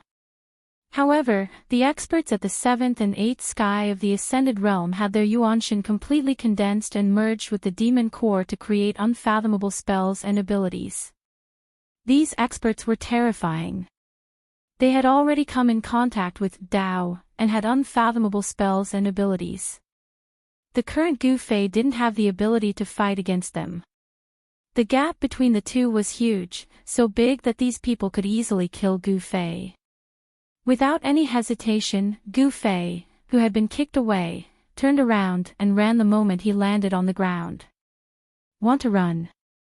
Stay here." The middle-aged man, who was surrounded by a dark gray aura of death, pressed his hand forward and the space in front of his palm seemed to solidify. An unfathomable domain power enveloped towards Gu Fei. Right now, Gu Fei couldn't care less. Swish! He used the 8 desolate steps, leaving behind an afterimage. In the next instant, he was already 300 to 400 feet away. His extreme speed allowed him to rush out before the domain's power could envelop him. The two experts of the Zhao family were somewhat surprised. They didn't expect Gu Fei to have such a swift movement skill that allowed him to escape from their encirclement in an instant. Chase! The two middle-aged men's figures flashed and they chased after Gu Fei like the wind and lightning. This ordinary-looking youth could defeat Zhao Mu and had the ability to escape from the two of them. His potential was limitless. If such a person grew up, he would be a disaster for the Zhao family. It was because of this that the Zhao family sent out two experts at the 7th and 8th sky of the Ascended Realm to kill Gu Fei. This was the extreme North Demon region and it was their own territory. The people from the Zhao family didn't have any scruples. They weren't afraid that the Beitang family from the Central Plains would come to Hongyu City to punish them. Soon, Gu Fei and the two mysterious experts from the Zhao family rushed out of the independent courtyard, out of the inn, and into the city. The fight in the courtyard had already alarmed the people in the courtyard. However, no one dared to walk out of the door because the powerful aura emitted by the two experts of the Zhao family's older generation had already intimidated the people in the room. On the contrary, there were a few experts in the other independent courtyards in the inn who were alarmed and came to check. On a small building in the courtyard, 3 people stood by the window. 2 were young men and 1 was a middle-aged scholar. The middle-aged scholar was waving a feather fan in his hand. The scene that just happened fell into the eyes of the 3 people on the small building in the distance. Brother Mang. How did you know that the people from the Zhao family would come to cause trouble for Li Xiao? An ordinary-looking young man asked the black-clothed young man beside him. The black-clothed young man had sword-like eyebrows and eyes like cold stars. He was the son of the city lord of Hongyu City, Meng Hao. Meng Hao smiled and said, "What's so difficult about it? Did you forget that Hongyu City belongs to someone else? In Hongyu City, there is nothing that can be hidden from the Meng family." Meng Hao was very confident because he had the capital to be so. Hee. That's true. Chu Tian laughed. That Li Xiao is quite a character. He could actually escape from the hands of an expert from the older generation. It's a pity that such a person can't be used by me. Meng Hao shook his head. Chu Tian didn't tell Meng Hao about Gu Fei's true identity because Chu Tian and Meng Hao were just people who had come together because of their own interests. Chu Tian was a businessman, so he could cooperate with Meng Hao for his own interests. However, he could also cooperate with other demonic cultivators for his own interests. However, this kind of cooperation was limited to the northern demon region. Chu Tian and Meng Hao both knew that once they left the northern demon region, it would be impossible for them to cooperate again. The two of them used each other, but on the surface, they were not. Chu Tian thought for a moment and asked, "Brother Meng, do you think that Li Xiao will be able to escape from the pursuit of those two experts?" Meng Hao looked in the direction that Gu Fei had disappeared, and his eyes became deep. After a while, he said, "I can't see through this Li Xiao, but I'm sure that even if he can't escape from those two guys from the Zhao family, it will be very difficult for them to kill him." "Don't tell me. Brother Meng, you don't plan on doing anything?" Chu Tian looked at Meng Hao meaningfully. His words seemed to imply something. Hearing this, Meng Hao's face changed. Then he said coldly, "Li Xiao's life or death has nothing to do with me." Without waiting for Chu Tian to say anything else, he turned and left the building. "Gu Fei, you better pray for your own good." Chu Tian looked up at the sky and let out a long sigh. It was already evening, and a blurry sun hung on the horizon. The sky of the northern demon region was the same as usual, as if it was covered by a thin veil, making it impossible to see the true sky. How could Meng Hao not hear Chu Tian's hidden meaning? However, he didn't want to do anything, because Gu Fei wasn't one of his people. To offend the Zhao family for someone who had nothing to do with him was a stupid thing to do. Although Meng Hao was the son of the city lord, he didn't want to cause trouble for himself. The two older experts of the Zhao family thought that they could easily kill Gu Fei, but it seemed they were wrong. Gu Fei's movements were too fast, and they couldn't catch up to Gu Fei. The houses in the city were arranged in a row, and the streets and alleys crisscrossed. If they hadn't already locked onto Gu Fei's aura, he would have escaped long ago. Zhao family. Gu Fei stopped in an alleyway and spat out these two words. If that's the case, then I'll make Red Moon City a bit livelier. Gu Fei's eyes shone with a cold light. At this time, the sound of clothes flapping could be heard. Someone was rapidly approaching. They're catching up so quickly. Without hesitation, Gu Fei used the desolate steps and rushed out of the alleyway. Like a phantom, he rushed into a house on the opposite side of the alleyway. Shwa! Shwa! Two demonic shadows, like ghosts, silently chased after Gu Fei. As the chase continued, Gu Fei and the two older experts of the Zhao family played hide and seek in the city. 2 hours passed, 4 hours passed. When night fell, the two experts of the Zhao family still hadn't caught up to Gu Fei. Moreover, when Gu Fei's figure once again disappeared into the shadows between the houses, the two experts of the Zhao family who had been chasing Gu Fei like dog skin plasters suddenly realized that Gu Fei's aura had suddenly disappeared. How is this possible? The two experts of the Zhao family stopped on a roof, and their eyes swept around like lightning. They faintly felt a trace of unease. Gu Fei's aura had already been locked onto by them. It was absolutely impossible for him to suddenly disappear from their senses. Chapter 299. Demonic cultivators at the 7th and 8th heavens of the ascended mortality realm had extremely powerful primordial spirits. As long as they locked onto a person's aura, as long as that person was still within their sensing range, it was impossible for that person to disappear just like that. If this person's aura was truly gone, then there were only two possibilities. One was that this person had suddenly died. The second was that this person had used a magic treasure that could isolate aura, or an extremely powerful concealment technique to block the aura that was leaking out of his body. However, in the eyes of the two mysterious experts of the Zhao clan, Gu Fei was a disciple of the Beitang clan of the Central Plains. Since he was able to defeat Zhao Mu, the most outstanding descendant of the Zhao clan, even if he was injured during the fight, he would not die suddenly. Could it be that the Beitang family of the Central Plains had an extremely powerful concealment technique other than the 5 elements' divine ability? In the dark night, most of the houses in front of them were emitting light. Even in the Crimson Moon City, there were very few people walking around after nightfall. After nightfall, most of the people who walked around in the Crimson Moon City were demonic cultivators with cultivation. Ordinary people would usually stay in their houses. The streets were very deserted.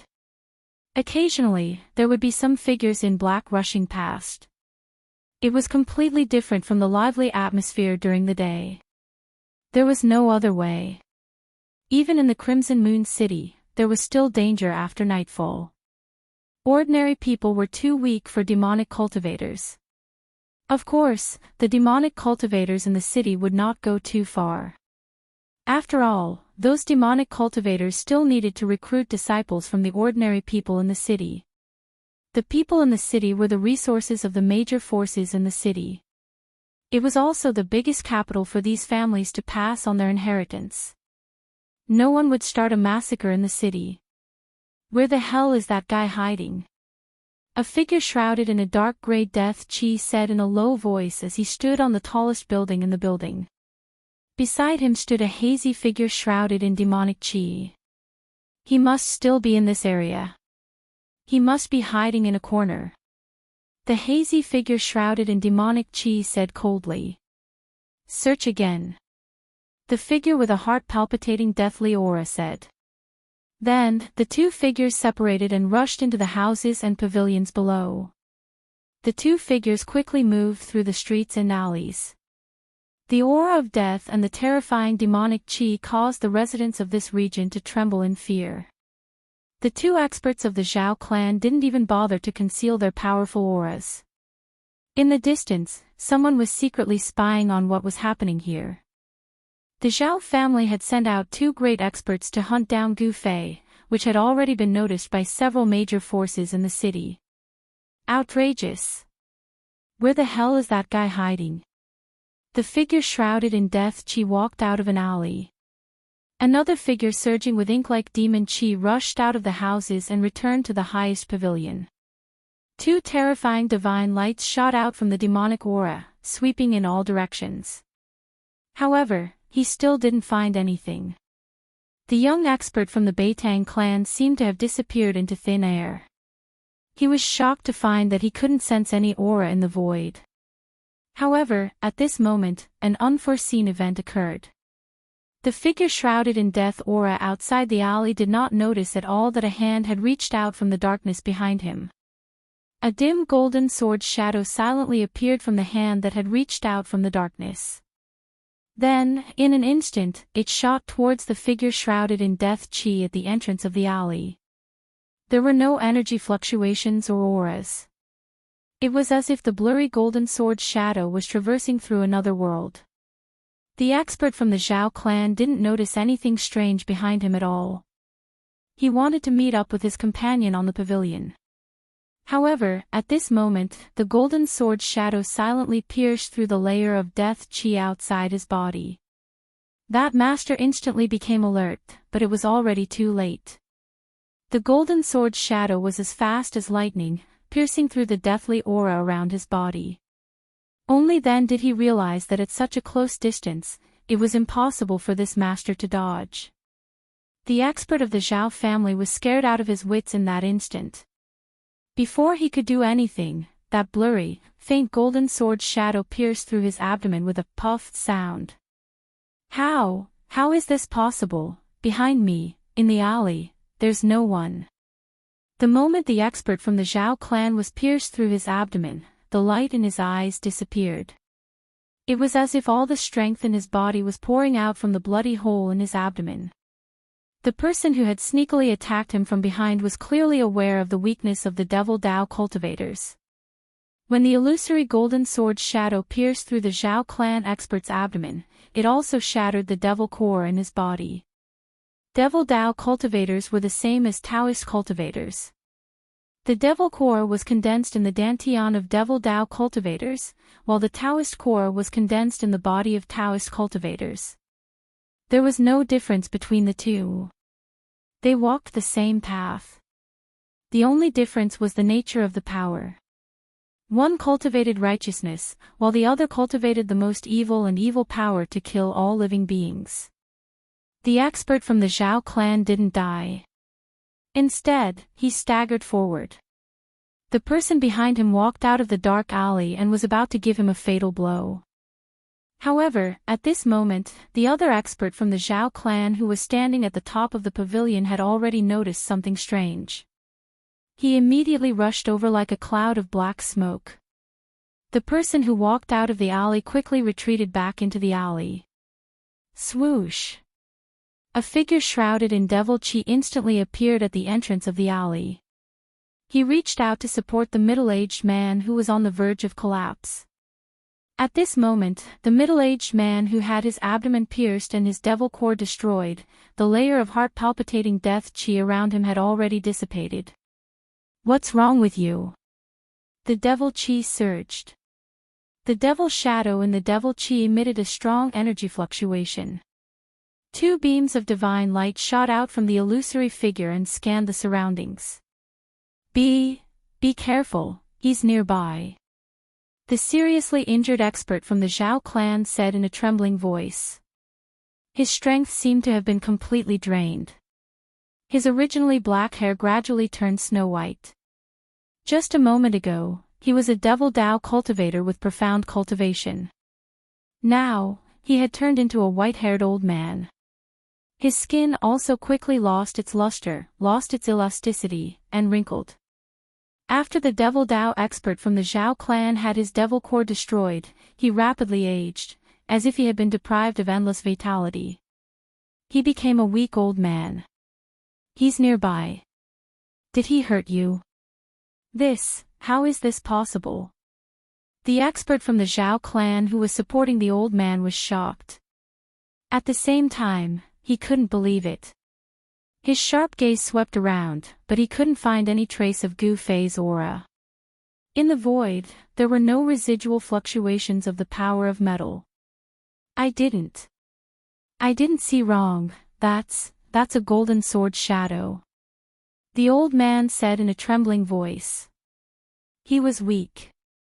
The current him no longer had the prestige he had when he was chasing after Gu Fei. The devil core had been destroyed by Gu Fei's sword. He had already changed from a high and mighty expert to a white-haired old man who was inferior to ordinary people. He was already crippled. Roar! The black shadow shrouded in devil chi roared towards the sky. His voice shook the sky. He was angry. This time, they had miscalculated. They thought that killing Gu Fei would be an incomparably easy matter. Who would have thought that not only did they not kill Gu Fei, but Gu Fei had also crippled the cultivation of an older expert.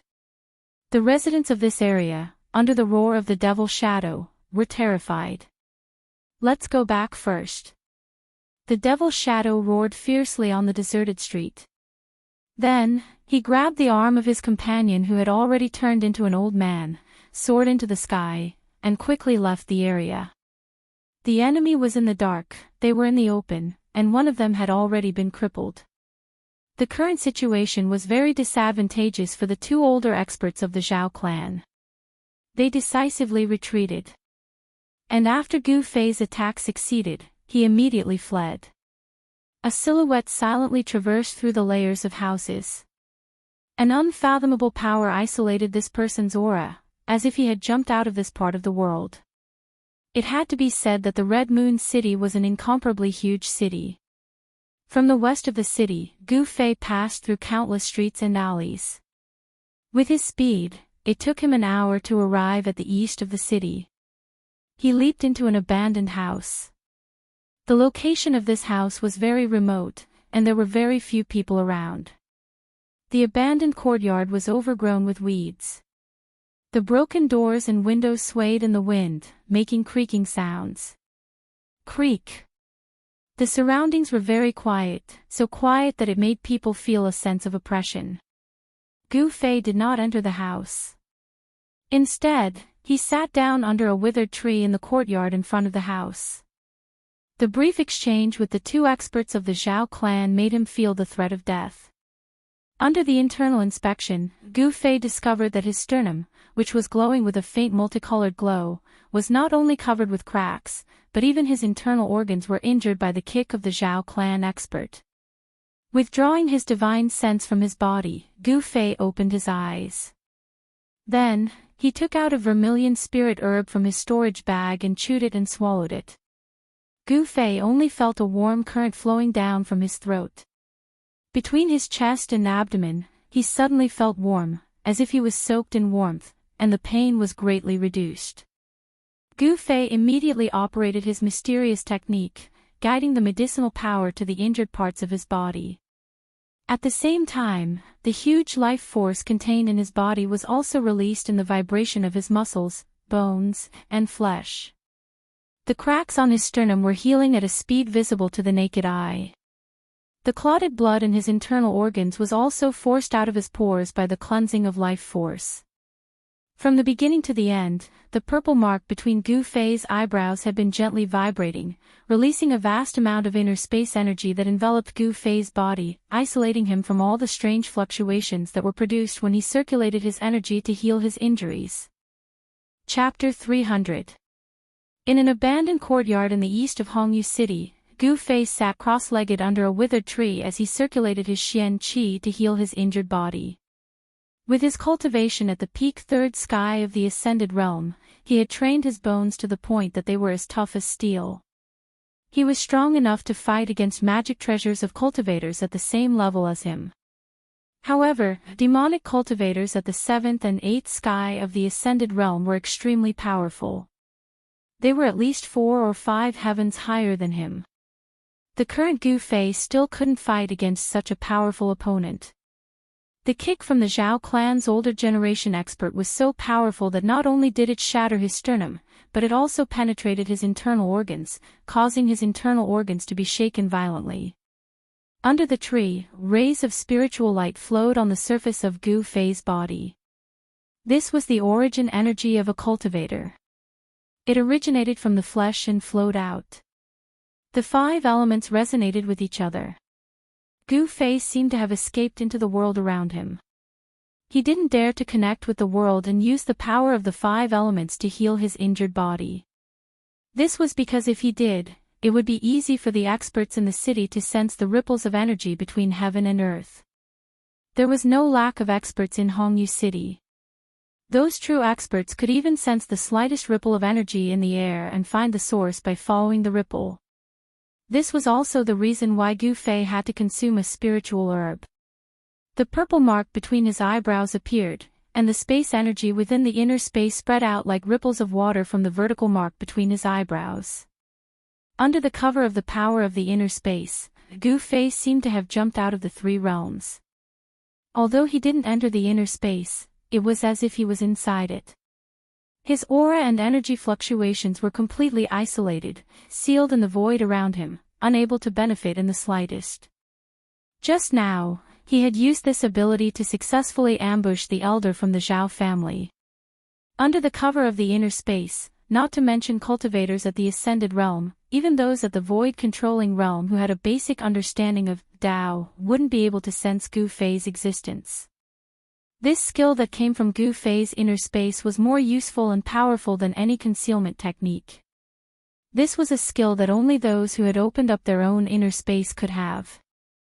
Gu Fei was not the kind of great divine ability that could open up an inner world. It had to be said that the fact that he could possess such a technique was a complete exception. Perhaps he was unique, an exception that had never been seen before or since. One had to say that Gu Fei's physique had reached an unbelievable level. 4 hours later, Gu Fei's cracked ribs had already healed. His internal injuries were all healed as well.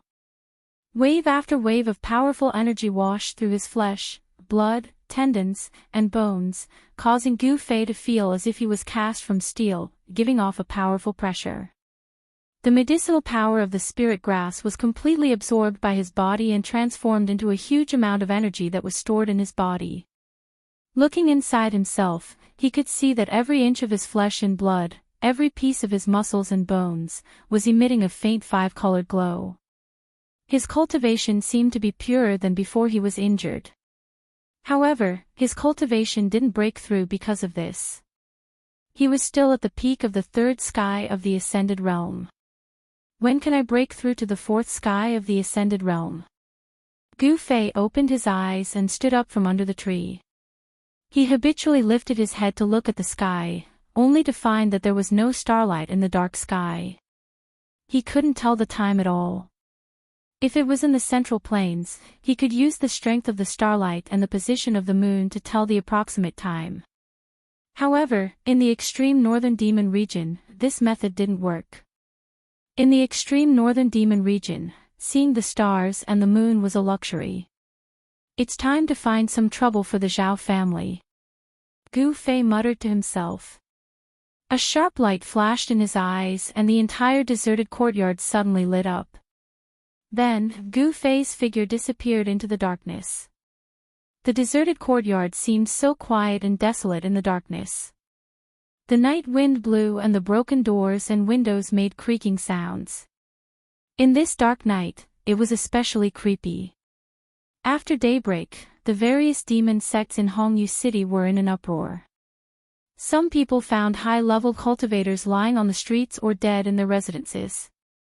A demon master of the Ascended Realm from the Zhao family was killed in his residence. When his servant woke up in the morning, he found that the bedroom door was unlocked. The servant didn't dare to disturb the demon master and waited outside for half a day. However, the bedroom was very quiet. There was no sound at all, so the servant carefully walked into the bedroom. The scene in the bedroom almost made the servant faint. The demon master died a horrible death. His chest and abdomen were pierced through. His head was smashed by something and the blood that splattered had already dried up. The experts of the Zhao family who received the news rushed over. After seeing the demon master's corpse, their faces became extremely ugly. They seemed to have seen something but they didn't say anything. In the Meng family of Hongyu City, a demon master's corpse was lying on the street. There were only 2 wounds on his body and they seemed to be caused by the finger force. One was on his forehead. His brain was shattered and his head was pierced. The other was on his abdomen. Even the demon core in his abdomen was broken into thousands of pieces. The 2 wounds looked like they were burnt. There was not a drop of blood on the corpse or the ground. This overbearing finger force was very similar to the divine piercing finger force of the Zhao family. In Hongyu City, besides the Meng family, experts from other forces were also killed. There were only 2 wounds on their bodies. One was on their forehead and the other on their dantian. This is a conspiracy. Someone is framing my Zhao family. Zhao Shintong, the head of the Zhao family, roared in front of the higher-ups of the major forces who came to question him. Because even someone from the Meng family was suspected to have died under the divine piercing finger of the Zhao family, and the city lord of Hongyu City, Meng Lang, had personally come to the Zhao family to denounce them. In an instant, all the spearheads were pointed at the Zhao family. In Hongyu City, the Zhao family was a major demonic force second only to the Meng family. Not only was the Meng family afraid of the Zhao family, but the other demonic forces were also eager to take this opportunity to attack the Zhao family. There were even people who wanted to take advantage of this opportunity to bring down the Zhao family. The atmosphere in Hongyu City suddenly became tense. Even if the other forces in Hongyu City knew that someone was framing the Zhao family, they didn't plan to let the Zhao family go. This was especially true for the Meng family. The strength of the Zhao family threatened the Meng family's rule over Hongyu City. If the Meng family didn't have a super expert holding down the fort, the Zhao family would have taken action long ago. Even so, in the past few years, the Zhao family had gradually become restless. Anyone with a discerning eye could see that the Zhao family was eyeing the position of city lord of Hongyu City covetously. At this time, Gu Fei had changed his appearance again. He mingled in the city and observed the movements in the city. He knew that the Zhao family had to deal with the pressure from all sides and still couldn't send people to kill him. The city lord's mansion was the largest and most imposing building in Hongyu City. The city lord's mansion was located in the center of Hongyu City. It was like a city within a city, and it was formed by a group of magnificent buildings. In an inconspicuous courtyard in the city lord's mansion lived the most powerful person in the entire Hongyu City. However, this person wasn't the city lord of Hongyu City, Meng Lang. At this time, there were disputes everywhere in the city. However, the several major forces had been causing trouble in the Zhao family for an entire day, but no intense conflict had broken out. The major forces had vaguely formed a common front against the Zhao family. However, these people were loud like thunder, but there was no rain. To be able to survive in Hongyu City, the upper echelons of these forces were all shrewd. No one was willing to stand out. They all waved the flag and shouted, then watched from the side. The situation didn't develop as Gu Fei had expected. It was dusk again. The sun shone through the dusky sky, but it wasn't able to penetrate the dark sky and shine into the northern demon region. No one knew what caused such an abnormal phenomenon to appear in the northern demon region.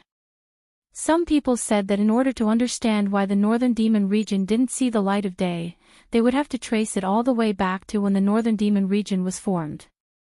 However, no one knew how the northern demon region was formed, and no one knew when the northern demon region had appeared. From the beginning of the written records, the northern demon region had already existed. No one knew what had happened in the distant ancient times. In the ordinary courtyard of the city lord's mansion of Hongyu City, an old man was lying on a rattan chair under a tree. He held a white jade wine pot in his hand, leisurely tasting the wine. The fragrance of the wine could be smelled from far away. This old man was thin and wore a purple robe. He had white hair and a youthful complexion. The bright red nose on his face was extremely conspicuous. This unprepossessing and somewhat wretched-looking old man was the old man who had gotten drunk on the 9th floor of the Red Moon restaurant yesterday. Just as the old man's eyes were slightly closed and he was gently rocking the rattan chair, enjoying the leisurely time, a red-faced man wearing a black robe and a purple crown on his head hurriedly walked in from outside. "What matter has made you so impatient?" The red-faced man walked closer. The old man's eyes were still slightly closed, but he had already opened his mouth to speak. There seemed to be a hint of reproach in his tone. "Father, I'm afraid you'll have to take action this time." The red-faced man wearing a purple gold crown stood respectfully beside the old man as he spoke. If anyone saw this scene, they would probably be so shocked that their jaws would drop to the ground. The middle-aged man wearing a purple gold crown and a face that seemed to be smeared with a layer of cinnabar was none other than the city lord of Hongyu City, Meng Lang. It was obvious who Meng Lang called his father. This somewhat wretched-looking old man who loved wine as much as his life was Meng Lang's father, the true ruler of Hongyu City, Meng Chongkong. Chapter 301. In another half a month, it would be the 500th birthday of the city lord's father, Meng Chongkong. It was precisely because of Meng Lang's father's existence that his position as the city lord was stable. Otherwise, how could Meng Lang, who was at the 9th layer of the void-controlling realm, suppress the other major forces in the city? "You want to make a move against the Zhao family?" Meng Chongkong was still as calm as ever. "Father, as long as you are willing to make a move." Meng Lang hesitated. "It is still not the time to make a move against the Zhao family. Let them cause trouble first. We will wait and see." Meng Chongkong seemed to be living a leisurely and carefree life in seclusion. However, he still knew everything that happened in the city like the back of his hand. Yes. Although Meng Lang was unwilling, he had no choice but to accept Meng Chongkong's decision. Meng Chongkong was his father, so Meng Lang could not object to Meng Chongkong's decision. "All right, you may leave," Meng Chongkong said indifferently. From the beginning to the end, Meng Chongkong's eyes had never truly opened. It was as if he was talking about something insignificant. However, every word and every decision he made could cause earth-shattering changes in the city. If Meng Chongkong supported Meng Lang, the Devil Dao forces in the city would immediately be reshuffled. Meng Lang left the most inconspicuous courtyard in the city lord's mansion. No one knew that someone had just decided the fate of the Zhao family in this courtyard. As long as you were strong enough, you could control everything. You could control the life and death of those weaker than you, and even the destruction of a family. This was a world where the strong preyed on the weak. Cause trouble, cause trouble. It seems like the city of the Red Moon hasn't been this lively in a long time. The little old man sitting on a rattan chair with his eyes closed gently rocked the chair as he murmured. The little old man looked somewhat wretched and had a rosacea nose. From his appearance, he looked like an ordinary old drunkard.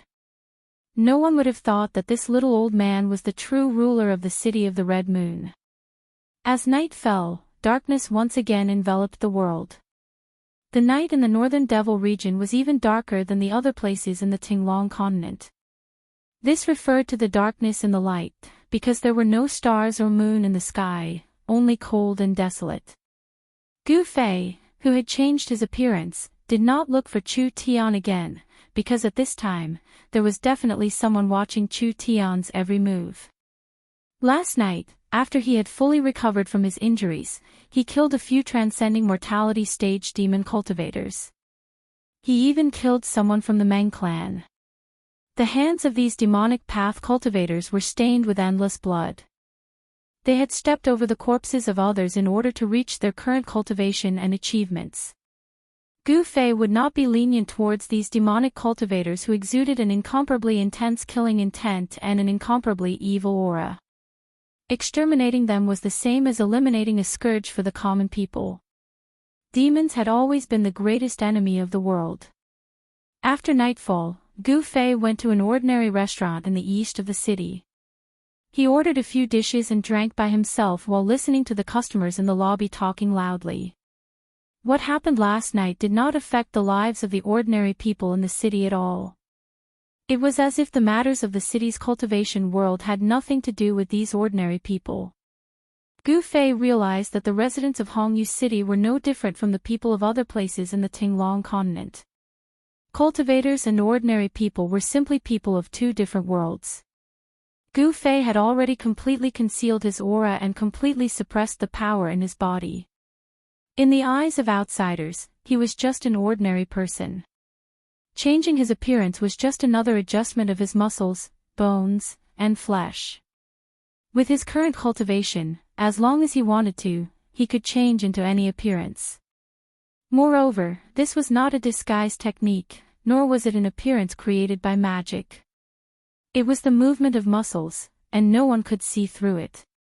In this kind of small restaurant, it was impossible to find out anything about the cultivation world, because this was the circle of ordinary people. Even though there were cultivators around, the world of cultivators was too foreign to ordinary people. In front of powerful cultivators, ordinary people were too weak. They were not much stronger than ants. Cultivators did not need to pay attention to these ants. There was an insurmountable distance between them. However, compared to the cruelty of the cultivation world, the world of ordinary people made Gu Fei feel peaceful. It made him temporarily forget the bloodshed in the cultivation world. Gu Fei realized that he seemed to enjoy this temporary peace. This peace was rare, and it made Gu Fei's state of mind calm. The peaceful time was very short. As time passed, the lively small restaurant began to quiet down. When it was late at night, there was basically no one drinking or chatting in the restaurant. When the last few men, who were swaying from drinking and could barely walk, walked out of the restaurant holding each other's arms, Gu Fei knew that it was time to make a move. On the counter of the restaurant, a young waiter was lying on the counter looking at Gu Fei, who was still pouring and drinking by himself. The shopkeeper was tapping on the abacus, calculating the day's income. When the young waiter took a nap and raised his head, the last customer had disappeared. Are my eyes playing tricks on me? Where did that guy go? The young waiter was taken aback. He had been staring at that customer for a long time, but when he was not paying attention, he did not know where that person had gone. That guy did not pay for the food and drinks. The young waiter wailed. That guy actually dared to eat and dash. My salary for this month is gone. That bastard, I'm so screwed over by you. Sure enough, the shopkeeper next to him stopped and scolded the young waiter. Kid, what are your eyes doing? You can't even look at a living person. That guy ate all night. I was afraid that he dared to eat and dash. Look, deduct the money for that guy's food and drinks from your salary. Boss, please don't. If you deduct it, I won't have money to eat next month. I have parents and a wife at home. A lot of people are waiting for my salary to eat. The waiter begged with tears and snot on his face. Go to hell, don't cry here. The shopkeeper kicked the young waiter out of the counter. Hurry up and clean up the dishes. Do you believe that I won't even deduct your salary for next month? The young waiter dejectedly walked towards the table where Gu Fei had just sat. When he approached, the young waiter suddenly noticed that other than the leftover food and drinks, there was also a piece of yellow paper on the table. He walked forward and took a look. How was this yellow paper? It was a gold note. Moreover, it was a gold note with a face value of 100 yuan. The young waiter's heart suddenly beat wildly. Gold note. The young waiter carefully turned his head to look at the shopkeeper behind the counter. Stinking brat, do you have nothing to do with this? Hurry up and clean up that table. What are you still dilly-dallying for? The shopkeeper yelled at him again. After yelling, the shopkeeper went back to calculating his accounts. This guy was simply Zhou Peipi. The young waiter cursed in his heart. Then, taking advantage of the fact that the shopkeeper's surnamed Zhou wasn't paying attention, he grabbed the 100 gold note on the table with lightning speed and put it into his sleeve. Deduct it, deduct it. Not to mention a month, even if you deduct my salary for a year, it doesn't matter. The young waiter was ecstatic. He was so nervous that his whole body trembled. A 100 gold note was definitely a windfall for him. Damn. You're like a woman. Just a few words and you're pissing your pants. At this time, shopkeeper Zhou raised his head and saw the young waiter slightly twitching back. He thought that the young waiter was crying because of his scolding.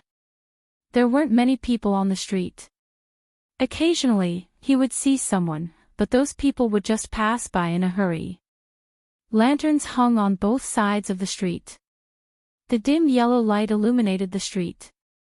As Gu Fei walked on the street, he only felt the cool and cold wind constantly brushing against his face, making him feel refreshed. Since the fire isn't strong enough, then let it burn a bit more. Gu Fei murmured. Then, with a schwa sound, he took a step forward and instantly disappeared from the deserted street. He wanted to fan the flames and cause complete chaos in Crimson Moon City. Crimson Moon City's Xiao family, in a manor in the east of the city, was still brightly lit. From time to time, one could see that in the dark corners of the flowers and trees in the manor, there were figures silently passing by. This place was heavily guarded, as if facing a great enemy. Although Zhao was a direct descendant of the Zhao family, because he had been unable to break through to the Demon Master realm, he had never been valued by the family. It wasn't until his cultivation had recently broken through to the Demon Master realm that he once again entered the eyes of the family's upper echelons. He was sent to the east of the city to be in charge of the family's business.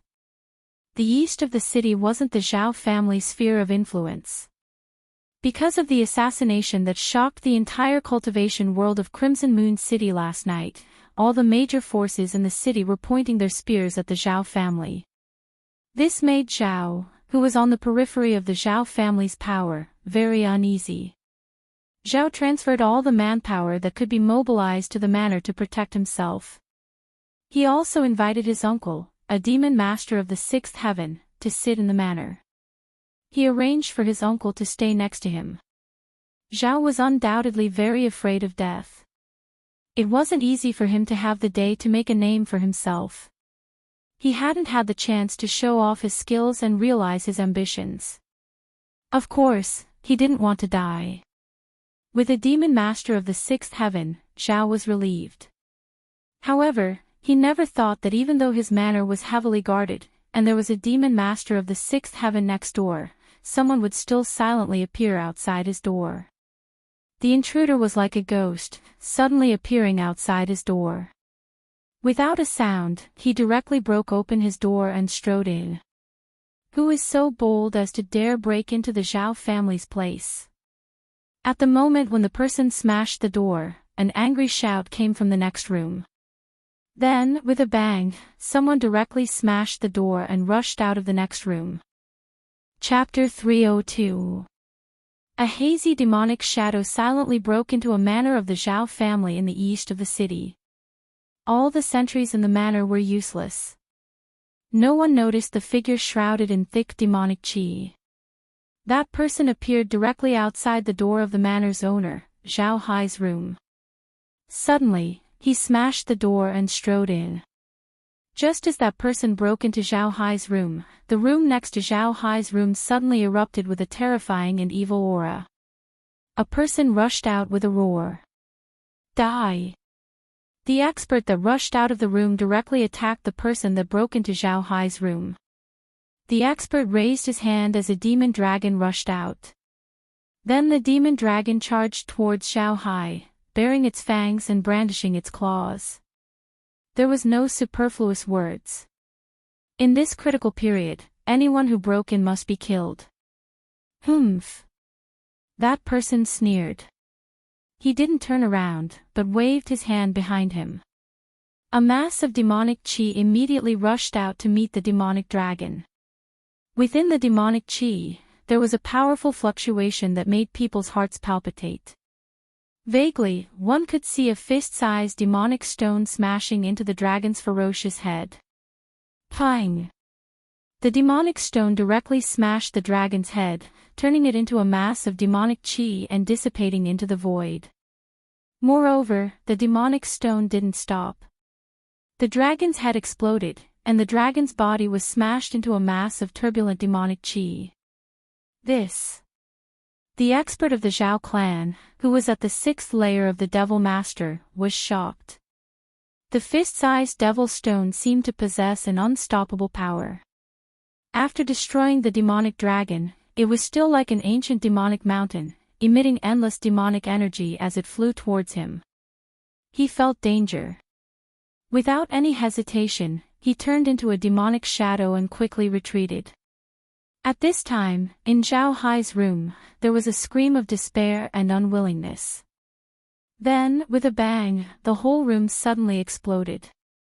The terrifying power shook the heavens and the earth. Dust flew high into the sky. The incomparably hard bricks melted like ice and snow, turning into dust and floating in the void. The mighty energy directly destroyed everything within a radius of 20 feet. It was as terrifying as the end of the world. The Zhao family members in the manor cried out in alarm and scattered to avoid the flying bricks and tiles. Those unlucky Zhao family members couldn't dodge in time and were directly pierced by the flying bricks and tiles, dying on the spot.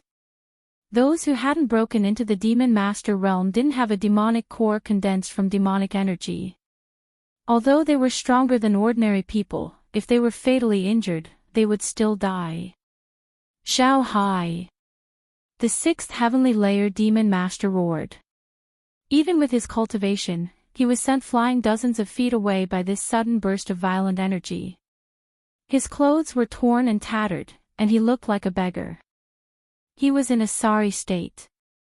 If he guessed correctly, Zhao Hai's demonic core had been broken by someone. Moreover, that person not only broke Zhao Hai's demonic core, but also drew out the power of the demonic core, causing it to explode. An expert, definitely an expert. While Zhao Hai's uncle was pained by Zhao Hai's death, he was also secretly shocked. The opponent's cultivation seemed to be higher than his own. However, after killing Zhao Hai, that person took back the magic stone and disappeared into the night. That person seemed to have come to kill Zhao Hai. That magic stone, could it be him? After Zhao Hai's uncle calmed down, he seemed to think of something. His face immediately turned gloomy.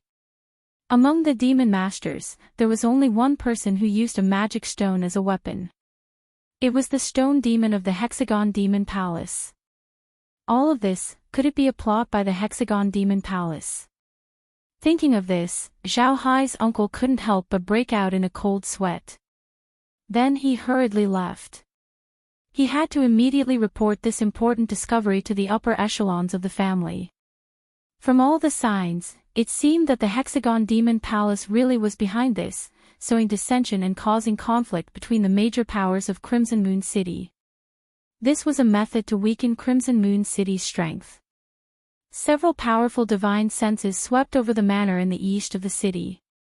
The experts in the city had already noticed that something was wrong. Soon, several figures appeared in the sky above the manor. However, the terrifying figures standing in the void did not linger for long. Soon after, they left in different directions. No one knew that there was a wretched, red-nosed old man in a dark cloud high up in the sky. He had seen everything from start to finish. Even the powerful demon Dao cultivators who appeared in the sky above the manor didn't notice anything strange in the sky. Interesting. Why did that kid want to kill a demon master from the Zhao family who had just entered the demon master realm? The wretched, red-nosed old man muttered to himself. Then, as if he had teleported, he suddenly disappeared in the sky. After killing Zhao Hai, Gu Fei had wanted to kill the demon master at the 6th heaven as well. However, after killing Zhao Hai, he felt an inexplicable sense of trepidation. Therefore, he didn't hesitate and immediately retreated. What he didn't know was that no matter how well he hid it, even if he only used the demon Dao treasures he had obtained from the demon Dao cultivators he had killed, he was still being watched. Gu Fei didn't stop. He wanted to burn this fire in Crimson Moon City. Therefore, he decisively moved on to his next target. During the day, he had already locked on to the people he wanted to deal with. Zhao Hai, who was in the east of the city, was one. His next target was in the west of Crimson Moon City. Crimson Moon City, Heaven Desire Palace, was a place like the palace of an emperor. There were many palaces, and it was brightly lit 24 hours a day. This was a gentle place with the most beautiful women in Crimson Moon City. This was a money-squandering den. In order to get intimate with a woman, one would spend 1,000 gold. This place had the most fragrant wine and the most delicious delicacies. As long as you have a large amount of money, you can do whatever you want in this free and unfettered land, happy and unfettered. Gu Fei quietly stood on top of a magnificent palace, coldly scanning the richly ornamented pavilion in front of him. Inside the pavilion, the lights were brightly lit. There was light singing and dancing inside, and the melodious sound of bamboo and string instruments could be heard. Above was the dark night sky that made one's heart palpitate, and below was the mortal world of material desires. Gu Fei's heart was calm. His body was in the mortal world, but his heart was incomparably empty. On the path of martial arts, one not only had to train the body, but also the mind. Great power needed to be controlled by the corresponding state of mind. In the mortal world, sometimes one had to do as one pleased, and ignore all obstacles and restraints. Sometimes one had to coldly look at all things in the world, and observe the various states of life. Come out of the world, enter the world, train the body, cultivate the mind, advance bravely, and advance courageously. Gu Fei had already adjusted the strength of his body to its peak state. Shwa! He took a step forward, leaving behind an afterimage in the night sky. Without a sound, he stepped into the opposite pavilion. A thick devil qi enveloped Gu Fei's body, causing his figure to become blurry. The devil qi originated from a devil core, which was taken from the owner of the devil stone. The power contained within the devil core was guided out by Gu Fei, completely concealing his aura. Without any hesitation, he strode forward. Stop! A low shout came from the pavilion, and the melodious music immediately stopped. The beautiful women who were singing and dancing in the pavilion also stopped their graceful dance. At this moment, Guo Qin had unbuttoned his shirt and was drinking wine by himself with one arm around a beautiful woman. His bronze-colored, robust body seemed to be coiled by numerous dragons. He was strong and powerful, filled with explosive power.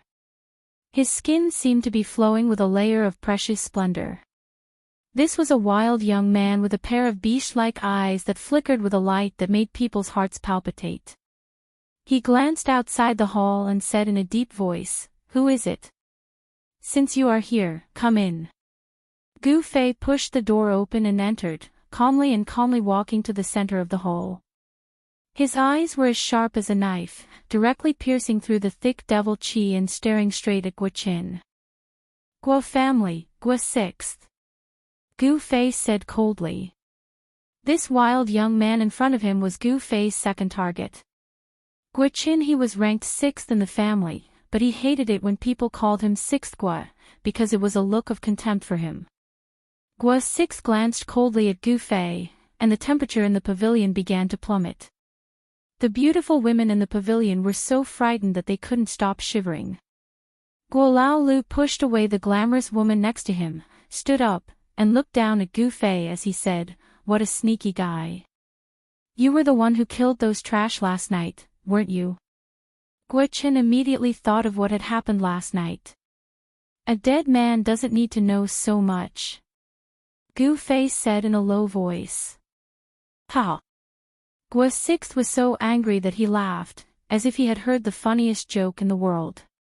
Then his expression turned cold. Even Meng Hao wouldn't dare to be presumptuous in front of me. Is that so? Gu Fei laughed coldly, his words revealing deep disdain for Guo Sixth. Preposterous. Guo Sixth was enraged, and an incomparably powerful wave of energy suddenly exploded from his body. He looked disdainfully at the world and disdainfully at the same level as him. Go to hell. Gu Fei said no more, and directly punched forward. Terrifying demonic qi surged forward like a black wave, and the floor under his feet immediately burst open. The wild Guolalio's temperament was somewhat similar to Gu Fei's. His long hair fluttered even though there was no wind as a terrifying battle intent erupted in an instant. Good, he said coldly, killing an opponent like you is not a disgrace to my fists.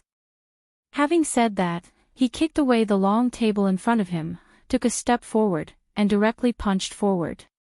He spoke with his strength. At this time, the beautiful women in the pavilion had already sensed that something was wrong, and they dodged. In the huge hall, only Gu Fei and Guo Sixth were left. Boom! Two surging demonic qi instantly collided. Two fists surrounded by demonic qi collided violently in the midst of the demonic qi, and the entire pavilion immediately shook violently. The two demonic shadows quickly separated like black lightning, and then instantly collided again. Boom! The entire pavilion suddenly exploded, and the rubble scattered in all directions. Amidst the flying rubble and debris, two figures soared into the sky. Chapter 303. Bam! Bang! Boom! Two demonic shadows moved swiftly in the air like two bolts of black lightning, colliding and clashing. The two hadn't even used any magical powers yet, it was a pure clash of brute force. Roar! Roar! Gu Fei, Guo Chen, and Old Sixth of the Guo family roared at the same time. Gu Fei's fist landed on Old Sixth Guo's shoulder, while Old Sixth Guo's palm was aimed at Gu Fei's lower abdomen.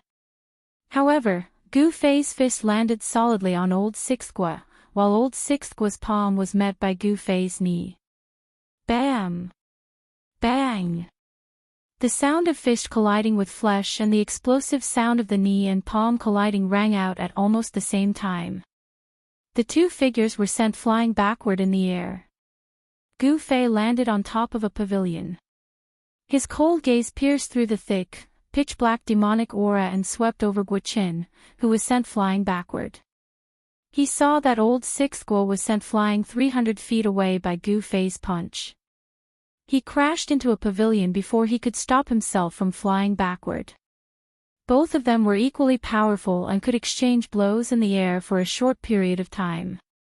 However, it was obvious that Old Sixth Guo was no match for Gu Fei in a physical confrontation with Gu Fei. Damn it, I misjudged. At this moment, Gu Fei felt that something was amiss. Guolalio's cultivation was not weak, and his physique was also extremely tough. Ending the battle quickly, Gu Fei pushed off with both feet, and the pavilion beneath his feet immediately exploded. Then, Gu Fei took a step forward in the air. With just one step, he appeared above Old Sixth Guo's head as if he had teleported. Amidst the roiling demonic aura, a pitch-black foot stomped down on Old Sixth Guo. A terrifying force field sealed off the space beneath its feet. As the foot landed, the space beneath it immediately trembled. Damn it! Endless pressure descended from the sky, acting on Old Sixth Guo's body. With a crack, the ground beneath his feet exploded. The foot above his head was like a primordial demonic mountain crushing down on him. At this moment, Old Sixth Guo could no longer remain calm. Roar! Old Sixth Guo roared at the sky. His eldest son was incomparably ferocious. In an instant, his eyes turned pitch black, emitting two frightening rays of black light. A monstrous evil aura erupted from Old Sixth Guo's body, as if a terrible demon had awakened within him. Then, a huge, illusory figure emerged from Guolalio's body. The demonic figure was indomitable. Although it wasn't a real person made of flesh and blood, the aura of a powerhouse that looked down on the world was not fake. Old Sixth Gua's right fist blasted toward the foot that was descending. The giant's demonic figure moved in unison, and spun off its fist upward. Boom! The illusory giant fist collided with the mighty force of the unparalleled leg. A terrifying force erupted, shaking the heavens and the earth. The giant demonic figure that emerged from Old Sixth Gua's body seemed to be howling and roaring, but it didn't make any sound. The demonic figure collapsed, and Old Sixth Gua was half buried in the ground. He coughed up large mouthfuls of blood, and the ground beneath his feet was shaken into dust. Gu Fei didn't fare well either. He was punched into the air by the giant demonic figure that emerged from Guo Chen's body, and a trace of blood seeped from the corner of his mouth. Gu Fei was stronger than Guo Chen and could suppress him, but it would not be easy for him to kill the sixth son of the Guo family. Gu Fei could already tell that the terrifying demonic figure was very similar to the demonic soul released by the demon master he killed outside Crimson Moon City. Could it be that the demon master he killed in the forest outside Crimson Moon City had something to do with the Guo family? At this time, the confrontation between Gu Fei and Old Sixth Gua had alarmed many people. Several incomparably powerful divine wills emerged from all over the western part of the city, sweeping toward Heaven Desire Palace. Gu Fei knew that if his attack didn't succeed, he wouldn't have time to launch another attack, because the experts in the city would arrive soon. Gu Fei had no choice but to stride in the void, leaving behind a series of afterimages in the void as he pounced towards the densely packed houses below. Hiding in the dark corners of the streets and alleys, no one could find Gu Fei. Just as Gu Fei left, a person shrouded in demonic aura appeared in the sky above Heaven Desire Palace. His powerful divine will spread out, covering a radius of more than 10 kilometers in an instant. This was a demonic cultivator of the void-controlling realm at the level of a demon general. How is this possible? A shocked voice came from within the demonic aura. This was because the demon general realized that within the range of his divine wills, he couldn't find any trace of the person who had just fought with Old Sixth Gua. At this time, a few more demonic figures suddenly appeared in the sky above Heaven Desire Palace. The few demon generals flying in the void also couldn't find any trace of Gu Fei. Guo Laolu crawled up from the ground. He realized that he had been defeated by that mysterious person. This made Guo Laolu go mad with anger. In fact, the number one expert among the younger generation of Crimson Moon City was not the son of the city lord, but Guo Old Sixth Gua of the Guo family. The Guo family's soul refining technique could be said to be a strange demonic cultivation method. It could be used to summon a powerful demonic soul and quickly increase one's strength. However, even after summoning the demonic soul, Old Sixth Gua still couldn't fight against Gu Fei. Old Guo Lu roared in the air, but reality was reality. His defeat was his defeat. A faint, illusory demonic shadow appeared from his body once more. The demon generals in the sky above Heaven Desire Palace whispered to each other, then flew in different directions. They didn't believe that person could escape from under their noses. As long as they found that person, they would know who was behind this. At this time, the spatial energy of Gu Fei's inner space blocked the aura on his body. He did not go far, but sat cross-legged in a dark corner. The devil core in his hand had already become dim. When he fought with Old Sixth Gua just now, he had drawn out a large amount of demonic energy. Almost half of the demonic energy in the devil core had been consumed. Because the owner of the devil core had been killed by Gu Fei, the demonic energy in the devil core could not be replenished after it was used up. If this went on, after using it a few more times, the magic energy contained in this devil core would be exhausted. After putting away the devil core, Gu Fei channeled the power of space with all his might. He wanted to enter the inner space to lie low until the wind blew over. He didn't expect that the dissipated Old Sixth Gua was actually a hidden expert. He had miscalculated. No matter when or under any circumstances, he couldn't underestimate his opponent. Gu Fei couldn't kill old Six Guo with overwhelming strength and almost put himself in danger. The power of the inner space continued to flow out from the vertical purple mark on Gu Fei's forehead. Soon, Gu Fei's figure completely disappeared in the void. He had entered the inner space that he had opened up. As his cultivation continued to increase, Gu Fei's inner space continued to expand. The diameter of the inner space was now about 1 or 2 meters. Moreover, the yellow sand under his feet was gradually turning into soil, becoming suitable for the growth of plants. If Gu Fei was able to find a spiritual spring and move it into the inner space, this place would definitely be filled with greenery and be suitable for the growth of plants and animals. It would become a rare abode.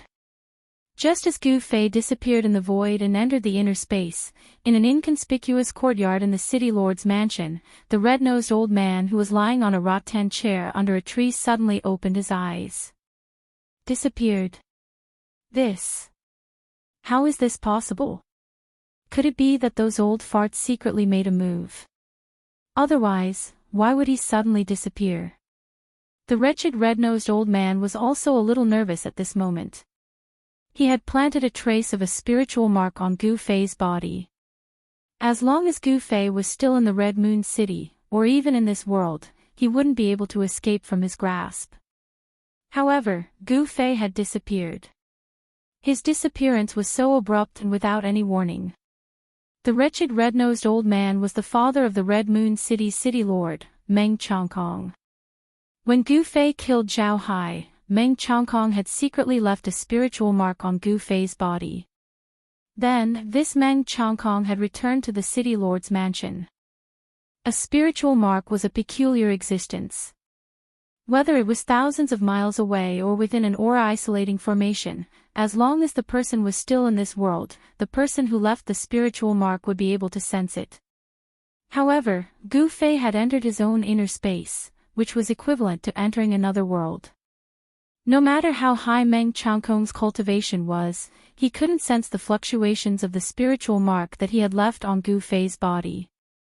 If those old farts really come to the Red Moon City, then it will be troublesome. Meng Chongkong's expression became incomparably solemn. Then, he suddenly soared into the sky and arrived above the Red Moon City in an instant. His powerful divine sense spread out in all directions. Soon, the entire Red Moon City was enveloped by Meng Chongkong's divine sense. At this moment, all the demonic cultivators in the city who were above the void-controlling realm felt an extremely powerful pressure from the void. It was as if there was a pair of terrifying eyes staring at them from the void. All the demonic cultivators in the Red Moon City who had the cultivation of a demonic general felt a dangerous aura at this moment, causing them to tremble with fear. They knew that there was a peerless demonic figure using his divine sense to scan the entire Red Moon City. Such a peerless expert was in existence that they could only look up to. Could it be that I guessed wrong? Meng Chongkong muttered to himself as he retracted his terrifying divine sense. He didn't sense the aura of an expert at the same level as him in the Red Moon City. This made Meng Chongkong secretly heave a sigh of relief. In the next moment, Meng Chongkong's petite figure disappeared high up in the sky. What Gu Fei didn't know was that his sudden disappearance had startled the true ruler of the Red Moon City, causing him to think that a peerless expert was going against him. Let me recommend my friend's books, Indestructible Golden Body, and Legend Equal to the Heavens. Those who like fantasy should go and take a look. Chapter 304. Gu Fei sat cross-legged in the inner space and used his heart to feel the pulse of this space. He had a strange feeling, as if he had melted into this space and become a part of it. His mind spread throughout the entire space. He did not need to see with his naked eyes to clearly sense everything in this space. A grain of sand, a speck of dust, and even the air in the void that could not be seen with the naked eye, could be clearly seen by him. It was as if he had become a part of this space. He could control everything in this space, and the power of heaven and earth was at his command. In this place, it seemed that as long as he wanted to, he could tear the void and collapse the world with a single thought. He was the ruler of this space, and the absolute ruler at that. If he fought in this space, and someone was swallowed into this space, the result could be imagined. However, Gu Fei did not have the ability to swallow a living person into the space for the time being. Even if he wanted to enter this space, he would have to prepare and spend some time. If it was an enemy, they would definitely not stand still and let Gu Fei swallow them into the space. Gu Fei's mind withdrew from the spiritual realm and opened his eyes. The first thing he had to do was to take inventory of the items in his storage bag and then organize them. In this short period of time, he had killed many practitioners of the same level and obtained a lot of spoils of war. In addition to the 3 9-colored longevity grass, there was also a 9-leaf ginseng. The 9-colored longevity grass and the 9-leaf ginseng were the 2 best spirit materials of heaven and earth among the dozen or so treasures of heaven and earth. They also contained the largest amount of grass and wood spiritual energy. With Gu Fei's status in the Taishan sect, it was difficult for him to know the magical uses and effects of the 9-colored longevity grass. Only the higher-ups of the 3 great Taoist sects or some old monsters on the Tinglong continent knew about the existence of this heaven-defying spirit material of heaven and earth. However, Gu Fei knew about the 9-leaf ginseng. He had seen the description of this spirit material in the ancient books of the sect. This kind of spirit material grew 1 leaf every 1,000 years. From the first leaf to the 9th leaf, it would take 10,000 years. Even if it was an ordinary spirit herb, after growing for more than 10,000 years, even if it didn't develop intelligence and became a plant spirit, it would still be a rare spirit herb of heaven and earth. Gu Fei knew that if he consumed the 9-leaf profound ginseng, he might be able to break through his current cultivation bottleneck with the help of its spiritual effects. However, he would not do that. He felt that even if he did not consume the 9-leaf mysterious ginseng, he would be able to break through his current bottleneck in the near future. Unless it was absolutely necessary, he did not want to waste such a rare heaven and earth spirit herb. Heaven and earth spirit herbs were very rare, and a 10,000-year-old heaven and earth spirit herb was even rarer. Moreover, it took a long time to grow a heaven and earth spirit herb. Gu Fei put away the 9-colored longevity grass and 9-leaf mysterious ginseng, then divided the remaining heavenly resources into 2 portions. One portion was stored in his magic treasure pouch, and the other was planted in his inner space. The soil in the inner space was already suitable for the growth of plants. 5 or 6 spirit herbs were planted in the soil, and each branch and leaf had traces of spiritual energy flowing on it. That was the essence of plants. The hazy spiritual energy lingered around each spirit herb, causing the entire inner space to have a trace of vitality out of nowhere. After dealing with the matter of the spirit herbs, Gu Fei sorted out the other things in the magic treasure pouch. A large pile of refining materials was placed in a corner of the magic treasure pouch. He did not know how to refine weapons, and he did not want to waste time to do so. This was because his body was the best magic treasure. The ready-made magic treasures were a small sword surrounded by demonic energy, a demonic stone, and a demonic pill. These 3 items could be said to be incomparably precious to a demonic cultivator. Even a transcending mortality realm demonic master would be envious of them. However, for Gu Fei, these things were of little value. It would be a pity to throw them away, but it was tasteless. If he had not broken into the transcending mortality realm, and could sense the heaven and earth, and guide the demonic energy contained in these demonic magic treasures and demonic pills, these 3 items would be 3 useless pieces of trash. When he was in the Taishan sect, the Dao talisman that he had obtained from Wang Yuanji was no longer of interest to Gu Fei. That talisman, although it could release a powerful attack of the transcending mortality realm, and could sweep away cultivators of the awakening mortality realm, it was useless against cultivators of the transcending mortality realm. However, it was useless against cultivators in the transcending mortality realm. The most it could do was create some trouble for them. It was impossible to injure them. Only then did Gu Fei realize that he was completely poor. There were not many magic treasures that he could use, and they were all consumables. These demonic magic treasures had not reached the stage where they could gather the spiritual energy of heaven and earth, and Gu Fei was not a demonic cultivator, so he could not pour demonic energy into these demonic magic treasures. When the demonic energy contained in these demonic magic treasures was exhausted by Gu Fei, these magic treasures would become useless pieces of trash. Only the nameless sword spirit in his body was Gu Fei's real killing weapon. The mountain river cauldron in the chaotic zone. I wonder if I can communicate with this treasure with my current strength. In the chaotic zone outside the inner space, there were two other treasures. However, Gu Fei was a little helpless towards these two treasures. The mountain river cauldron was a complete treasure, and it could nurture a chaotic nascent embryo, which was a heaven-defying item. The other treasure was the yin-yang jade pendant, but it had an owner. There was a mysterious remnant soul in the yin-yang jade pendant, and this remnant soul had its own intelligence. After greeting Gu Fei, it sealed itself in the jade pendant and went to rebuild its body. The mountain river cauldron. Gu Fei stared at the chaotic zone, and he saw a treasure cauldron faintly discernible in the gray chaotic qi. If he looked closely, he could see that there were traces of chaotic qi constantly entering the body of the cauldron. A treasure with a soul could gather the spiritual energy of heaven and earth. It was no longer an inanimate object, and it could rely on its instincts to increase its strength and evolve to a higher level. Gu Fei wanted to communicate with the treasure cauldron in the chaotic zone, and then gradually control it. Therefore, he sat down cross-legged, closed his eyes, and adjusted his qi. When his body and mind reached their peak condition, Gu Fei carefully released his divine sense towards the mountain river cauldron in the chaotic zone. The chaotic qi in the chaotic zone was very unstable, and the moment Gu Fei's divine sense entered the chaotic zone, his body shook, and his face became solemn.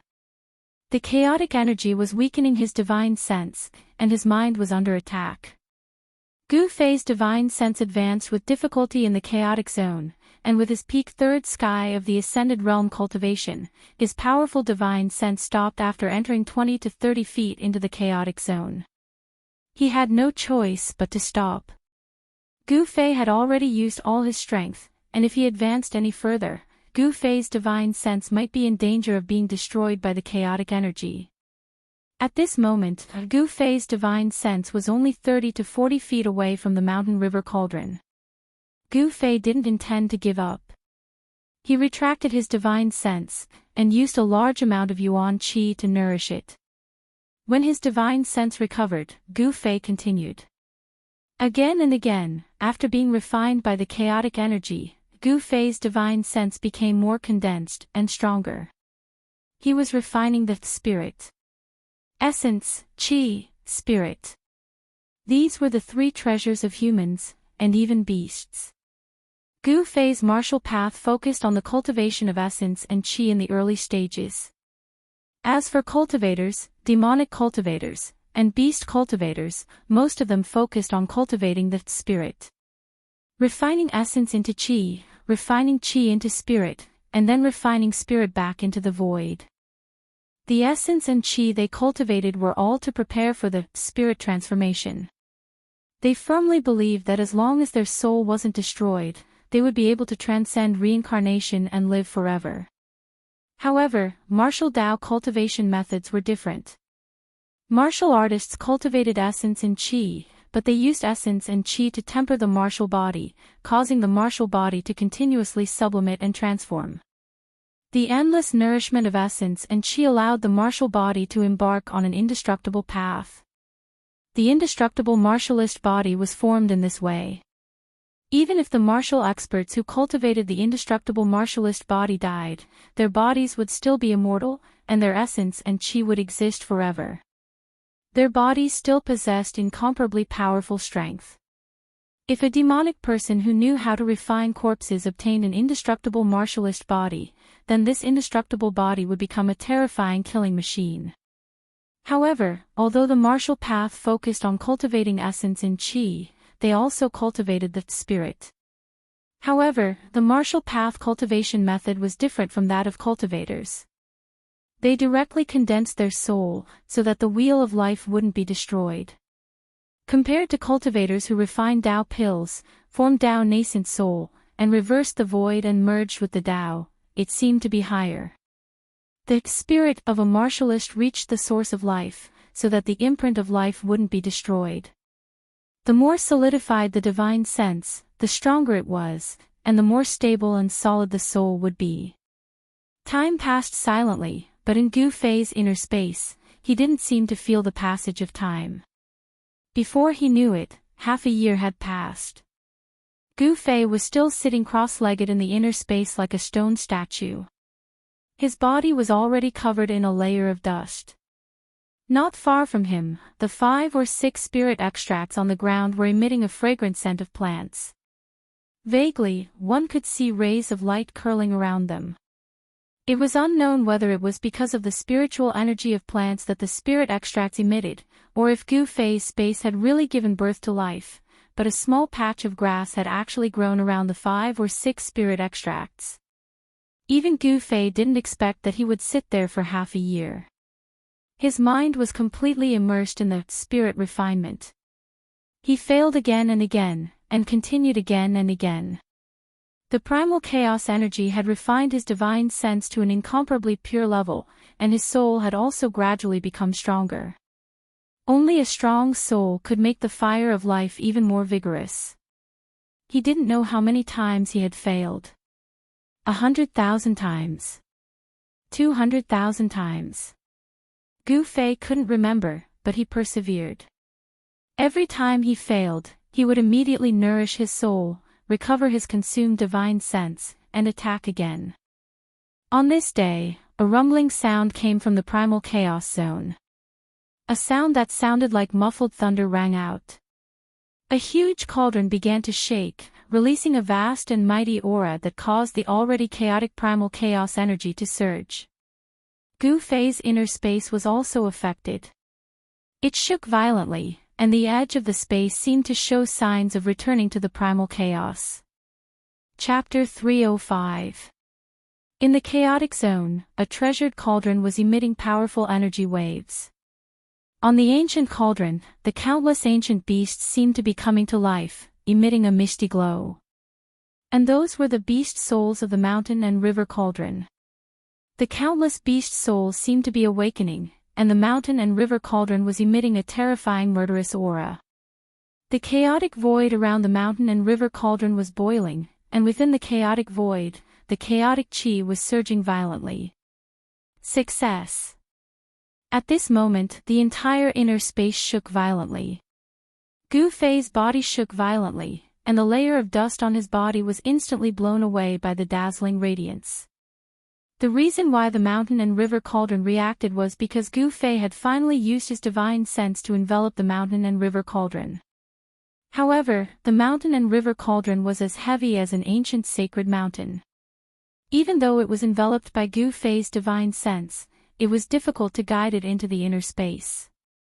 What Gu Fei needed to do now was to use his divine sense to communicate with the mountain and river cauldron, and use his divine sense to probe into the mountain and river cauldron to merge with it.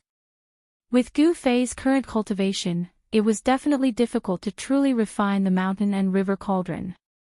However, he did not want to refine the mountain and river cauldron into his own magical weapon, because Gu Fei was very clear that with his current cultivation, it would be difficult to do so. He only wanted to move the mountain and river cauldron into the inner space. The mountain and river cauldron could suppress the mountains and rivers, so with the mountain and river cauldron to suppress the inner space, Gu Fei would not need to worry about the inner space collapsing. Although Gu Fei's divine sense enveloped the mountain and river cauldron and caused it to shake, the mountain and river cauldron was as heavy as an ancient sacred mountain, and it was difficult to move it. In the blink of an eye, 2 months had passed. Gu Fei only did one thing every day, and that was to concentrate on refining the mountain and river cauldron. The mountain-river cauldron was indeed a rare sacred weapon. Gu Fei refined it continuously for 2 months before his spiritual will broke through the seal of the beast soul and came into contact with the mountain-river cauldron. In the blink of an eye, another 4 months had passed. The mountain and river cauldron finally moved, but it was very slow. Even so, Gu Fei was so happy that he almost jumped up from the ground. Network E. The mountain and river cauldron was successfully activated. Rumble. The unadorned yet huge cauldron slowly moved towards the inner space. Primal chaos energy surged around the cauldron.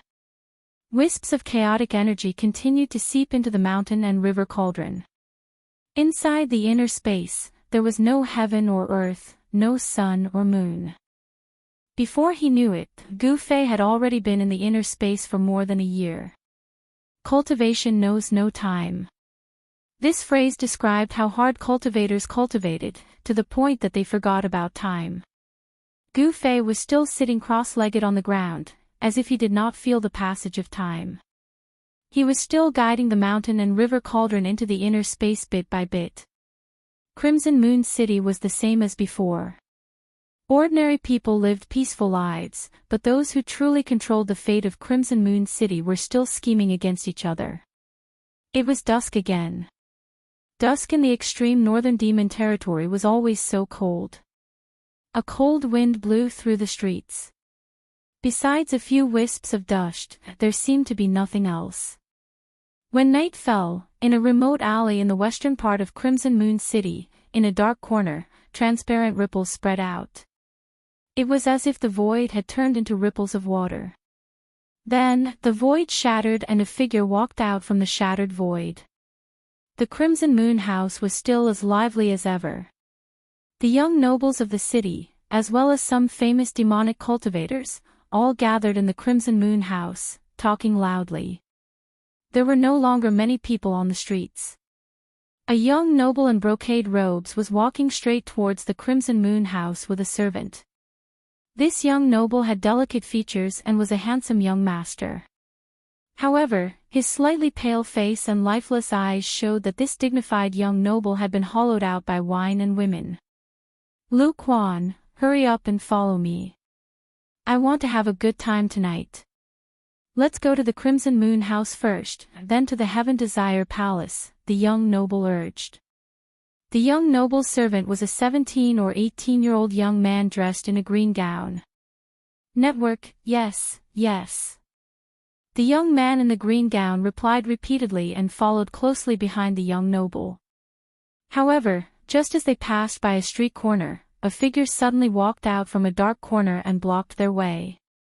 "Where are you in a hurry to go?" the person asked. "Who are you and where we are going has nothing to do with you." The young noble looked disdainfully at the person who suddenly walked out from the side with an arrogant expression. "How is it none of your business?" "Because I also want to go to the Crimson Moon House," the person said again. With the light from the lanterns hanging high on both sides of the street, one could see that this person was short and had an ordinary appearance. "You go to hell, I'll go to hell. A good dog doesn't block the way, get out of the way." Seeing that the person actually stood in front of him and blocked his path, the noble young master was immediately displeased. "If I go, you won't be able to go." Gu Fei grinned and looked at the young noble with interest. "What?" When the young noble heard this, he immediately felt that something was wrong. At this moment, Gu Fei directly grabbed the young noble with one hand. Without any suspense, Gu Fei easily knocked out the master and servant. Then, he dragged them into a small alley with each hand. After searching the young noble's jade identification card, Gu Fei stuffed the master and servant's mouths with clothes, tied them up, and threw them into a dark corner of the alley. This was to prevent them from escaping when they woke up. After doing all this, Gu Fei tidied up his clothes, walked out of the alley, and went straight to the Crimson Moon House. In a private room on the 8th floor, Gu Fei ordered a few side dishes and drank by himself. The reason he had come here was to find out the situation in the Crimson Moon City. The Crimson Moon House could be said to be the place with the most information in the entire Crimson Moon City. He had already successfully moved the mountain and river cauldron from the chaotic zone into the inner space. Furthermore, before he came out of the inner space, his extremely powerful mind sensed a strange fluctuation in his body. It was a trace of mind fluctuation. Although it was very weak and indistinct, he still managed to catch it. When Gu Fei caught this trace of mind fluctuation, his clothes were instantly drenched in cold sweat. It turned out that someone had tampered with his body at some point in time. As soon as he left the inner space, he was afraid that the person who had tampered with his body would immediately find him.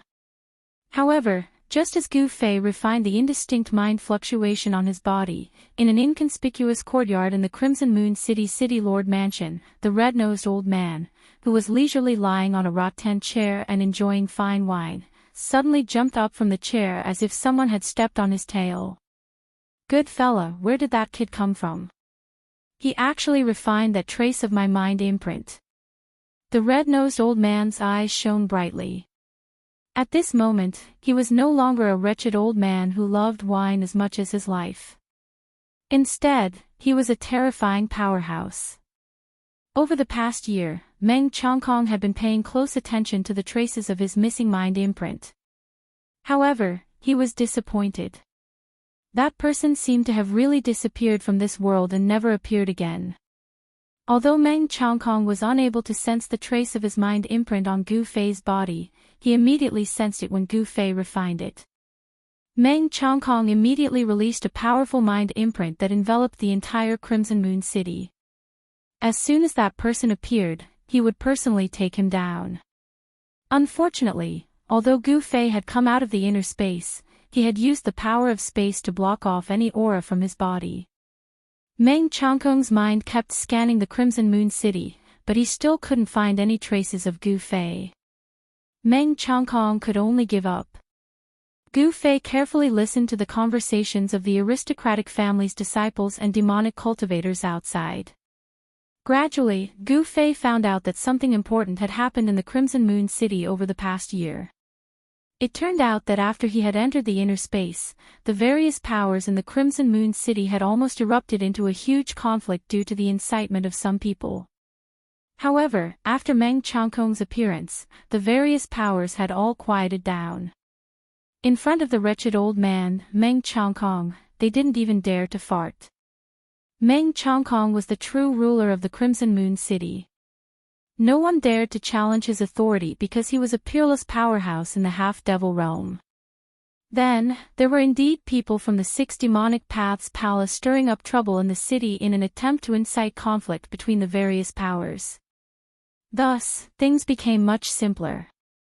The people from the Six Demonic Paths Palace who had infiltrated the Crimson Moon City were either killed or fled the city. Half a month later, it was Meng Chongkong's birthday celebration. The other 8 city lords of the extreme North Devil region sent people to congratulate him.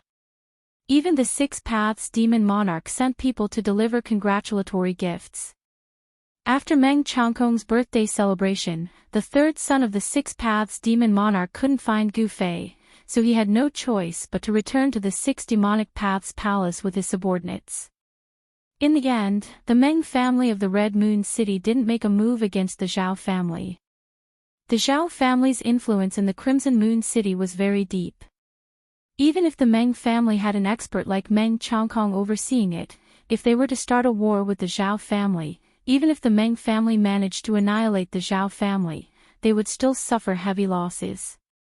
After weighing the pros and cons, Meng Chongkong and his son gave up on the idea of making a move against the Zhao family. Although the Meng family didn't make a move against the Zhao family in the end, the infighting in the Crimson Moon City continued without end. After finding out what he wanted to know, Gu Fei went down to the Crimson Moon House. The people from the Six Demonic Paths Palace had retreated, so it was time for him to leave the Crimson Moon City. Although he had been cultivating non-stop for a year in the internal space, his cultivation base hadn't broken through to the fourth sky of the transcending mortality realm. His soul had become much stronger. Although the barrier of cultivation had loosened, and Gu Fei could feel that he could break through at any time and advance to the fourth sky of the transcending mortality realm, it was just a feeling. It seemed like he could take that step at any time, but he just couldn't take it. This made Gu Fei extremely depressed. Chapter 306. The sun was high in the sky. The weather was abnormally oppressive. In the sky above, one could only see the outline of the sun emitting light. In the extreme northern Demon region, being able to see the outline of the sun was already considered good weather. On the main road, there was a caravan of several hundred people slowly moving forward. The merchants and guards were chatting along the way, and sometimes they would even burst into hearty laughter. In the caravan, there was a youth wearing a straw hat. He was riding an enviable tall horse, swaying forward on the official road. This was a fine horse. Its entire body was black and shiny, without a single strand of hair. It was as if there was a layer of glossy black light flowing around it. In the extreme northern Demon region, such a fine horse would cost at least 100 gold coins. However, the youth on the back of the horse didn't dare to compliment him. Not only was his appearance ugly, but he was also wearing coarse gray clothes, as if he was a country bumpkin that had never seen the world before. But he was riding an expensive horse. Such a strange combination made people feel uncomfortable, and it was impossible not to attract the attention of others. However, no one had any designs on the horse that the youth was riding. This was because every single one of them clearly remembered the scene that happened before. Not long ago, this youth had caught up to this caravan. He was riding a tall horse, and as he passed by the caravan, several guards in the caravan saw that the youth was alone. They thought that he was easy to bully and wanted to steal the horse that the youth was riding. However, that youth only used a casual punch, a kick, and a palm to send those guards flying, dying on the spot. In the extreme northern Demon region, the death of a few people was nothing more than a trivial matter. But the youth's methods had stunned everyone in this caravan. No one dared to attack again. Moreover, what made the people in this caravan feel uneasy was that after this youth killed those guards, he blended in with the caravan and didn't leave. No one dared to approach that man and horse. The young man riding on the tall horse was Gu Fei, who had changed his appearance. He had left Red Moon City early in the morning. Now, he was already 300 or 400 miles away from Red Moon City. He had not yet left the range of Red Moon City. The area within 1,000 miles of Red Moon City was like an oasis on the barren land of the extreme northern Demon region. In this area, the climate was not bad, unlike the barren land thousands of miles away that was not suitable for living. Even birds, beasts, flowers, and trees found it difficult to grow. However, as soon as he left this area, the climate immediately became extremely bad. It seemed that there was an unpredictable force, with Red Moon City as the center, covering thousands of miles of land. No one knew why a place with a giant city was suitable for living creatures to grow. A place without a giant city was a cold and barren land. Did the giant city have a mysterious power? Or maybe there was a dragon vein or something under the huge city, thus forming such a strange phenomenon in the far north Demon region. I've been away from the sect for too long. I wonder if Chui Ling Peak has been taken over by the other branches of the sect. Gu Fei rode on the black horse, but his mind had already flown to Taishan Mountain in the eastern Qi Kingdom. I've been away from the sect for too long. I don't know if Green Spirit Peak has been taken over by the other branches of the sect. Gu Fei rode on the black horse, but his mind had already flown to Taishan Mountain in eastern Qi. When the other 8 branches saw that he was lost in the virtual sky world, they might think that he was dead and divide up Green Spirit Peak. If that was the case, he would not even have a place to stay in Taishan sect. Gu Fei couldn't help but worry a little, but soon he got over it. He was determined to move forward bravely and only wanted to make a difference on the road of martial arts. It didn't matter if he had a place to cultivate or a cave. In this world, as long as your fist was harder than others, you could get what you wanted. Along the way, the caravan did not encounter any sudden incidents, nor did they encounter robbers. However, when they passed some villages along the way, the guards of the caravan were extremely nervous, as if there were fierce beasts in the villages that would suddenly pounce on them and attack them. There was no surprise or danger. In the evening, the group arrived at a small town. The town was not big, but it was not small either. It was located in a gorge with a narrow entrance that could only allow 2 carriages to pass side by side. On both sides were cliffs that were hundreds of feet high. There were sentry posts on the cliffs, each guarded by 7 or 8 burly men with long spears and broadswords. At the entrance, there was a small group of soldiers in dark armor. Although the entrance of the town was narrow, the inside was spacious. It was shaped like a gourd, and this town was called Gourd Town. The terrain of Gourd Town was definitely easy to defend and difficult to attack.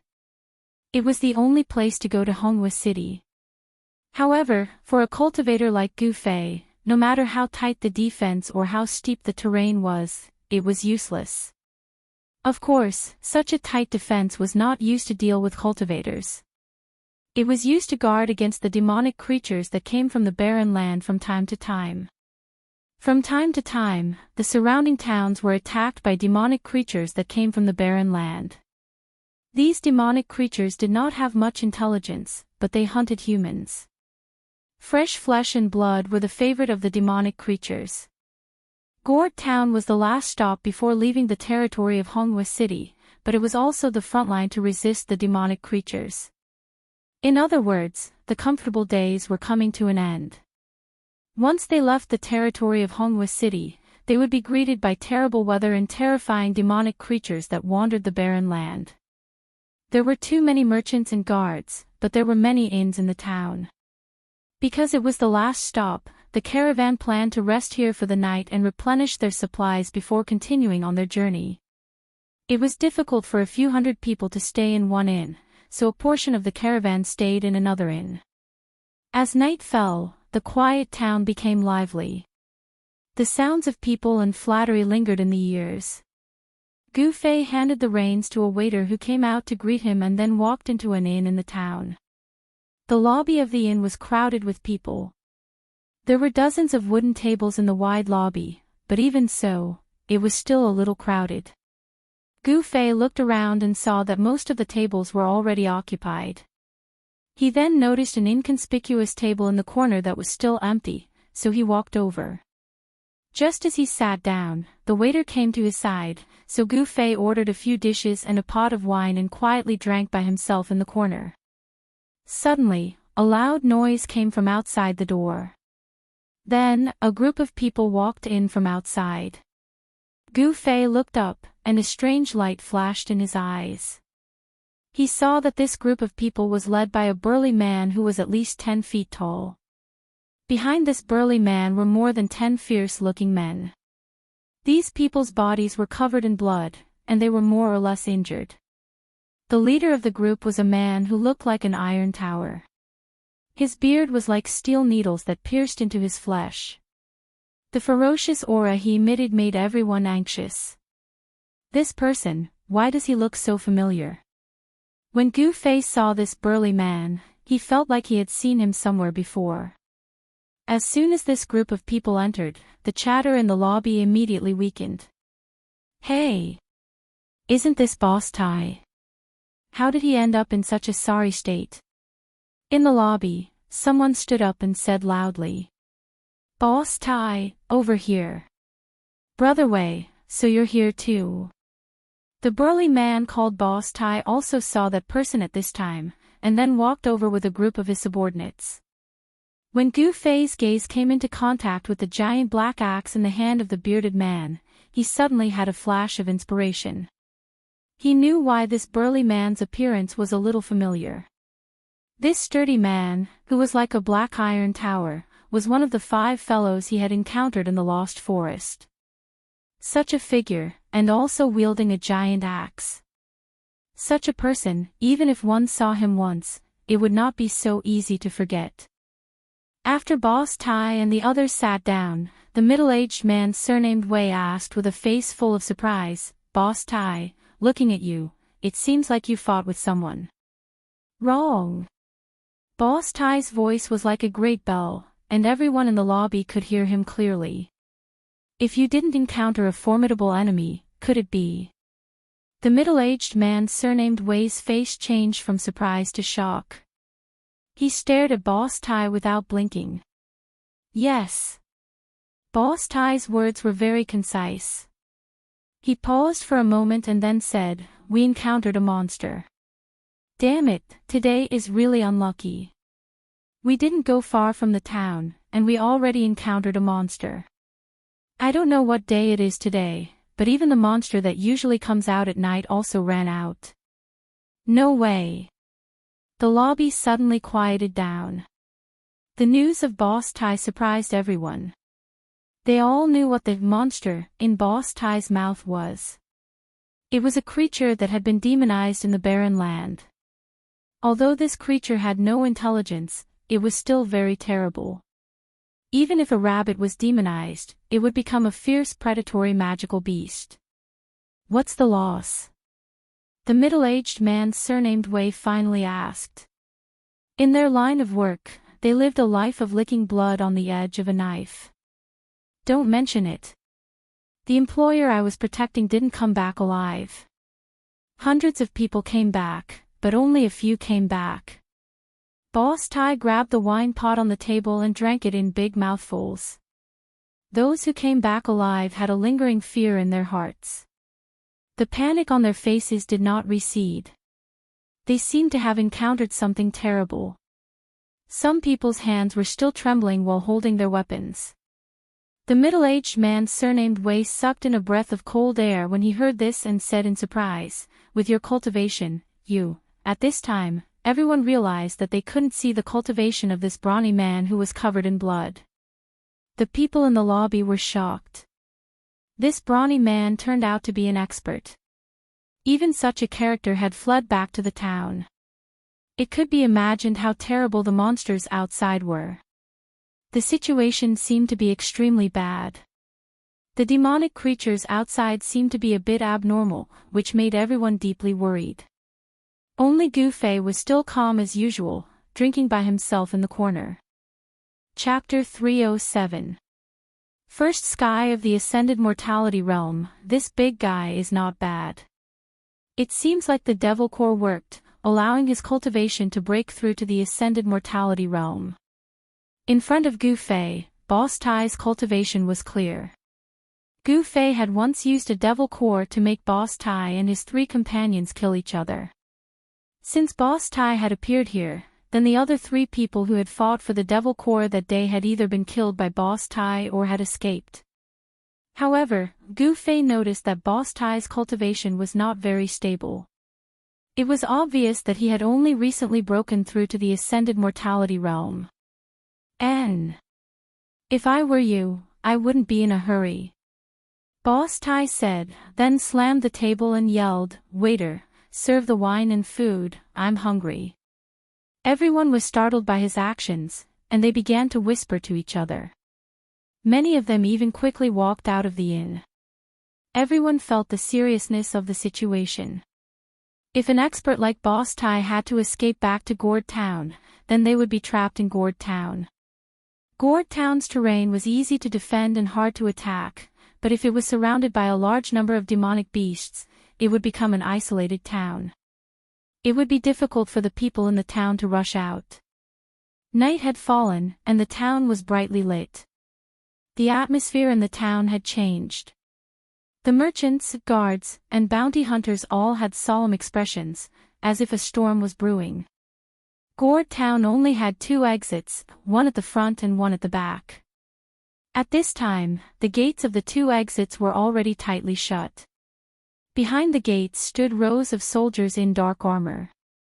This was still the territory of Crimson Moon City. Crimson Moon City had stationed a group of black armors here to protect Gourd Town from the invasion of demonic beasts. The black armors of Crimson Moon City were not ordinary soldiers. They were elites with strength comparable to Awakening Self-Realm cultivators. Every black armors had at least the strength of Awakening Self-Realm. Of course, they were not cultivators who pursued immortality, but were trained by Crimson Moon City to be absolutely loyal to the Meng family. With medicine or other methods, the Meng family could train soldiers who were many times stronger than ordinary people to maintain order in Crimson Moon City. After Gu Fei finished his dinner, he walked out of the inn. The sky had already turned completely dark, but the town was still bustling with noise and excitement.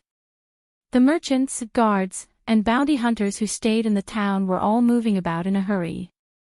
The tense atmosphere in the town didn't affect Gu Fei at all. Others might be afraid of the demonic creatures outside the town, but he wasn't. Gu Fei didn't plan to spend the night in the town. After leaving the inn, he rode a big horse and went straight to the town exit.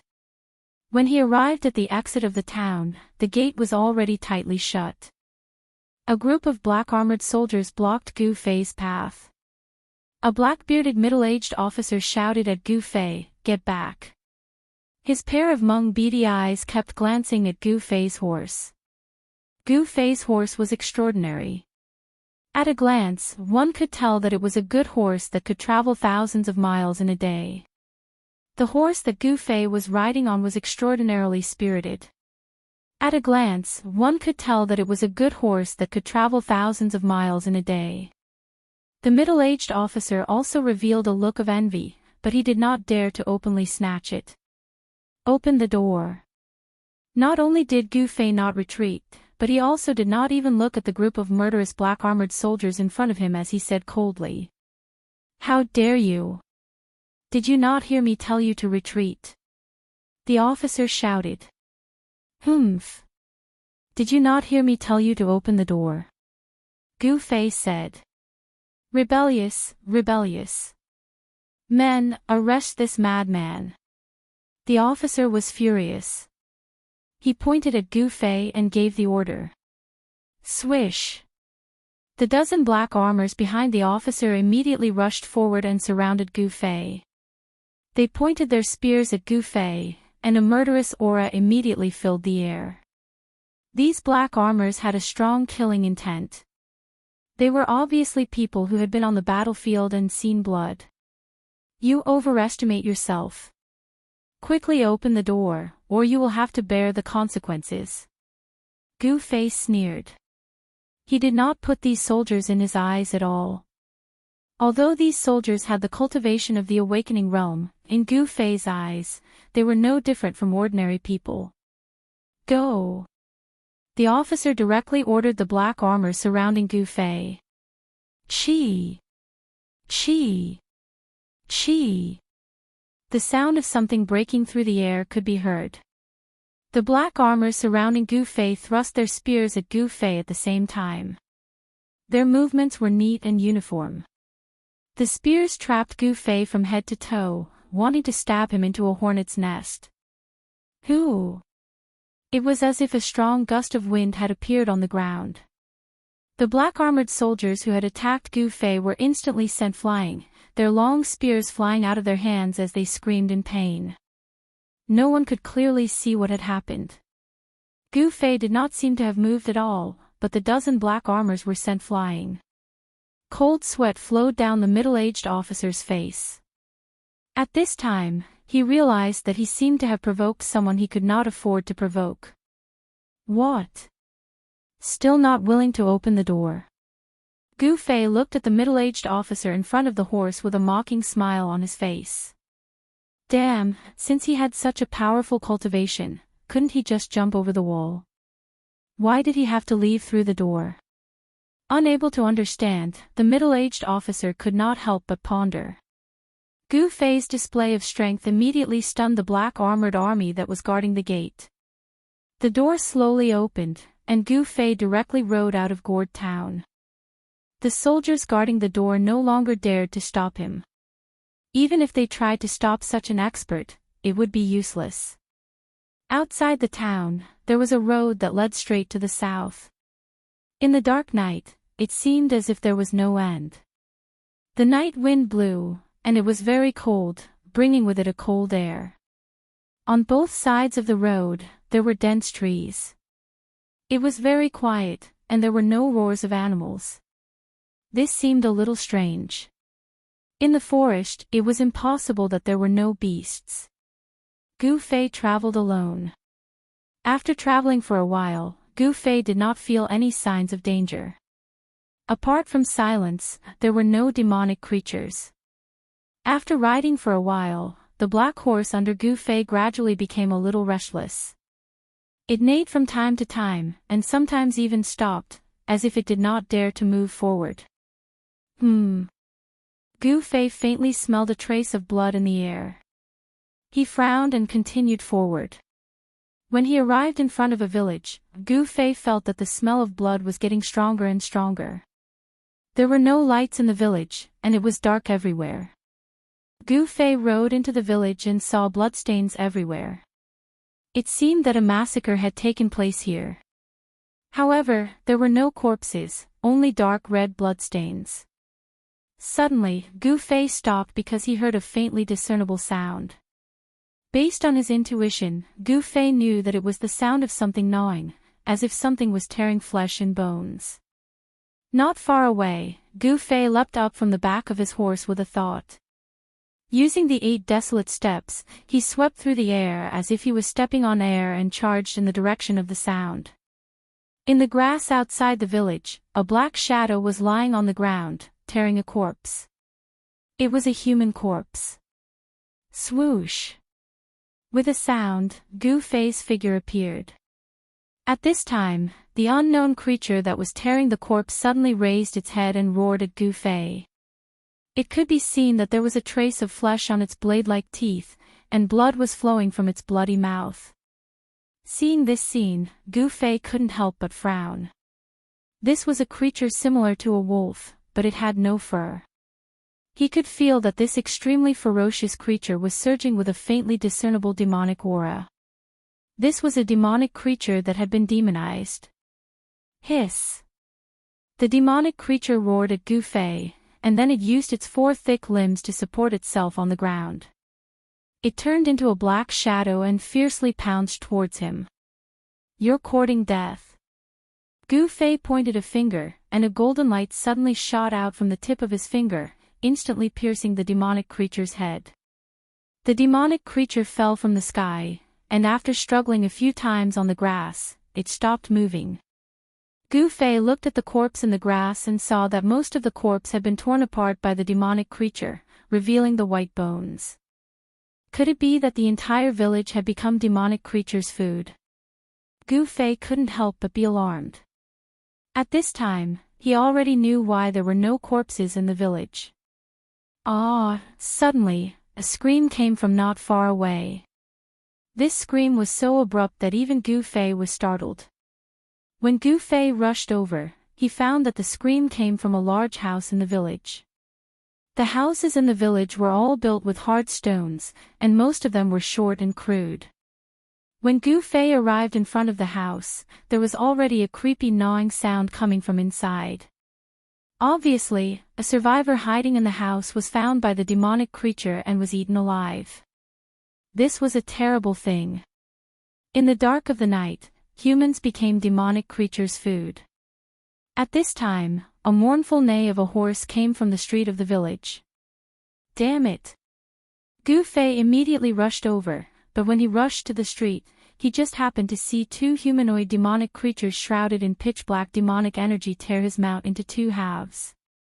Blood mist evaporated, and the horse's internal organs scattered on the ground. The scene was extremely bloody.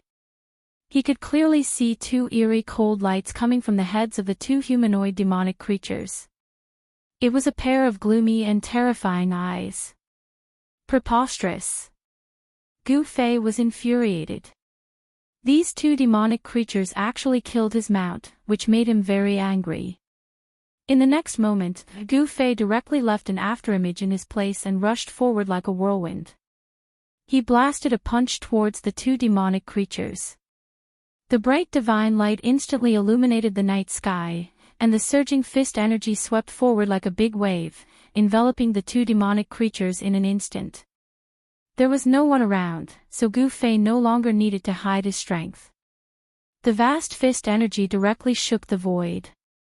Chapter 308. Bam! Bam!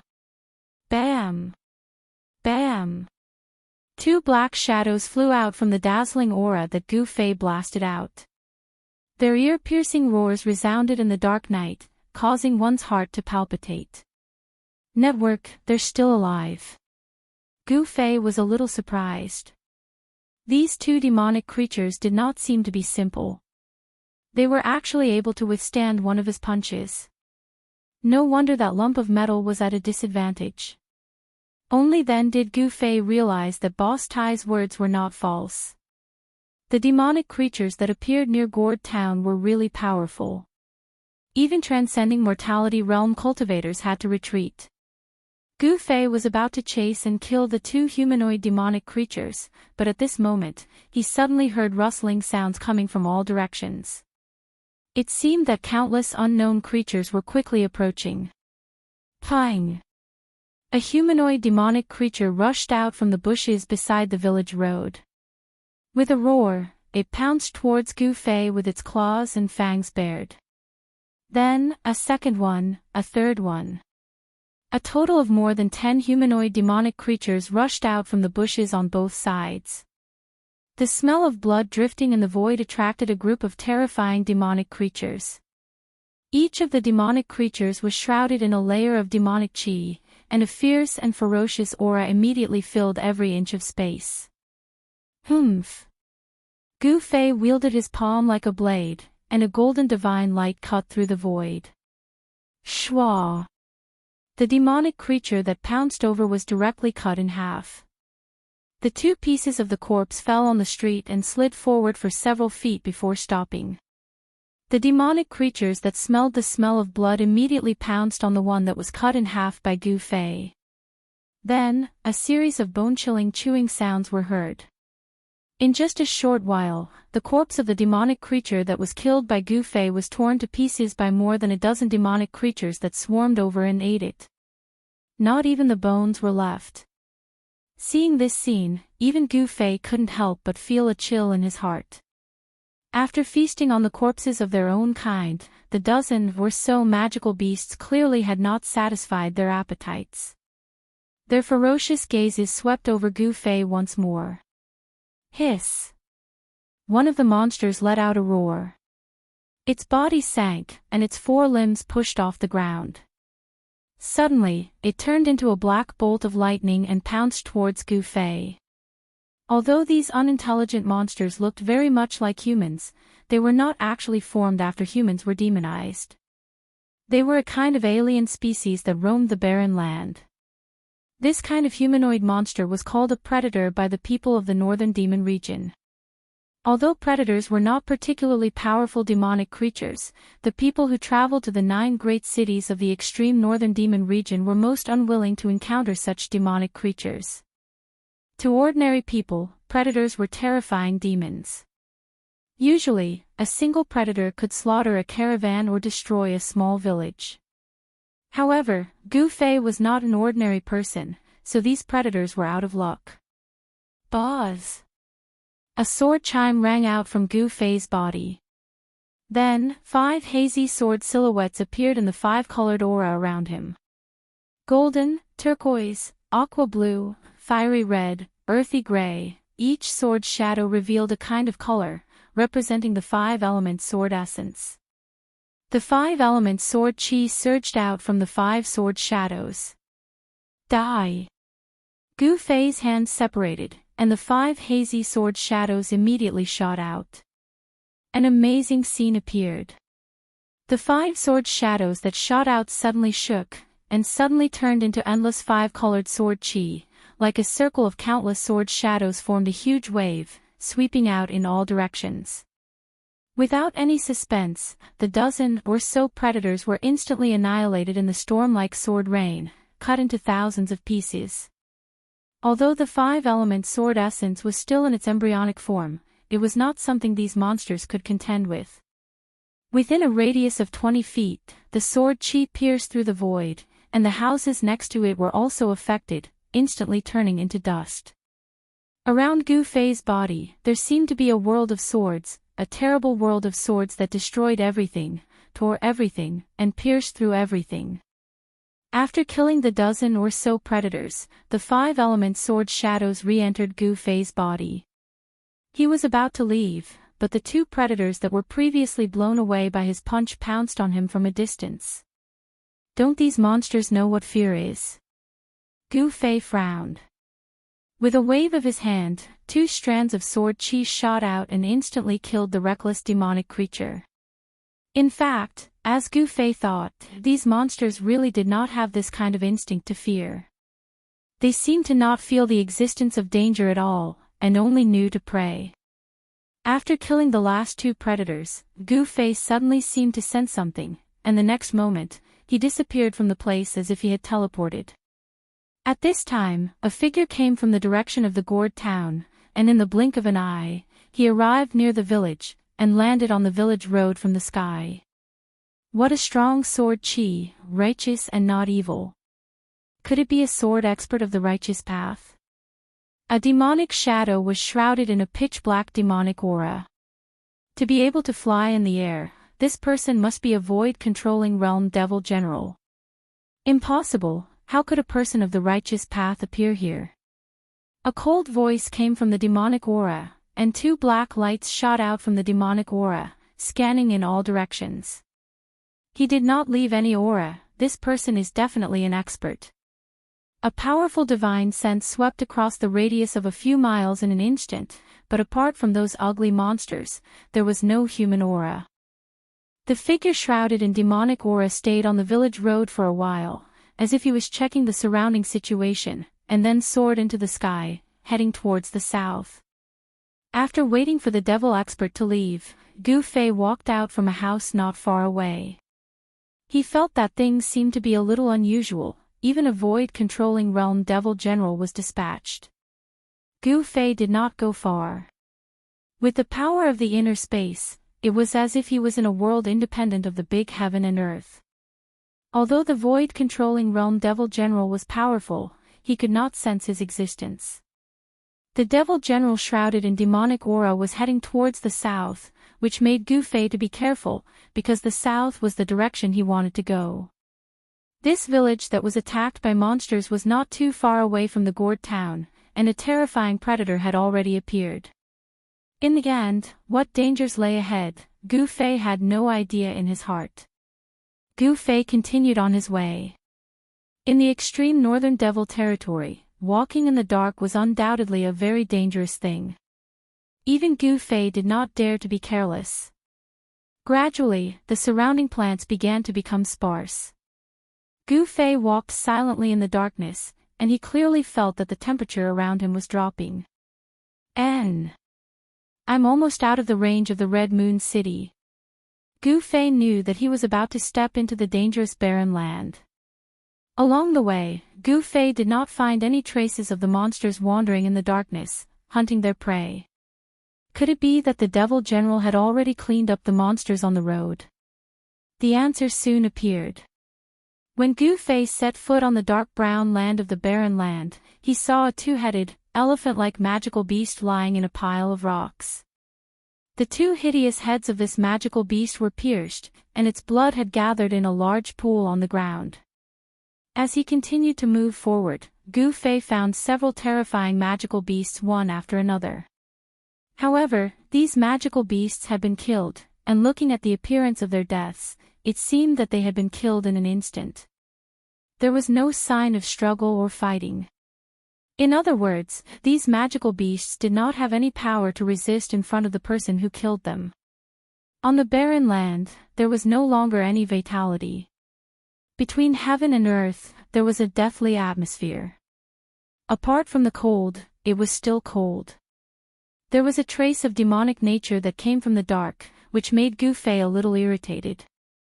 In the thousands of miles area where the giant city was located, the omnipresent demonic nature was blocked outside. Gu Fei knew that ordinary people could not walk in the barren land, unless they wore a kind of talisman called the mysterious Yang Jade Talisman and protected their body with pure Yang energy. Only then could they walk in the barren land of the extreme northern devil territory. The mysterious Yang Jade Talisman could resist the trace of demonic nature that came from the dark, and it could also block the cold outside the body. This kind of jade talisman could be bought in some shops in Hongyu City that sold magic weapons and elixirs. However, Gu Fei did not buy this kind of jade talisman. He was very confident in his own cultivation. Even if he did not wear the jade talisman, he could still walk freely in the barren land.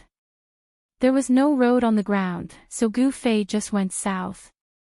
After walking for about 200 miles in the barren land, Gu Fei suddenly felt a faint energy fluctuation in front of him. He immediately used the 8 desolate steps and rushed in the direction of the energy fluctuation. In front of him, there was a valley dozens of miles away.